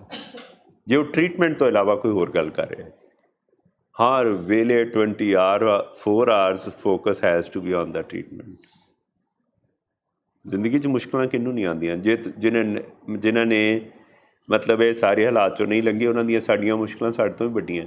ਪਰ ਇੱਕ ਗੱਲ ਤਾਂ ਇਹ ਹੈਗੀ ਹੈ ਕਿ ਸਾਨੂੰ ਪਰਮਾਤਮਾ ਨੇ ਇੱਕ ਓਪਰਚੁਨਿਟੀ ਦਿੱਤੀ ਹੈ ਕਿ ਸਾਨੂੰ ਆਪਣੀ ਮੁਸ਼ਕਿਲ ਨਜ਼ਰ ਆ ਗਈ ਹੈ। ਹੁਣ ਦੇਖੋ ਸਾਡੀ ਬਦਕਿਸਮਤੀ ਕਿੰਨੀ ਹੋਏਗੀ ਕਿ ਉਹਨਾਂ ਲੋਕਾਂ ਦੀ ਖਾਤਮਾ ਹੋ ਰਿਹਾ, ਉਹਨਾਂ ਜ਼ਿੰਦਗੀ ਦੀ ਬਰਬਾਦ ਹੋ ਰਹੀ ਹੈ, ਨਰਕ ਹੋ ਰਹੀ ਹੈ, ਜਿਨ੍ਹਾਂ ਨੂੰ ਆਪਣੀ ਇਸ਼ੂ ਨਹੀਂ ਪਤਾ। ਪਰ ਸਾਡਾ ਤਾਂ ਇਸ਼ੂ ਡਾਇਗਨੋਜ਼ ਹੋ ਗਿਆ। ਹੁਣ ਜਿਸ ਦਾ ਇਸ਼ੂ ਡਾਇਗਨੋਜ਼ ਹੋ ਗਿਆ, ਉਸ ਤੋਂ ਵੱਡੀ ਤਾਂ ਗੱਲ ਹੀ ਕੋਈ ਨਹੀਂ। ਡਾਕਟਰ ਕਵਲਜੀਤ ਹਮੇਸ਼ਾ ਇੱਕੋ ਹੀ ਗੱਲ ਕਰਦੇ ਹੁੰਦੇ ਹੈ ਕਿ ਮੈਨੂੰ ਉਸ ਦਿਨ 'ਚ ਸਭ ਤੋਂ ਵੱਧ ਖੁਸ਼ੀ ਹੋਈ ਜਿਸ ਦਿਨ ਮੇਰਾ ਡਾਇਗਨੋਸਿਸ ਮਿਲ ਗਿਆ। ਲੋਕਾਂ ਨੂੰ ਤਾਂ ਸਾਰੀ ਉਮਰ ਬਿਮਾਰੀਆਂ ਹੁੰਦੀਆਂ, ਡਾਇਗਨੋਜ਼ ਨਹੀਂ ਲੱਭਦਾ। ਉਹ ਕਹਿੰਦੇ ਮੈਨੂੰ ਜਿਸ ਦਿਨ ਡਾਇਗਨੋਜ਼ ਮਿਲਿਆ ਉਹ ਮੇਰਾ ਸਭ ਤੋਂ ਖੁਸ਼ੀ ਦਾ ਦਿਨ ਸੀ। ਹੁਣ ਤੁਸੀਂ ਦੇਖੋ ਨਾ, ਇੱਕ ਇਨਸਾਨ ਦੀ ਇੱਕ ਲਾਈਨ ਹੀ ਉਹਨੂੰ ਸਾਰੀ ਉਮਰ ਠੀਕ ਕਰ ਦਿੰਦੀ ਹੈ। ਉਹਨੂੰ ਲੱਗਾ ਕਿ ਮੈਨੂੰ ਡਾਇਗਨੋਜ਼ ਮਿਲ ਗਿਆ, ਮੇਰੀ ਲਾਈਫ ਚੇਂਜ ਹੋ ਗਈ। ਇਹਨਾਂ ਨੂੰ ਲੱਗਾ ਕਿ ਡਾਕਟਰ ਸਾਹਿਬ ਦੀ ਇੱਕ ਗੱਲ ਸੁਣ ਲਈ ਵੀ ਤੂੰ ਸਾਰੀ ਉਮਰ ਇਹੀ ਕੰਮ ਕਰਨਾ, ਛੱਡਣਾ ਜਾਂ ਤਾਂ ਕਰ ਲੈ, ਆਪਾਂ ਕਰਨ ਜੋਗੇ ਵੀ ਨਹੀਂ ਹੈਗੇ, ਅਤੇ ਜਾਂ ਛੱਡ ਲੈ, ਆਪਾਂ ਛੱਡਣ ਜੋਗੇ ਵੀ ਨਹੀਂ ਹੈਗੇ। ਫਿਰ ਉਸ ਤੋਂ ਬਾਅਦ ਗੁੰਜਾਇਸ਼ ਖਤਮ ਹੋ ਗਈ ਅਤੇ ਨਸ਼ੇ ਦਾ ਖਿਆਲ ਖਤਮ ਹੋ ਗਿਆ। ਹੁਣ ਨਸ਼ੇ ਦੇ ਉੱਪਰ ਤਾਂ ਵੱਜ ਗਿਆ ਕਾਟਾ। ਹੁਣ ਤੁਸੀਂ ਬਾਕੀ ਚੀਜ਼ਾਂ ਨੂੰ ਆਪੇ ਰਿਪੇਅਰ ਹੋ ਜਾਣੀਆਂ, ਆਟੋਮੈਟਿਕ ਆ ਜਾਣੀਆਂ ਤੁਹਾਡੇ। ਨਾਲੇ ਗੱਲ ਸਮਝਣ ਵਾਲਾ ਨਹੀਂ ਹੈ ਪ੍ਰੋਗਰਾਮ, ਇਹ ਕਰਨ ਵਾਲਾ ਪ੍ਰੋਗਰਾਮ। ਇਹ ਬਹੁਤ ਵੱਡਾ ਫਰਕ ਹੈ। ਅਸੀਂ ਸੋਚਦੇ ਹਾਂ ਸਾਨੂੰ ਸਮਝ ਆ ਗਈ ਨਾ, ਹੁਣ ਅਸੀਂ ਪ੍ਰੋਗਰਾਮ ਕਰ ਲਿਆ। ਸਮਝਣ ਨਾਲ ਨਹੀਂ ਹੋਣਾ, ਇਹ ਕਰਨ ਨਾਲ ਹੋਣਾ। ਸਾਈਕਲ ਵੀ ਸਮਝ ਕੇ ਨਹੀਂ ਚਲਾਉਣਾ। ਹਾਂ, ਹੁਣ ਤੁਸੀਂ ਕਿਸੇ ਨੂੰ ਕਹਿ ਦਿਓ ਸਾਈਕਲ ਇਸ ਤਰ੍ਹਾਂ ਚਲਾਵਾਂਗੇ, ਇਸ ਤਰ੍ਹਾਂ ਕਰਾਂਗੇ, ਉਹ ਹੋਏਗਾ, ਫਿਰ ਤੂੰ ਪੈਡਲ 'ਤੇ ਪੈਰ ਰੱਖੀ। ਪਹਿਲਾ ਸਾਈਕਲ ਮੈਨੂੰ ਪਤਾ ਜਦੋਂ ਫੜਿਆ ਹੁੰਦਾ ਨਾ, ਤਾਂ ਇੱਕ ਪੈਡਲ 'ਤੇ ਪੈਰ ਰੱਖਦੇ ਹਾਂ ਅਤੇ ਉਹ 10 ਫੁੱਟ ਜਾਂਦਾ ਹੈ ਨਾ, ਅਤੇ ਫਿਰ ਡਿੱਗ ਪੈਂਦਾ। ਫਿਰ ਉਸ ਤੋਂ ਬਾਅਦ ਉੱਠਦੇ ਹਾਂ, ਫਿਰ ਇੱਕ ਪੈਡਲ 'ਤੇ ਪੈਰ ਰੱਖਦੇ ਹਾਂ, ਫਿਰ ਹੌਲੀ ਹੌਲੀ ਇੱਕ ਪੈਰ। ਕਈ ਵਾਰੀ ਨਾ ਬਲੀਵ ਨਹੀਂ ਹੁੰਦਾ, ਅੱਛਾ ਬੜਾ ਹਾਈ ਮਿਲਦਾ ਤੁਹਾਨੂੰ ਜਿਸ ਦਿਨ ਤੁਹਾਡਾ ਸਾਈਕਲ ਬੈਲੈਂਸ ਹੁੰਦਾ ਨਾ ਪਹਿਲੇ ਦਿਨ। ਮੈਂ ਕਹਿੰਦਾ ਤੁਹਾਨੂੰ ਜ਼ਿੰਦਗੀ ਦਾ ਸਭ ਤੋਂ ਵੱਡਾ ਚਾਅ ਚੜ੍ਹਦਾ, ਸਭ ਤੋਂ ਵੱਡੀ ਚਾਅ ਚੜ੍ਹਦਾ ਜਿਸ ਦਿਨ ਤੁਹਾਡਾ ਜ਼ਿੰਦਗੀ ਦਾ ਪਹਿਲਾ ਸਾਈਕਲ ਬੈਲੈਂਸ ਹੁੰਦਾ। ਯਾਰ ਤੁਸੀਂ ਬੈਲੈਂਸ ਕਰ ਲਿਆ, ਉਹ ਵੀ 2 ਪਹੀਆਂ ਵਾਲਾ ਸਾਈਕਲ। करना नहीं चाहिए लेकिन हाथ छोड़ के भी चला लेते हैं। ਨਹੀਂ ਉਹ ਤਾਂ ਫਿਰ ਇਹ ਤਾਂ ਫਿਰ ਟੋਏ 'ਚ ਫਸਣ ਵਾਲੀ ਗੱਲ ਹੈ ਨਾ। ਉਹ ਤਾਂ ਉਹੀ ਗੱਲ ਹੋ ਗਈ ਕਿ ਜ਼ਿੰਦਗੀ 'ਚ ਮੈਂ ਸੋਚਿਆ ਹੋਇਆ ਕਿ ਜਿਹੜੀ ਸੜਕ 'ਤੇ ਟਰੈਵਲ ਕਰਨਾ ਨਾ, ਉੱਥੇ ਕੋਈ ਟੋਇਆ ਨਹੀਂ ਛੱਡਣਾ। ਹਰ ਟੋਇਆ ਜਿਵੇਂ ਸਾਡੇ ਡਿੱਗਣ ਵਾਸਤੇ ਹੀ ਬਣਿਆ। ਅੱਛਾ ਇਹ ਟੋਇਆ ਰਹਿ ਗਿਆ ਸੀਗਾ, ਚਲੋ ਇਹ 'ਚ ਮੈਂ ਡਿੱਗਦਾ। ਤੁਹਾਨੂੰ ਪਤਾ ਮੈਂ ਡਿੱਗਦਾ, ਉਹ ਜਾਓ ਤੁਹਾਨੂੰ ਕੀ ਕਹਿੰਦੇ, ਮੈਨੂੰ ਤਾਂ ਟੋਏ ਜਿਹੜੇ ਆ, ਟੋਇਆਂ 'ਚ ਡਿੱਗ ਕੇ ਜੋ ਬਾਹਰ ਨਿਕਲ ਕੇ ਮਜ਼ਾ ਆਉਂਦਾ। ਕੋਈ ਕਾਕਾ ਇੱਕ ਟੋਇਆ ਇਹੋ ਜਿਹਾ ਬਣਿਆ ਹੋਣਾ ਜਿਸ 'ਚੋਂ ਬਾਹਰ ਤੋਂ ਨਿਕਲ ਕੇ ਨਹੀਂ ਤੇਰਾ ਕੁਛ ਨਹੀਂ ਬਣਨਾ। ਆ ਹੀ ਇੰਟੈਲੀਜੈਂਸ ਹੈ। ਇੰਟੈਲੀਜੈਂਸ ਇੱਥੇ ਮਰਵਾਉਂਦੀ ਹੈ। ਬੰਦਾ ਕਹਿੰਦਾ ਯਾਰ ਲੈ ਐਡੇ ਐਡੇ ਵੱਡੇ ਟੋਇਆਂ 'ਚੋਂ ਨਿਕਲੇ ਵੀ ਕੋਈ ਟੋਇਆ ਕਾਕਾ ਹੀ ਟੋਇਆ ਤੇਰੇ ਵਾਸਤੇ ਬਣਿਆ ਹੋਇਆ, ਪਰ ਬੰਦਾ ਕਹਿੰਦਾ ਹਰ ਟੋਏ 'ਚੋਂ ਮੈਂ ਲੰਘਣਾ। ਜਿੱਥੇ ਕਿਤੇ ਆਸੇ ਪਾਸੇ ਕਿਸੇ ਦੀ ਪ੍ਰੋਬਲਮ ਚੱਲਦੀ, ਅੱਛਾ ਮੈਨੂੰ ਦੱਸ, ਮੈਂ ਤੇਰੇ ਦੱਸਾਂ, ਚੱਲਣਾ ਤੇਰੇ ਨਾਲ, ਸਲਾਹ ਕਰਾਉਣੀ ਹੈ, ਚੱਲ ਤੇਰੇ ਨਾਲ ਚੱਲ। ਨਹੀਂ ਪਰ ਹਿਊਮਨ ਨੇਚਰ ਹੈ ਬੇਟੇ। ਇੱਕ ਗੱਲ ਹੈਗੀ ਹੈ ਕਿ ਆਪਣੇ ਆਪ ਦੇ ਨੁਕਸਾਨ ਕਰਕੇ ਕਿਸੇ ਦਾ ਫਾਇਦਾ ਨਹੀਂ ਹੋ ਸਕਦਾ, ਇਹ ਵੀ ਇੱਕ ਬਲੀਫ ਸਿਸਟਮ ਹੈ। ਅਸੀਂ ਸੋਚਦੇ ਹਾਂ ਕਿ ਲੋਕਾਂ ਦਾ ਫਾਇਦਾ ਕਰਨ ਵਾਸਤੇ ਜਿਹੜਾ ਹੈ ਨਾ, ਇਹ ਬੰਦਾ ਸਭ ਤੋਂ ਵੱਡਾ ਸੰਤ ਹੈ ਜਿਹੜਾ ਲੋਕਾਂ ਦਾ ਫਾਇਦਾ ਆਪਣੇ ਆਪ ਨੂੰ ਖ਼ਤਮ ਕਰਕੇ ਲੋਕਾਂ ਦਾ ਫਾਇਦਾ ਕਰ ਰਿਹਾ। ਅੱਜ ਦਾ ਜਿਹੜਾ ਬਲੀਫ ਸਿਸਟਮ ਇਹ ਕਹਿੰਦਾ ਕਿ ਜਿਹੜਾ ਬੰਦਾ ਆਪਣਾ ਨਹੀਂ ਨਾ ਫਾਇਦਾ ਕਰਨਾ ਆਉਂਦਾ, ਉਹਨੂੰ ਕਿਸੇ ਦਾ ਦੁਨੀਆ 'ਚ ਫਾਇਦਾ ਨਹੀਂ ਕਰ ਸਕਦਾ। ਜਿਹਨੂੰ ਆਪਣੇ ਨਾਲ ਪਿਆਰ ਨਹੀਂ ਹੈ ਉਹ ਦੁਨੀਆ ਨੂੰ ਪਿਆਰ ਨਹੀਂ ਕਰ ਸਕਦਾ। ਜਿਹਨੂੰ ਆਪਣੇ ਵਾਸਤੇ ਇੱਜ਼ਤ ਨਹੀਂ ਹੈ ਉਹ ਦੁਨੀਆ ਦੀ ਇੱਜ਼ਤ ਨਹੀਂ ਕਰ ਸਕਦਾ। ਜਿਹਨੂੰ ਆਪਣੇ ਆਪ ਨਾਲ ਕਨੈਕਸ਼ਨ ਨਹੀਂ ਬਣਿਆ ਉਹ ਦੁਨੀਆ ਨਾਲ ਕਨੈਕਸ਼ਨ ਨਹੀਂ ਬਣਾ ਸਕਦਾ, ਬਣਾ ਹੀ ਨਹੀਂ ਸਕਦਾ। ਹੁਣ ਅੱਜ ਕੱਲ੍ਹ ਤਾਂ ਜਿਹੜੀ ਬਲੀਫ ਸਿਸਟਮ ਇਹ ਕਹਿੰਦਾ ਹੈ ਕਿ ਯਾਰ ਜੇ ਤੂੰ ਆਪਣੀ ਸੇਵਾ ਕਰਦਾ ਪਿਆ ਨਾ, ਜੇ ਤੂੰ ਆਪਣੇ ਆਪ ਨੂੰ ਕਾਇਮ ਕਰ ਲਿਆ ਨਾ, ਤੇਰੇ ਆਪਣੇ ਆਪ ਹੀ ਖੁਸ਼ ਹੋ ਜਾਣੇ। ਅਤੇ ਜੇ ਤੇਰੇ ਆਪਣੇ ਖੁਸ਼ ਰਹਿਣ ਲੱਗ ਪਏ ਨਾ, ਤੂੰ ਆਸੇ ਪਾਸੇ ਜਿੱਥੇ ਜਾਣਾ ਉੱਥੇ ਹੀ ਤੇਰੀ ਖੁਸ਼ਬੂ ਖਿਲਰ ਜਾਣੀ ਹੈ। ਤੇਰੀ ਲਫ਼ਜ਼ਾਂ ਦੇ ਵਿੱਚ ਹੀ ਤੇਰੀ ਓਨੈਸਟੀ, ਤੇਰੀ ਪਿਓਰਿਟੀ ਨੂੰ ਦੇਖ ਕੇ ਹੀ, ਜਿਵੇਂ ਹੁਣ ਦੇਖੋ ਇਹਨੇ ਆਉਂਦਿਆਂ ਸਾਰ ਪਛਾਣ ਲਿਆ ਕਿ Lovleen is not the same ਜਿਹੜਾ ਲਵਲੀਨ ਪਹਿਲਾਂ ਹੁੰਦਾ ਸੀ। ਇਹ ਹੁਣ ਤੁਸੀਂ ਦੇਖੋ ਜੋਹਰੀ ਨੂੰ ਪਰਖ ਹੁੰਦੀ ਹੈ ਆਪਣੇ ਡਾਇਮੰਡ ਦੀ, ਉਹਨੇ ਆਉਂਦਿਆਂ ਸਾਰ ਪਹਿਚਾਣ ਲਿਆ ਵੀ ਇਹ ਕਿਹੜੇ ਲੈਵਲ 'ਤੇ ਹੈ। ਮੈਂ ਦੱਸਿਆ ਤਾਂ ਨਹੀਂ, ਕਿਸੇ ਤੋਂ ਪਤਾ ਨਹੀਂ ਲੱਗਾ। ਇਹਨੇ ਲੁਕਸ ਦੇਖੀਆਂ, ਇਹਨੇ ਉਹਨੂੰ ਦੇਖਿਆ 5-6 ਸਾਲਾਂ, ਕਹਿੰਦਾ ਉਹ ਲਵਲੀਨ ਨਹੀਂ ਹੈਗਾ ਜਿਹੜਾ ਪਹਿਲਾਂ ਸੀ। ਹੁਣ ਜਿਹੜਾ ਲਵਲੀਨ ਨੂੰ ਕੰਪਲੀਮੈਂਟ ਮਿਲਿਆ ਇਹਦਾ ਇਹ ਕਹਿਣਾ ਅਤੇ ਮੇਰੀ ਇਹ ਗੱਲ ਸੁਣਨੀ, ਤੁਸੀਂ ਦੇਖੋ ਕਿ ਕਿੰਨੀ ਵੱਡੀ ਕੰਪਲੀਮੈਂਟ ਹੈ। ਸਾਡਾ ਬੱਚਾ ਪੰਜਾਬ 'ਚੋਂ ਇੰਡੀਆ 'ਚੋਂ ਫਸਟ ਆ ਜਾਏ ਨਾ, ਉਹ ਕੰਪਲੀਮੈਂਟ ਨਹੀਂ ਹੈਗਾ। ਪਰ ਸਾਡੇ ਬੱਚੇ ਬਾਰੇ ਕੋਈ ਇੱਕ ਜੋਹਰੀ ਇਹ ਕਹਿ ਦੇ ਕਿ ਇਹ ਹੀਰਾ ਵਧੀਆ ਹੈਗਾ, ਤੁਸੀਂ ਦੱਸੋ ਕਿੰਨੀ ਖੁਸ਼ੀ ਵਾਲੀ ਗੱਲ। ਇੰਨੀ ਖੁਸ਼ੀ ਕਿਤੇ ਨਹੀਂ ਜੇ ਮਿਲਦੀ। ਤੁਸੀਂ ਬਾਹਰਲੀਆਂ ਚੀਜ਼ਾਂ ਜੋ ਮਰਜ਼ੀ ਕਮਾ ਲਓ, ਤੁਹਾਨੂੰ ਨਹੀਂ ਲੱਗਦਾ, ਤੁਹਾਨੂੰ ਲੱਗਦਾ ਕਿ ਨਹੀਂ ਆਹ ਜਿਹੜੀ ਚੀਜ਼ ਹੈ ਨਾ, ਹੁਣ ਮੈਨੂੰ ਵੀ ਦਿਖਦਾ ਪਿਆ ਨਾ ਭਈ ਕਿਹੜਾ ਬੰਦਾ ਕਿਸ ਤਰ੍ਹਾਂ ਕਿਹਦੇ 'ਚ ਕਿਹੜੇ ਨਜ਼ਰੀਆ ਚੇਂਜ ਹੋ ਰਿਹਾ। ਇੱਕ ਦਿਨ ਉਹਨੇ ਦੇਖੋ ਕਿੰਨੀ ਸੋਹਣੀ ਗੱਲ ਕਹੀ ਹੈ ਕਿ ਇੱਕ ਦਿਨ ਹਰ ਇੱਕ ਇਨਸਾਨ ਵਾਸਤੇ ਉਹ ਆਉਣਾ ਜਿਸ ਦਿਨ ਕਲਿੱਕ ਹੋ ਜਾਣੀ ਹੈ। ਡਾਕਟਰ ਬਾਲੇ ਹੀ ਕਹਿੰਦੇ ਹੁੰਦੇ ਸੀ ਨਾ ਕਿ ਇੱਕ ਦਿਨ ਬੈਠਿਆਂ ਤੁਹਾਨੂੰ ਕਲਿੱਕ ਹੋ ਜਾਣੀ। ਪਰ ਉਹ 'ਚ ਜਿਹੜੀ ਦੋਨਾਂ ਨੇ ਕਾਮਨ ਗੱਲ ਕਹੀ ਹੈ, ਪਰ ਬੈਠੇ ਹੋਣਾ ਚਾਹੀਦਾ ਤੁਸੀਂ। ਇਹ ਨਹੀਂ ਹੈ ਤੁਸੀਂ ਕਿਸੇ ਕਲੱਬ 'ਚ ਬੈਠੇ ਹੋ ਤਾਂ ਤੁਹਾਨੂੰ ਕਲਿੱਕ ਹੋ ਜਾਏਗਾ। ਕਲੱਬ 'ਚ ਬੈਠ ਕੇ ਥੋੜ੍ਹੀ ਕਲਿੱਕ ਹੋਏਗਾ। ਜਗ੍ਹਾ 'ਤੇ ਠੀਕ 'ਤੇ ਬੈਠੇ ਹੋ ਨਾ, ਕਲਿੱਕ ਹੋ ਜਾਣਾ ਕਿਸੇ ਨੂੰ। ਇੱਥੇ ਬੈਠ ਕੇ ਹੀ ਆਈ ਹੈ, ਜਿੰਨੀ ਦੇਰ ਰਹੀ ਮਤਲਬ ਆਉਣ ਜਾਂਦੇ ਚੱਕਰ 'ਚ ਪੈ ਰਹੇ ਆ। ਮਸਕੀਨ ਜੀ ਨਾ ਹਰ ਕਥਾ 'ਚ ਇੱਕ ਗੱਲ ਕਰਦੇ ਹੈ, ਕਹਿੰਦੇ ਹੈ ਕਿ ਤੇਰਾ ਧਿਆਨ ਪਹਿਲਾਂ ਲੱਗੇਗਾ ਫਿਰ ਤੂੰ ਪਾਠ ਨਹੀਂ ਕਰੇਗਾ। ਡਾਕਟਰ ਸਾਹਿਬ ਮੈਂ ਤਾਂ ਉਹਨਾਂ ਕੋਲ ਪੁੱਛਦੇ ਹੁੰਦੇ ਸੀ ਲੋਕ, ਅਸੀਂ ਮਸਕੀਨ ਜੀ ਅਸੀਂ ਨਾ ਸਾਡਾ ਧਿਆਨ ਨਹੀਂ ਲੱਗਦਾ ਹੈ ਨਾ, ਸਾਡਾ ਧਿਆਨ ਨਹੀਂ ਲੱਗਦਾ, ਸਾਡਾ ਸ਼ੌਂਕ ਨਹੀਂ ਪੈਦਾ ਹੁੰਦਾ। ਉਹ ਕਹਿੰਦੇ ਤੁਸੀਂ ਕਰੋਗੇ ਤਾਂ ਧਿਆਨ ਲੱਗੇਗਾ, ਤੁਸੀਂ ਪਹਿਲਾਂ ਧਿਆਨ ਲਾਓਗੇ ਤਾਂ ਫਿਰ ਕਿਸ ਤਰ੍ਹਾਂ ਕਰੋਗੇ। ਉਹਨਾਂ ਨੇ ਹਮੇਸ਼ਾ ਸਾਰੀ ਮਤਲਬ ਫਿਲਾਸਫੀ ਉਹਨਾਂ ਦੀ ਇਹ ਸੀ ਤੁਸੀਂ ਕਰਦੇ ਰਹੋ, ਇੱਕ ਦਿਨ ਤੁਹਾਨੂੰ ਪਿਆਰ ਵੀ ਹੋ ਜਾਣਾ ਅਤੇ ਇੱਕ ਦਿਨ ਤੁਹਾਡਾ ਧਿਆਨ ਵੀ ਲੱਗ ਜਾਣਾ। ਬੜੀ ਮਤਲਬ ਅਸੀਂ ਬਿਲਕੁਲ ਉਲਟ ਫਿਲਾਸਫੀ ਨਾਲ ਚੱਲਦੇ ਹਾਂ। ਅੱਛਾ ਪਹਿਲਾਂ ਮੈਨੂੰ ਦਿਖਾਓ ਰਿਜ਼ਲਟ ਕੀ ਮਿਲੇਗਾ, ਫਿਰ ਮੈਂ ਮਿਹਨਤ ਕਰਾਂਗਾ। ਉਹ ਕਹਿੰਦੇ ਜਿਹੜੇ ਮਿਹਨਤ ਕਰੇਗਾ ਨਾ ਉਹਦੇ ਵਿੱਚ ਰਿਜ਼ਲਟ, ਤੇਰਾ ਮਜ਼ਾ ਤਾਂ ਅੱਜ ਪਿਆ, ਪਹਿਲੀ ਤਰੀਕ ਨੂੰ ਥੋੜ੍ਹੀ ਮਜ਼ਾ ਮਿਲਣਾ। ਮਜ਼ਾ ਤਾਂ ਅੱਜ ਹੈ ਜੋ ਤੂੰ ਕਰਦਾ ਪਿਆ ਨਾ, ਉਹ ਜਿਹੜੀ ਤੈਨੂੰ ਅੰਦਰੋਂ ਸੈਟਿਸਫੈਕਸ਼ਨ ਹੋ ਰਹੀ ਹੈ। ਸਰ ਮਤਲਬ ਯੂ ਅੰਡਰਸਟੈਂਡ ਨਾ, ਯੂ ਡੂ ਸਮਥਿੰਗ। ਹੁਣ ਤੁਸੀਂ ਜਿਹੜਾ ਪ੍ਰੋਜੈਕਟ ਕਰ ਰਹੇ ਹੋ, ਤੁਸੀਂ ਮੈਨੂੰ ਕਿਹਾ ਕਿ 2042 ਦੇ ਵਿੱਚ ਗੁਰੂ ਦੀ ਨਗਰੀ ਦੀ ਜਿੰਨੀ ਪਾਪੂਲੇਸ਼ਨ ਹੋਣੀ ਹੈ ਉਹਦੇ ਵਾਸਤੇ ਅਸੀਂ ਤੁਹਾਨੂੰ ਡਰਿੰਕਿੰਗ ਵਾਟਰ ਪ੍ਰੋਵਾਈਡ ਕਰ। ਹੁਣ ਤੁਸੀਂ ਮੈਨੂੰ ਇਹ ਦੱਸੋ ਕਿ ਕਿੰਨਾ ਵੱਡਾ ਪ੍ਰੋਜੈਕਟ ਹੈ। ਮੈਨੂੰ ਇਹ ਸੋਚ ਕੇ ਖੁਸ਼ੀ ਹੋਈ ਜਾਂਦੀ ਕਿ ਤੁਸੀਂ ਕਿਸੇ ਪ੍ਰੋਜੈਕਟ 'ਚ ਇਸ ਤਰ੍ਹਾਂ ਦੇ ਇਨਵੋਲਵਡ ਹੋ ਜਿਹਦੇ ਵਿੱਚ ਅੰਮ੍ਰਿਤਸਰ ਗੁਰੂ ਦੀ ਨਗਰੀ ਦੇ ਵਿੱਚ ਸਾਰਿਆਂ ਨੂੰ ਸਾਫ਼ ਪਾਣੀ, ਪੀਣ ਵਾਲਾ ਪਾਣੀ ਮਿਲ ਜਾਏਗਾ, ਰਾਈਟ। ਹੁਣ ਤੁਸੀਂ ਇਹ ਦੇਖੋ ਕਿ ਤੁਹਾਡੀ ਕੰਟਰੀਬਿਊਸ਼ਨ ਕੀ ਹੈ।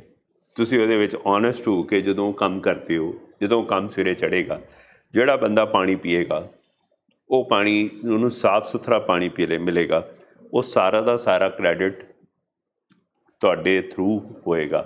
ਸੋ ਦੈਟ ਇਜ਼ ਅ ਪ੍ਰੋਜੈਕਟ ਬਾਬਾ ਜੀ ਨੇ ਸਾਨੂੰ ਦਿੱਤਾ। ਸਾਨੂੰ ਨਹੀਂ ਨਾ ਪਤਾ, ਅਸੀਂ ਸੋਚਦੇ ਹਾਂ ਉਹ ਜਿਹੜੇ ਤਨਖਾਹ ਮਿਲਦੀ ਹੈ ਨਾ ਉਹ ਹੈ ਅਸਲੀ, ਅਸਲ 'ਚ ਉਹ ਨਹੀਂ ਹੈ। ਅਸਲ 'ਚ ਜਿਹੜੀ ਖੁਸ਼ੀ ਹੈ ਨਾ, whenever you come I talk about that because I feel excited ਕਿ ਜੇ ਤੁਸੀਂ ਠੀਕ ਹੋ ਜਾਓਗੇ ਤੇ ਗੁਰੂ ਦੀ ਨਗਰੀ ਨੂੰ ਪਾਣੀ ਠੀਕ ਮਿਲੇਗਾ। ਤੇ ਜਿਹੜਾ ਗੁਰੂ ਦਾ ਨਗਰੀ ਦੇ ਵਿੱਚ ਕੋਈ ਵੀ ਬੰਦਾ ਇਨਸਾਨ ਬੈਠਾ ਜਦੋਂ ਸਾਫ਼ ਪਾਣੀ ਪੀਏਗਾ ਤੇ credit also comes to you sometimes ਕਿ ਤੁਸੀਂ ਉਸ ਬੰਦੇ ਦੀ ਕੇਅਰ ਕਰ ਰਹੇ ਜਿਹੜਾ ਬੰਦਾ ਇੰਨਾ ਵੱਡਾ ਕੰਟਰੀਬਿਊਟ ਕਰ ਰਿਹਾ। ਦੇਖੋ ਇਹ ਇੰਨੀਆਂ ਇਨਡਾਇਰੈਕਟਲੀ ਪਰਮਾਤਮਾ ਨੇ ਚੀਜ਼ਾਂ ਬਣਾਈਆਂ ਹੋਈਆਂ ਜਿੱਥੇ ਪਰਮਾਤਮਾ ਇੱਕ ਦੂਜੇ ਦੇ ਨਾਲ ਆ ਕੇ ਨਾ ਸਾਡੀ ਮਦਦ ਕਰ ਰਿਹਾ। ਬਸ ਆਹ ਹੀ ਚੀਜ਼ਾਂ ਦੇਖਣ ਵਾਲੀਆਂ। ਤੁਹਾਨੂੰ ਖੁਸ਼ੀ ਮਿਲਦੀ ਹੈ ਇਸ ਚੀਜ਼, ਮੈਨੂੰ ਤਾਂ ਬੜੀ ਖੁਸ਼ੀ ਹੈ। ਜਿਸ ਦਿਨ ਦਾ ਤੁਸੀਂ ਮੈਨੂੰ ਦੱਸਿਆ ਮੈਂ ਬੜਾ ਐਕਸਾਈਟਡ ਹਾਂ ਕਿ ਵਰਲਡ ਬੈਂਕ ਡੋਨੇਟ ਕਰ ਰਿਹਾ ਪੈਸੇ ਅਤੇ ਉਹਦੇ ਹਿਸਾਬ ਨਾਲ ਇੱਕ ਗੁਰੂ ਦੀ ਨਗਰੀ ਦੇ ਵਿੱਚ ਸਭ ਤੋਂ ਵੱਡਾ ਪ੍ਰੋਜੈਕਟ ਲੱਗ ਰਿਹਾ ਜਿਹਦੇ ਵਿੱਚ 1-2 ਸਾਲਾਂ ਦੇ ਵਿੱਚ ਸਾਨੂੰ ਸਾਰੇ ਘਰਾਂ ਦੇ ਵਿੱਚ ਜਿੰਨੀ ਵੀ ਪਾਪੂਲੇਸ਼ਨ ਹੈ ਸਾਰਿਆਂ ਨੂੰ ਪੀਣ ਵਾਲਾ ਪਾਣੀ ਸਾਨੂੰ ਜ਼ਮੀਨ 'ਚੋਂ ਨਹੀਂ ਕੱਢਣਾ ਪਏਗਾ, ਸਾਨੂੰ ਬਾਹਰੋਂ ਮਿਲਿਆ ਕਰੇਗਾ। ਇਹਨਾਂ ਨੇ ਪ੍ਰੋਜੈਕਟ ਲਾਇਆ, ਉਹ ਪਾਣੀ ਨੂੰ ਇੰਨਾ ਪਿਓਰੀਫਾਈ ਕਰਨ ਦਾ ਪ੍ਰੋਜੈਕਟ ਹੈ। ਹੁਣ ਮੈਨੂੰ ਬੜੀ ਖੁਸ਼ੀ ਹੈ ਵੀ ਜਿਹੜੇ ਅਸੀਂ ਪਾਣੀ ਪੀਆਂਗੇ ਕਿੱਡੀ ਵਧੀਆ ਗੱਲ ਹੈ, ਸਾਨੂੰ ਸਾਫ਼ ਪਾਣੀ ਮਿਲੇਗਾ। बोर नहीं मारना पड़ेगा। है जी, जो बोर है वो बोर खत्म हो जाए, सारे बोर खत्म हो सारे जाएंगे, बोर खत्म हो जाएंगे। There will be sufficient water and pure water कि साढ़े सारे बोर खत्म हो जाएंगे, बिसलैरी ਦੀਆਂ ਬੋਤਲਾਂ ਖਤਮ ਹੋ ਜਾਣਗੀਆਂ ਤੇ ਕਿੱਡੀ ਵਧੀਆ ਗੱਲ है जी। स्टोर करना पानी नहीं मैं 24/7 आपके घर में पानी आएगा। 24/7 घर में, हर घर में आता पानी। है, 3 घंटे आता है, फिर वो 24 आवर्स आएगा। आपको store कोई बोर नहीं करना, किसी के घर में बोर होगा ही नहीं। फिर बोर आपको करने की जरूरत नहीं पड़ेगी। बोर करने से अमृतसर की पॉपुलेशन बर्बाद हो रही है, उसमें काफ़ी कॉन्टेमिनेटेड पानी है, काफ़ी वैसे कितने लोग बीमार हो रहे हैं, कितने लोगों को कैंसर हो रहा है, कितना सबके पीछे ऐसा ही है ना, हमें पानी भी ठीक नहीं मिल रहा। पानी अच्छा नहीं तो मिलता। हर एक इंसान का है कि मैं अपना पानी ले लूँ, तो उससे हो क्या रहा है कि पानी का लेवल नीचे जा रहा है। और अमृतसर के लिए मतलब ये इट्स अ वेरी पुअर, मतलब आने वाले टाइम में जब पानी ख़त्म हो जाएगा तो क्या करेंगे फिर। तो उसके लिए वर्ल्ड बैंक ने इनको he is the incharge over there and he is working towards it. तो मुझे ऐसी चीज़ें इंटरेस्ट देती हैं तो खुशी तो आएगी। खुशी मैनू इस गल की नहीं है कि मैनू पानी मिलेगा, खुशी मैनू इस गल की है कि सारे नू अच्छा पानी मिलेगा। मैं इस चीज़ तो हैरान हो जा रहा। It's a big thing. So हुण जिहड़े इस तरह जे कोई रोड बना रहा तो सोचे कि मैं रोड बना रहा जिहड़ा सारिਆਂ ਨੂੰ मिलेगा। जे कोई AC लगा रहे हो कहीं सारिਆਂ ਨੂੰ ठंड मिलेगी, अच्छा सारिਆਂ ਨੂੰ ठंड मिलेगी। जे तुसीं खाना वधिया उगा रहे हो, ऑर्गेनिक फूड उगा रहे हो, अच्छा सारिਆਂ ਨੂੰ वधिया प्योर टॉक्सिक फूड नहीं मिलेगा, प्योर खाना मिलेगा। देखो कितनी वधिया गल है। यही है जे साडे घरां दे हालात चंगे हो जाणगे, असीं नशे नहीं वरतांगे, साडे सारिਆਂ ਦੇ घरां 'ਚ खुशियां हो जाणगीਆਂ। ਇਹ किड्डा वड्डा प्रोजैक्ट आउण ਜਿਹੜਾ मेरे नाल कर रहे है मेरे साथी है ਜਿਹੜਾ लाइव प्रोजैक्ट कर रहे हैं, ਇਹਦੇ ਨਾਲ ਤੁਸੀਂ देखो मैनू ਇੰਨੇ लोगों ने कहा कि डॉक्टर साहब ਹੁਣ ਅਸੀਂ घर बैठ के सुनते ਜਿਹੜੇ दूरों दूरों आते एंड ਇਹ तो एक गल वक्री वो कहते मेरे मदर भी सुनते हैं, अच्छा मेरे नानी जी भी सुनते हैं। मैनू कि बड़ी खुशी होती है। वो कहते साडी लाइफ चेंज हो गई है, हर एक की लाइफ चेंज हो गई है। ਇਹ देखो मैनू कितनी खुशी है इस गल की कि कोई तो बाबा जी ने किया ही है ना। ठीक है ना रितेश? रितेश रिसर्च कर रहा है इस पर। अपना भी ब्लॉग चलाते हैं। आपको अच्छा लगता है मीटिंग? आप तो आए तो बेटे के साथ हो, लेकिन सबसे पहली सीट पे तो आप बैठते हो रोज। आपको क्या लगा है? बहुत अच्छा लगा जी। कैसे जी किस तरह जिया जाए, लाइफ का कैसे जीना चाहे, अपने मरीज को कैसे संभाला जाए और उसकी कितनी बैठेंगे बताएंगे। हाँ जी ठीक है, ठीक है, ठीक है। मेरा नाम कैलाश है। एक मिनट, मैं चंबा हिमाचल प्रदेश का रहने वाला हूँ। मैं शिमला में सर्विस की है शुरू से एक बार 33 साल बिजली बोर्ड में। वहाँ पर सर्दी का मौसम था, मैं कभी भी शराब के हाथ नहीं लगाया, चर्च का हाथ नहीं लगाया, मीट नहीं खाया, अंडे नहीं खाया जी।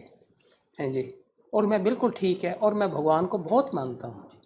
हैं जी, और मैं अपने लड़के को लेकर आया है, वो नशा वो भी नहीं करता है। अचानक उसके दिमाग में कोई बीमारी है जी, और 2-3 बार आया है। और इनके बातें सुनकर और ये सारी वो देखभाल करके मुझे बहुत खुशी हुई कि जीने का कितना मज़ा आता है। ये सारी बातें हैं जी, किसी के साथ कैसे बात करनी है, गुस्सा नहीं करना और शांति के साथ रहना हैं जी। अब इन्होंने बताया कि मरीज के साथ कभी उसकी बेइज्जती मत करना। मुझे बहुत अच्छा लगा। मैं अपने परिवार को भी समझाऊंगा कि ये ऐसा कभी मत करना। है जी, यही है सर। मतलब आपको लगता है कि ये हमें सबको आना चाहिए, ये चीज़ें आनी चाहिए, स्किल्स आनी चाहिए बहुत अपनी? जरूरी, बहुत जरूरी है जी। मैं देखो, मैं 35 साल से मतलब मैं सर्व से की, और सर्द बर्फ के एरिए में कभी मैं शराब नहीं पिया जी, कभी मीट नहीं खाया जी, है जी, ना भांग पी, ना कोई चरस खाई, ना कोई खैनी खाई, ना कुछ ना कुछ। उस गॉड की, उसकी शुक्रगुजार हूँ जी मैं, हैं जी। और मेरे दोनों बच्चे हैं, एक पुलिस में, एक ये है टीचर लगा हुआ है, हैं जी। कभी इन्होंने नशा नहीं किया, सिगरेट नहीं पिया। अचानक इसके बाजू टूट गई थी और पठानकोट में ले आए थे, और उसमें टीका लगाया बेहोश होने का, और जब उसका बेहोश के बाद ठीक हुआ तो उसकी नींद डिस्टर्ब हो गई, बस उसके साथ थोड़ा, हैं जी। और बहुत फेथफुल माता पिता की सेवा करने के लिए, हैं जी। तो आपके संस्कार सारे आपके बच्चों में भी हैं? बिल्कुल जी, बिल्कुल जी, बिल्कुल। नाते रिश्तेदार के में भी जाते हैं, सब मुझे पूछते हैं कि ऐसा इंसान देखा नहीं। वो सिर्फ उस गॉड की, परमात्मा की कृपा है जी, मैं कुछ नहीं है जी। मैं जहाँ रहा ना, वहाँ घर घर में गवर्नमेंट ने लाइसेंस दे रखे हैं शराब पीने के लिए, कि सर्द का एरिया, बर्फ़ का एरिया पियो। मैं वहाँ पर रहा, मैंने कभी नहीं छूटा। तो ये सब उस गॉड की कृपा है जी, मेरी कुछ नहीं है जी, हैं जी। मैं अपना दिल अटल किया कि मैं कभी नहीं छूऊंगा जी। और मेरे साथी भी ऐसे होंगे जो धार्मिक होंगे, ईमानदार होंगे, हैं जी, वो मेरे साथ चलेंगे सैर करने के लिए। मुझे कहते थे कि मैं आपके साथ चलेंगे, हैं जी। धन्यवाद सर। आपकी एज कितनी है? मेरे 75 एज है जी, हैं जी। तो आपका बच्चा बीमार हुआ तो आपने इस दुख को कैसे आपने बर्दाश्त किया? और सिर्फ गॉड ने जी, मैं मतलब कोशिश करनी है, उस पर छोड़ रखा था परमात्मा का।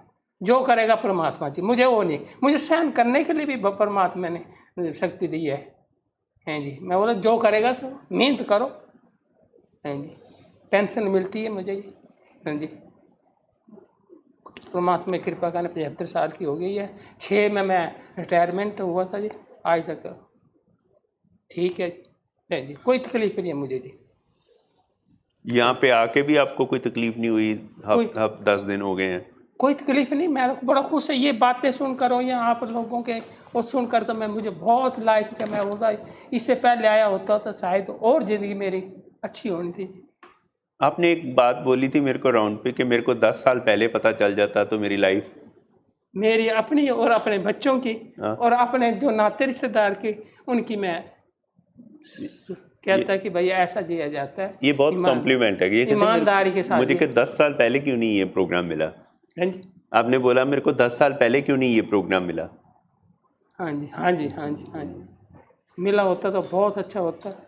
हाँ जी, चलो, धन्यवाद, थैंक यू। धन्यवाद। फिर गाना सुना दो उस गाने तो बगैर। ਹਰ ਮਿਟੇ ਸੁਣਿਆ ਸੀ ਗਾਣਾ ਸੀ ਨਾ। ਇਹ ਮੈਂ ਜੋ ਹਮੇਸ਼ਾ ਸੁਣਦਾ ਕਿਉਂਕਿ ਮੈਨੂੰ ਸ਼ੌਂਕ ਬੜਾ ਹੈ, ਜਿਹਨੂੰ ਆਂਦਾ ਹੋਏ ਗਾਣਾ ਉਹਦੇ ਵਾਸਤੇ, ਐਂਡ ਇੱਕ ਗਾਣਾ ਆਂਦਾ ਹੋਏ ਤੇ ਇੱਕ ਉਹਦੀ ਰਿਕਵਰੀ ਵਧੀਆ ਹੋਏ, ਬਸ ਇਹ ਦੋ ਚੀਜ਼ਾਂ ਬਹੁਤ ਖੁਸ਼ ਦਿੰਦੀਆਂ, ਮੈਨੂੰ ਖੁਸ਼ੀ ਦਿੰਦੀਆਂ। ਜਿਹੜੇ ਆਪਣੇ ਪਿੰਡ ਹੁੰਦੇ ਹੈ ਨਾ, ਪਿੰਡਾਂ ਦੇ ਵਿੱਚ ਜਿਹੜੀਆਂ ਮਾਵਾਂ ਹੁੰਦੀਆਂ ਉਹਨਾਂ ਦਾ ਨਾ ਕੋਈ ਖਾਸ ਵੱਡੇ ਸ਼ੌਂਕ ਨਹੀਂ ਹੁੰਦੇ। ਉਹਨਾਂ ਦੀ ਜਿਹੜੀ ਜ਼ਿੰਦਗੀ ਹੁੰਦੀ ਹੈ ਉਹ ਆਪਦੇ ਨਾ ਬੱਚੇ ਦੁਆਲੇ ਹੀ ਜ਼ਿਆਦਾ ਘੁੰਮਦੀ ਹੁੰਦੀ ਹੈ। ਬਚਪਨ ਤੋਂ ਲੈ ਕੇ ਉਹੀ ਉਹਦੀ ਕਹਿ ਲਓ ਵੀ ਖਿਡੌਣਾ ਹੁੰਦਾ, ਉਹੀ ਉਹਦਾ ਇੰਜੋਏਮੈਂਟ ਹੁੰਦਾ, ਸਾਰੀ ਚੀਜ਼ ਉਹ ਸਭ ਤੋਂ ਕੀਮਤੀ ਚੀਜ਼ ਜ਼ਿੰਦਗੀ ਦੀ ਉਹੀ ਹੁੰਦੀ ਹੈ। ਅਤੇ ਜਦੋਂ ਉਹਦਾ ਵਿਆਹ ਹੋ ਜਾਂਦਾ, ਨੈਚੁਰਲ ਜੀ ਸਾਫ਼ ਜੀ ਗੱਲ ਵੀ ਉਹਦੀ ਵਾਈਫ ਦੇ ਨਾਲ ਟਾਈਮ ਜ਼ਿਆਦਾ ਸਪੈਂਡ ਕਰਦਾ ਹੈ, ਅਤੇ ਉਹ ਕਿਤੇ ਨਾ ਕਿਤੇ ਕੁਛ ਮਾਵਾਂ ਇਹੋ ਜਿਹੀਆਂ ਹੁੰਦੀਆਂ ਨੇ ਜਿਨ੍ਹਾਂ ਨੂੰ ਇਨਸਿਕਿਉਰਿਟੀ ਹੁੰਦੀ, ਉਹਨਾਂ ਨੂੰ ਲੱਗਦਾ ਵੀ ਜਿਹੜਾ ਮੇਰਾ ਖਿਡੌਣਾ ਸੀ ਉਹ ਖੋਇਆ ਗਿਆ, ਮੇਰਾ ਨਹੀਂ ਰਿਹਾ ਹੁਣ ਉਹ, ਹੈ ਨਾ।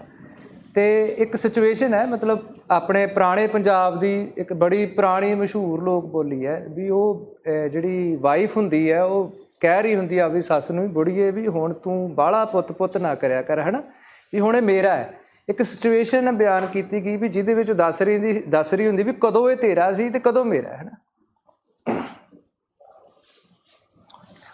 ਹੋ ਜਿਹਦੇ ਲਈ ਮੈਂ ਛੱਡੇ ਪੇਕੇ ਹੁਣ ਕੋਈ ਹੱਕ ਨਾ ਤੇਰਾ ਨਹੀਂ, ਵੀ ਇਹਦੇ ਲਈ ਮੈਂ ਛੱਡੇ ਪੇਕੇ ਹੁਣ ਕੋਈ ਹੱਕ ਨਾ ਤੇਰਾ ਨਹੀਂ, ਨੀ ਬੁੜੀਏ ਨਾ ਕਰ ਪੁੱਤਰ ਲੱਗਦਾ ਮਹੀਆ ਮੇਰਾ ਨਹੀਂ, ਹੋ ਜਦ ਸੀ ਦੁੱਧ ਦਹੀਂ ਸੀ ਖਾਂਦਾ ਉਦੋਂ ਪੁੱਤਰ ਤੇਰਾ ਨਹੀਂ, ਹੋ ਜਦ ਸੀ ਦੁੱਧ ਦਹੀਂ ਸੀ ਖਾਂਦਾ ਉਦੋਂ ਪੁੱਤਰ ਤੇਰਾ ਨੀ, ਵੀ ਹੁਣ ਤਾਂ ਪੌਣੀ ਬੋਤਲ ਪੀਂਦਾ ਲੱਗਦਾ ਮਹੀਆ ਮੇਰਾ ਨੀ, ਵੀ ਹੁਣ ਤਾਂ ਨਿੱਤ ਸ਼ਰਾਬਾਂ ਪੀਂਦਾ ਲੱਗਦਾ ਮਹੀਆ ਮੇਰਾ ਨੀ।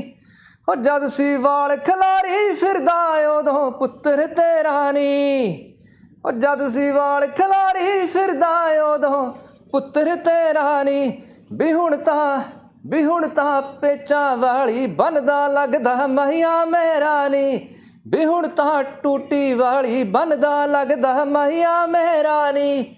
ਉਹ ਜਦ ਸੀ ਹਫ਼ਤੇ ਬਾਅਦ ਸੀ ਨਹਾਉਂਦਾ ਉਦੋਂ ਪੁੱਤਰ ਤੇਰਾ ਨੀ, ਉਹ ਜਦ ਸੀ ਵੀਰਵਾਰ ਸੀ ਨਹਾਉਂਦਾ ਉਦੋਂ ਪੁੱਤਰ ਤੇਰਾ ਨੀ, ਵੀ ਹੁਣ ਤਾਂ ਸ਼ੈਂਪੂ ਨਵੇਂ ਲਿਆਉਂਦਾ, ਵੀ ਹੁਣ ਤਾਂ ਐਡਿਕਸ਼ਨ ਦੇ ਸੈਂਟ ਉਹ ਪਾਉਂਦਾ ਲੱਗਦਾ ਮਹੀਆ ਮੇਰਾ ਨੀ, ਹੁਣ ਤਾਂ ਐਡਿਕਸ਼ਨ ਦੇ ਸੈਂਟ ਉਹ ਪਾਉਂਦਾ ਲੱਗਦਾ ਮਹੀਆ ਮੇਰਾ ਨੀ। ਉਹ ਜਦ ਸੀ ਦਿਨੇ ਘਰ ਵੜਦਾ ਉਦੋਂ ਪੁੱਤਰ ਤੇਰਾ ਨੀ, ਜਦ ਸੀ ਦਿਨੇ ਘਰ ਵੜਦਾ ਉਦੋਂ ਪੁੱਤਰ ਤੇਰਾ ਨੀ, ਵੀ ਹੁਣ ਤਾਂ ਅੱਧੀ ਰਾਤ ਘਰ ਵੜਦਾ ਲੱਗਦਾ ਮਹੀਆ ਮੇਰਾ ਨੀ, ਵੀ ਹੁਣ ਤਾਂ ਅੱਧੀ ਰਾਤ ਘਰ ਵੜਦਾ ਲੱਗਦਾ ਮਹੀਆ ਮੇਰਾ ਨੀ। ਉਹ ਜਦ ਸੀ ਮੰਮੀ ਕਰਦਾ ਉਦੋਂ ਪੁੱਤਰ ਤੇਰਾ ਨੀ, ਉਹ ਜਦ ਸੀ ਬੇਬੇ ਕਰਦਾ ਉਦੋਂ ਪੁੱਤਰ ਤੇਰਾ ਨੀ, ਵੀ ਹੁਣ ਤਾਂ ਲਵ ਯੂ ਕਰਦਾ, ਵੀ ਹੁਣ ਤਾਂ ਲਵ ਯੂ ਕਰਦਾ ਲੱਗਦਾ ਮਹੀਆ ਮੇਰਾ ਨੀ।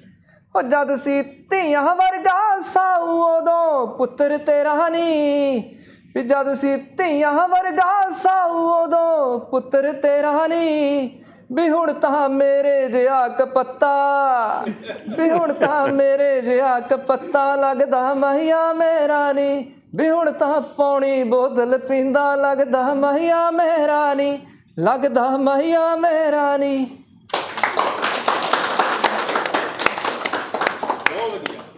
ਬਹੁਤ ਵਧੀਆ। ਕੋਈ ਕੁਐਸਚਨ ਪੁੱਛਣਾ ਚਾਹੇ? ਦੇਖੋ ਹੁਣ ਤੁਸੀਂ ਕੰਟੈਕਸਟ ਦੇਖਿਆ ਕਿ ਲਾਈਫ ਕੀ ਹੈ, ਲਾਈਫ ਦੀਆਂ ਡਿਫਿਕਲਟੀਜ਼ ਕੀ ਹੈ, ਬਿਮਾਰੀ ਕਿਸ ਤਰ੍ਹਾਂ ਲਾਈਫ ਨੂੰ ਢਾਉਂਦੀ ਹੈ, ਰਿਕਵਰੀ ਕੀ ਹੈ, ਰਿਕਵਰੀ ਦੇ ਵਿੱਚ ਇਨਸਾਨ ਕਿੰਨਾ ਅੰਦਰੋਂ ਬਾਹਰੋਂ ਚੇਂਜ ਹੋ ਜਾਂਦਾ, ਟਰਾਂਸਫਾਰਮੇਸ਼ਨ ਆ ਜਾਂਦੀ, ਪੂਰੀ ਦੀ ਪੂਰੀ ਟਰਾਂਸਫਾਰਮੇਸ਼ਨ ਆ ਜਾਂਦੀ ਹੈ। ਅਤੇ ਇਹਦੇ ਵਿੱਚ ਸ਼ੌਂਕ ਰਹਿੰਦੇ ਹੈ ਖੇਲਾਂ ਦਾ, ਖਾਣੇ ਦਾ, ਸਭ ਚੀਜ਼ਾਂ ਦਾ। ਅਤੇ ਤੁਹਾਨੂੰ ਕੋਈ ਕੁਐਸਚਨ ਤੁਹਾਡੇ ਮਨ 'ਚ ਆ ਰਿਹਾ ਹੋਏ ਜਿਹੜਾ ਤੁਸੀਂ ਇਹਨਾਂ ਕੋਲੋਂ ਪੁੱਛਣਾ ਚਾਹੁੰਦੇ ਹੋ? ਇਜ਼ ਲਾਈਕ ਏ ਪ੍ਰੋਫੈਸਰ ਕਿ ਭਈ ਜਿਨ੍ਹਾਂ ਨੇ ਆਪਣੇ ਆਪ 'ਤੇ ਹੰਢਾਏ 10-15 ਸਾਲ ਤੁਹਾਨੂੰ ਆਨਸਰ ਕਰ ਸਕਣਗੇ। ਸਰ ਤੁਸੀਂ ਕੋਈ ਕੁਐਸਚਨ ਪੁੱਛਣਾ? कितना टाइम लगा आपको मतलब रिकवर होने में? ਰਿਕਵਰੀ ਜਿਹੜੀ कितने टाइम तक आपने मतलब अल्कोहल या ਡਰੱਗ ਲਈ ਸੀ ਮੈਂ, ਡਰੱਗ ਕੋਈ ਵੀ ਚੀਜ਼ ਤੁਸੀਂ ਲੈਂਦੇ ਹੋ ਹੈ ਨਾ, ਐਡਿਕਸ਼ਨ ਹੈ ਕੋਈ 10-12 ਸਾਲ ਐਡਿਕਸ਼ਨ ਦਾ ਪੀਰੀਅਡ ਸੀਗਾ। ਅਤੇ ਉਸ ਤੋਂ ਬਾਅਦ ਜਿਹੜੀ ਰਿਕਵਰੀ ਐਕਚੁਅਲ 'ਚ ਜਿਹੜੀ 3 ਮਹੀਨੇ ਬਾਅਦ ਸਟਾਰਟ ਹੋਈ ਸੀ ਮੇਰੀ। ਜਿਹੜੇ 3 ਮਹੀਨੇ ਹੁੰਦੇ ਨਾ, ਉਹ ਜਿਹੜੇ ਪਹਿਲੇ ਫਿਜ਼ੀਕਲ ਵਿਡਰੋਲਸ ਦੇ, ਮੈਂਟਲ ਵਿਡਰੋਲਸ ਦੇ, ਬੰਦਾ ਆਪਦੀ ਐਕਚੁਅਲ ਜਿਹੜੀ ਕੰਡੀਸ਼ਨ ਜਿਹੜੀ ਹੈ ਨਾ, ਬੋਡੀ ਫਿੱਟ ਹੁੰਦੀ ਹੈ। ਫਿਰ ਐਕਚੁਅਲ 'ਚ ਜਾ ਕੇ ਜਿਹੜੀਆਂ ਗੱਲਾਂ ਆਪਾਂ ਕਰਦੇ ਹਾਂ ਫਿਰ ਅੰਦਰ ਜਾਣੀਆਂ ਸ਼ੁਰੂ ਹੁੰਦੀਆਂ ਨੇ, ਫਿਰ ਸਟਾਰਟ ਹੁੰਦੀਆਂ ਨੇ। ਫਿਰ 6 ਮੰਥ ਮੈਂ ਰੈਗੂਲਰ ਰਿਹਾ ਸੀਗਾ ਇੱਥੇ, ਅਤੇ 6 ਮੰਥ ਤੋਂ ਬਾਅਦ 6 ਮਹੀਨੇ ਮੈਂ ਉੱਥੇ ਰੈਗੂਲਰ ਸਪੈਂਡ ਕੀਤੇ ਸੀਗੇ। ਅਤੇ ਜਦੋਂ ਡਰੱਗ ਦੀ ਥੋਟ ਮੇਰੇ ਅੰਦਰੋਂ ਖਤਮ ਹੋ ਗਈ ਸੀ, ਫਿਰ ਐਕਚੁਅਲ 'ਚ ਜਿਹੜੀ ਰਿਕਵਰੀ ਸੀ ਮੇਰੀ ਫਿਰ ਸਟਾਰਟ ਹੋਈ। ਫਿਰ ਹੁੰਦਾ ਸੀਗਾ ਵੀ ਹਰ ਇੱਕ ਚੀਜ਼ ਐ ਪੀਕ 'ਤੇ ਹੋਵੇ। ਜਿਹੜੇ ਪਰਸਨੈਲਿਟੀ ਡਰੋਬੈਕ ਸੀ ਪਤਾ ਸੀਗਾ ਵੀ ਹੁਣ ਆ ਹੈਗੇ ਨੇ, ਇਹ ਵੀ ਠੀਕ ਕਰਨੇ ਨੇ। ਫਿਰ ਉਹ ਜਿਹੜਾ ਬੰਦੇ ਨੂੰ ਇੱਕ ਨਸ਼ਾ ਜਿਹਾ ਹੋ ਜਾਂਦਾ ਜ਼ਿੰਦਗੀ ਜੀਣ ਦਾ ਜੀ।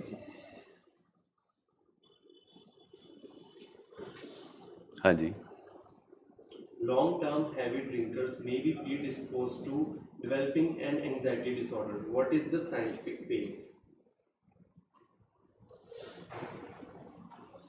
ਜੇ ਕੋਈ ਘਬਰਾਹਟ ਹੁੰਦੀ ਹੈ, ਹਰ ਵੇਲੇ ਘਬਰਾਹਟ ਰਹਿੰਦੀ ਹੈ, ਨਸ਼ਾ ਛੱਡਣ ਤੋਂ ਬਾਅਦ ਉਹਦਾ ਕੀ ਕਰਨਾ ਚਾਹੀਦਾ? ਘਬਰਾਹਟ ਫੀਲ ਹੋ ਰਹੀ ਹੈ, ਘਬਰਾਹਟ, ਡਿਪਰੈਸ਼ਨ ਐਕਚੁਅਲ ਦੇ ਵਿੱਚ ਜਿਹੜਾ ਇਹ ਘਬਰਾਹਟ ਕਹਿ ਲਓ, ਡਿਪਰੈਸ਼ਨ ਕਹਿ ਲਓ, ਇਹ ਇੱਕ ਡਰੱਗ ਲੈਣ ਤੋਂ ਬਾਅਦ ਜਿਹਨੂੰ ਆਪਾਂ ਪੰਜਾਬੀ 'ਚ ਕਹਿ ਦਿੰਦੇ ਹਾਂ ਖਾਲੀ ਪਣ ਹੈ ਨਾ ਜੀ। ਅਤੇ ਬਹੁਤ ਸਾਰੀਆਂ ਚੀਜ਼ਾਂ, ਜਦੋਂ ਮੈਨੂੰ ਘਬਰਾਹਟ ਹੁੰਦੀ, ਬੜੀਆਂ ਮੈਡੀਸਨਸ ਹੈਗੀਆਂ ਨੇ ਹੈ ਨਾ। ਜੇ ਜ਼ਿਆਦਾ ਤੁਹਾਨੂੰ ਚੀਜ਼ ਹੋ ਰਹੀ ਹੈ, ਮੈਡੀਸਨ ਘੱਟ ਕਰ ਦਿੰਦੀ ਹੈਗੀ। ਸਭ ਤੋਂ ਪਹਿਲੀ ਚੀਜ਼ ਤਾਂ ਇਹ ਹੈਗੀ ਹੈ, ਜੇ ਤੁਹਾਨੂੰ ਵੈਸੇ ਡਿਪਰੈਸ਼ਨ ਫੀਲ ਹੋ ਰਿਹਾ, ਡਿਪਰੈਸ਼ਨ ਕੀ ਹੁੰਦਾ ਹੈ ਵੀ ਜਦੋਂ ਆਪਾਂ ਡਰੱਗ ਛੱਡਦੇ ਹਾਂ ਤੇ ਗੱਲਾਂ ਕਰਨ ਨੂੰ ਜੀ ਨਹੀਂ ਕਰਦਾ ਹੈਗਾ ਆਪਣਾ, ਬਹੁਤ ਘੱਟ ਕਰਦਾ ਹੈ। ਤੇ ਫਿਰ ਹਰਮਿਟੇਜ ਦੇ ਵਿੱਚ ਇਸੇ ਚੀਜ਼ ਦੀ ਟ੍ਰੇਨਿੰਗ ਦਿੱਤੀ ਜਾਂਦੀ ਹੈ ਵੀ ਜਦੋਂ ਤੁਹਾਡੇ ਕੋਲ ਸਾਰੀਆਂ ਚੀਜ਼ਾਂ ਲੈ ਲਈਆਂ ਜਾਂਦੀਆਂ ਨੇ, ਮੀਟਿੰਗਸ ਪ੍ਰੋਪਰ ਹੁੰਦੀਆਂ ਨੇ, ਤੁਸੀਂ ਬੋਲਦੇ ਹੋ। ਜਦੋਂ ਐਕਚੁਅਲ 'ਚ ਆਪਾਂ ਬੋਲਣਾ ਸ਼ੁਰੂ ਕਰਦੇ ਹਾਂ, ਘਬਰਾਹਟ ਹੋ ਰਹੀ, ਡਿਪਰੈਸ਼ਨ ਫੀਲ ਹੋ ਰਿਹਾ, ਤੁਹਾਨੂੰ ਜੇ ਫੀਲ ਹੋ ਰਿਹਾ, ਤੁਸੀਂ ਜਦੋਂ ਬੋਲਣਾ ਸ਼ੁਰੂ ਕਰਦੇ ਹੋ ਤੇ ਤੁਸੀਂ ਆਪਣੇ ਦਿਮਾਗ ਤੋਂ ਬਾਹਰ ਹੁੰਦੇ ਹੋ। ਖਾਸ ਚੀਜ਼ ਇਹ ਹੁੰਦੀ ਹੈ ਜਦੋਂ ਤੁਸੀਂ ਬੋਲ ਰਹੇ ਹੋ ਹੈ ਨਾ, ਤੁਹਾਨੂੰ ਡਿਪਰੈਸ਼ਨ ਵੀ ਹੈਗਾ ਤਾਂ ਤੁਸੀਂ ਆਪਣੇ ਮਾਈਂਡ ਤੋਂ ਬਾਹਰ ਹੋ। ਜਦੋਂ ਤੁਸੀਂ ਬਿਲਕੁਲ ਨਹੀਂ ਬੋਲ ਰਹੇ, ਬੈਠੇ ਹੋਏ ਹੋ, ਚੁੱਪਚਾਪ ਬੈਠੇ ਹੋ, ਤਾਂ ਆਪਾਂ ਆਪਦੇ ਮਾਈਂਡ ਦੇ ਵਿੱਚ ਹੁੰਦੇ ਹਾਂ। ਸੋ ਇੱਕ ਚੀਜ਼ ਮੈਂ ਤਾਂ ਜਿਹੜੀ ਚੀਜ਼ ਸਿੱਖੀ ਹੈ, ਮੈਨੂੰ ਅੱਜ ਵੀ ਡਿਪਰੈਸ਼ਨ ਫੀਲ ਹੋਵੇ ਤਾਂ ਮੈਨੂੰ ਲੱਗਦਾ ਮੈਂ ਇਕੱਲਾ ਨਹੀਂ ਬਹਿੰਦਾ, ਮੈਂ ਬਾਹਰ ਚਲੇ ਜਾਂਦਾ ਹੈ ਨਾ, ਤੁਰਨਾ ਫਿਰਨਾ ਸ਼ੁਰੂ ਕਰ ਦੇਣਾ, ਕਿਸੇ ਨੂੰ ਨਾਲ ਲੈਣਾ, ਉਹਨਾਂ ਗੱਲਾਂ ਕਰਨੀਆਂ ਸ਼ੁਰੂ ਕਰ ਦੇਣਾ। ਜਦੋਂ ਆਪਾਂ ਗੱਲਾਂ ਕਰਦੇ ਕੋਈ ਵੀ ਕਿਸੇ ਤਰ੍ਹਾਂ ਦੀਆਂ, ਭਾਵੇਂ ਉਹ ਕੋਈ ਸਾਈਕੋਲੋਜਿਸਟ ਨਾ ਵੀ ਹੋਵੇ, 10-15 ਮਿੰਟ ਬੋਲਦਾ ਮੈਂ, ਤੇ ਬੋਲਣ ਤੋਂ ਬਾਅਦ ਨੋਰਮਲ ਜਿਹੜਾ ਠੀਕ ਹੋ ਜਾਂਦਾ ਹੈ। ਮੈਨੂੰ ਐਕਚੁਅਲ 'ਚ ਪਤਾ ਨਹੀਂ ਲੱਗਾ ਤੁਸੀਂ ਕੁਐਸਚਨ ਮੈਨੂੰ ਕੀਤਾ ਹੈ, ਮੈਨੂੰ ਸੀ ਸ਼ਾਇਦ ਸਰ ਨੂੰ ਪੁੱਛ ਰਹੇ।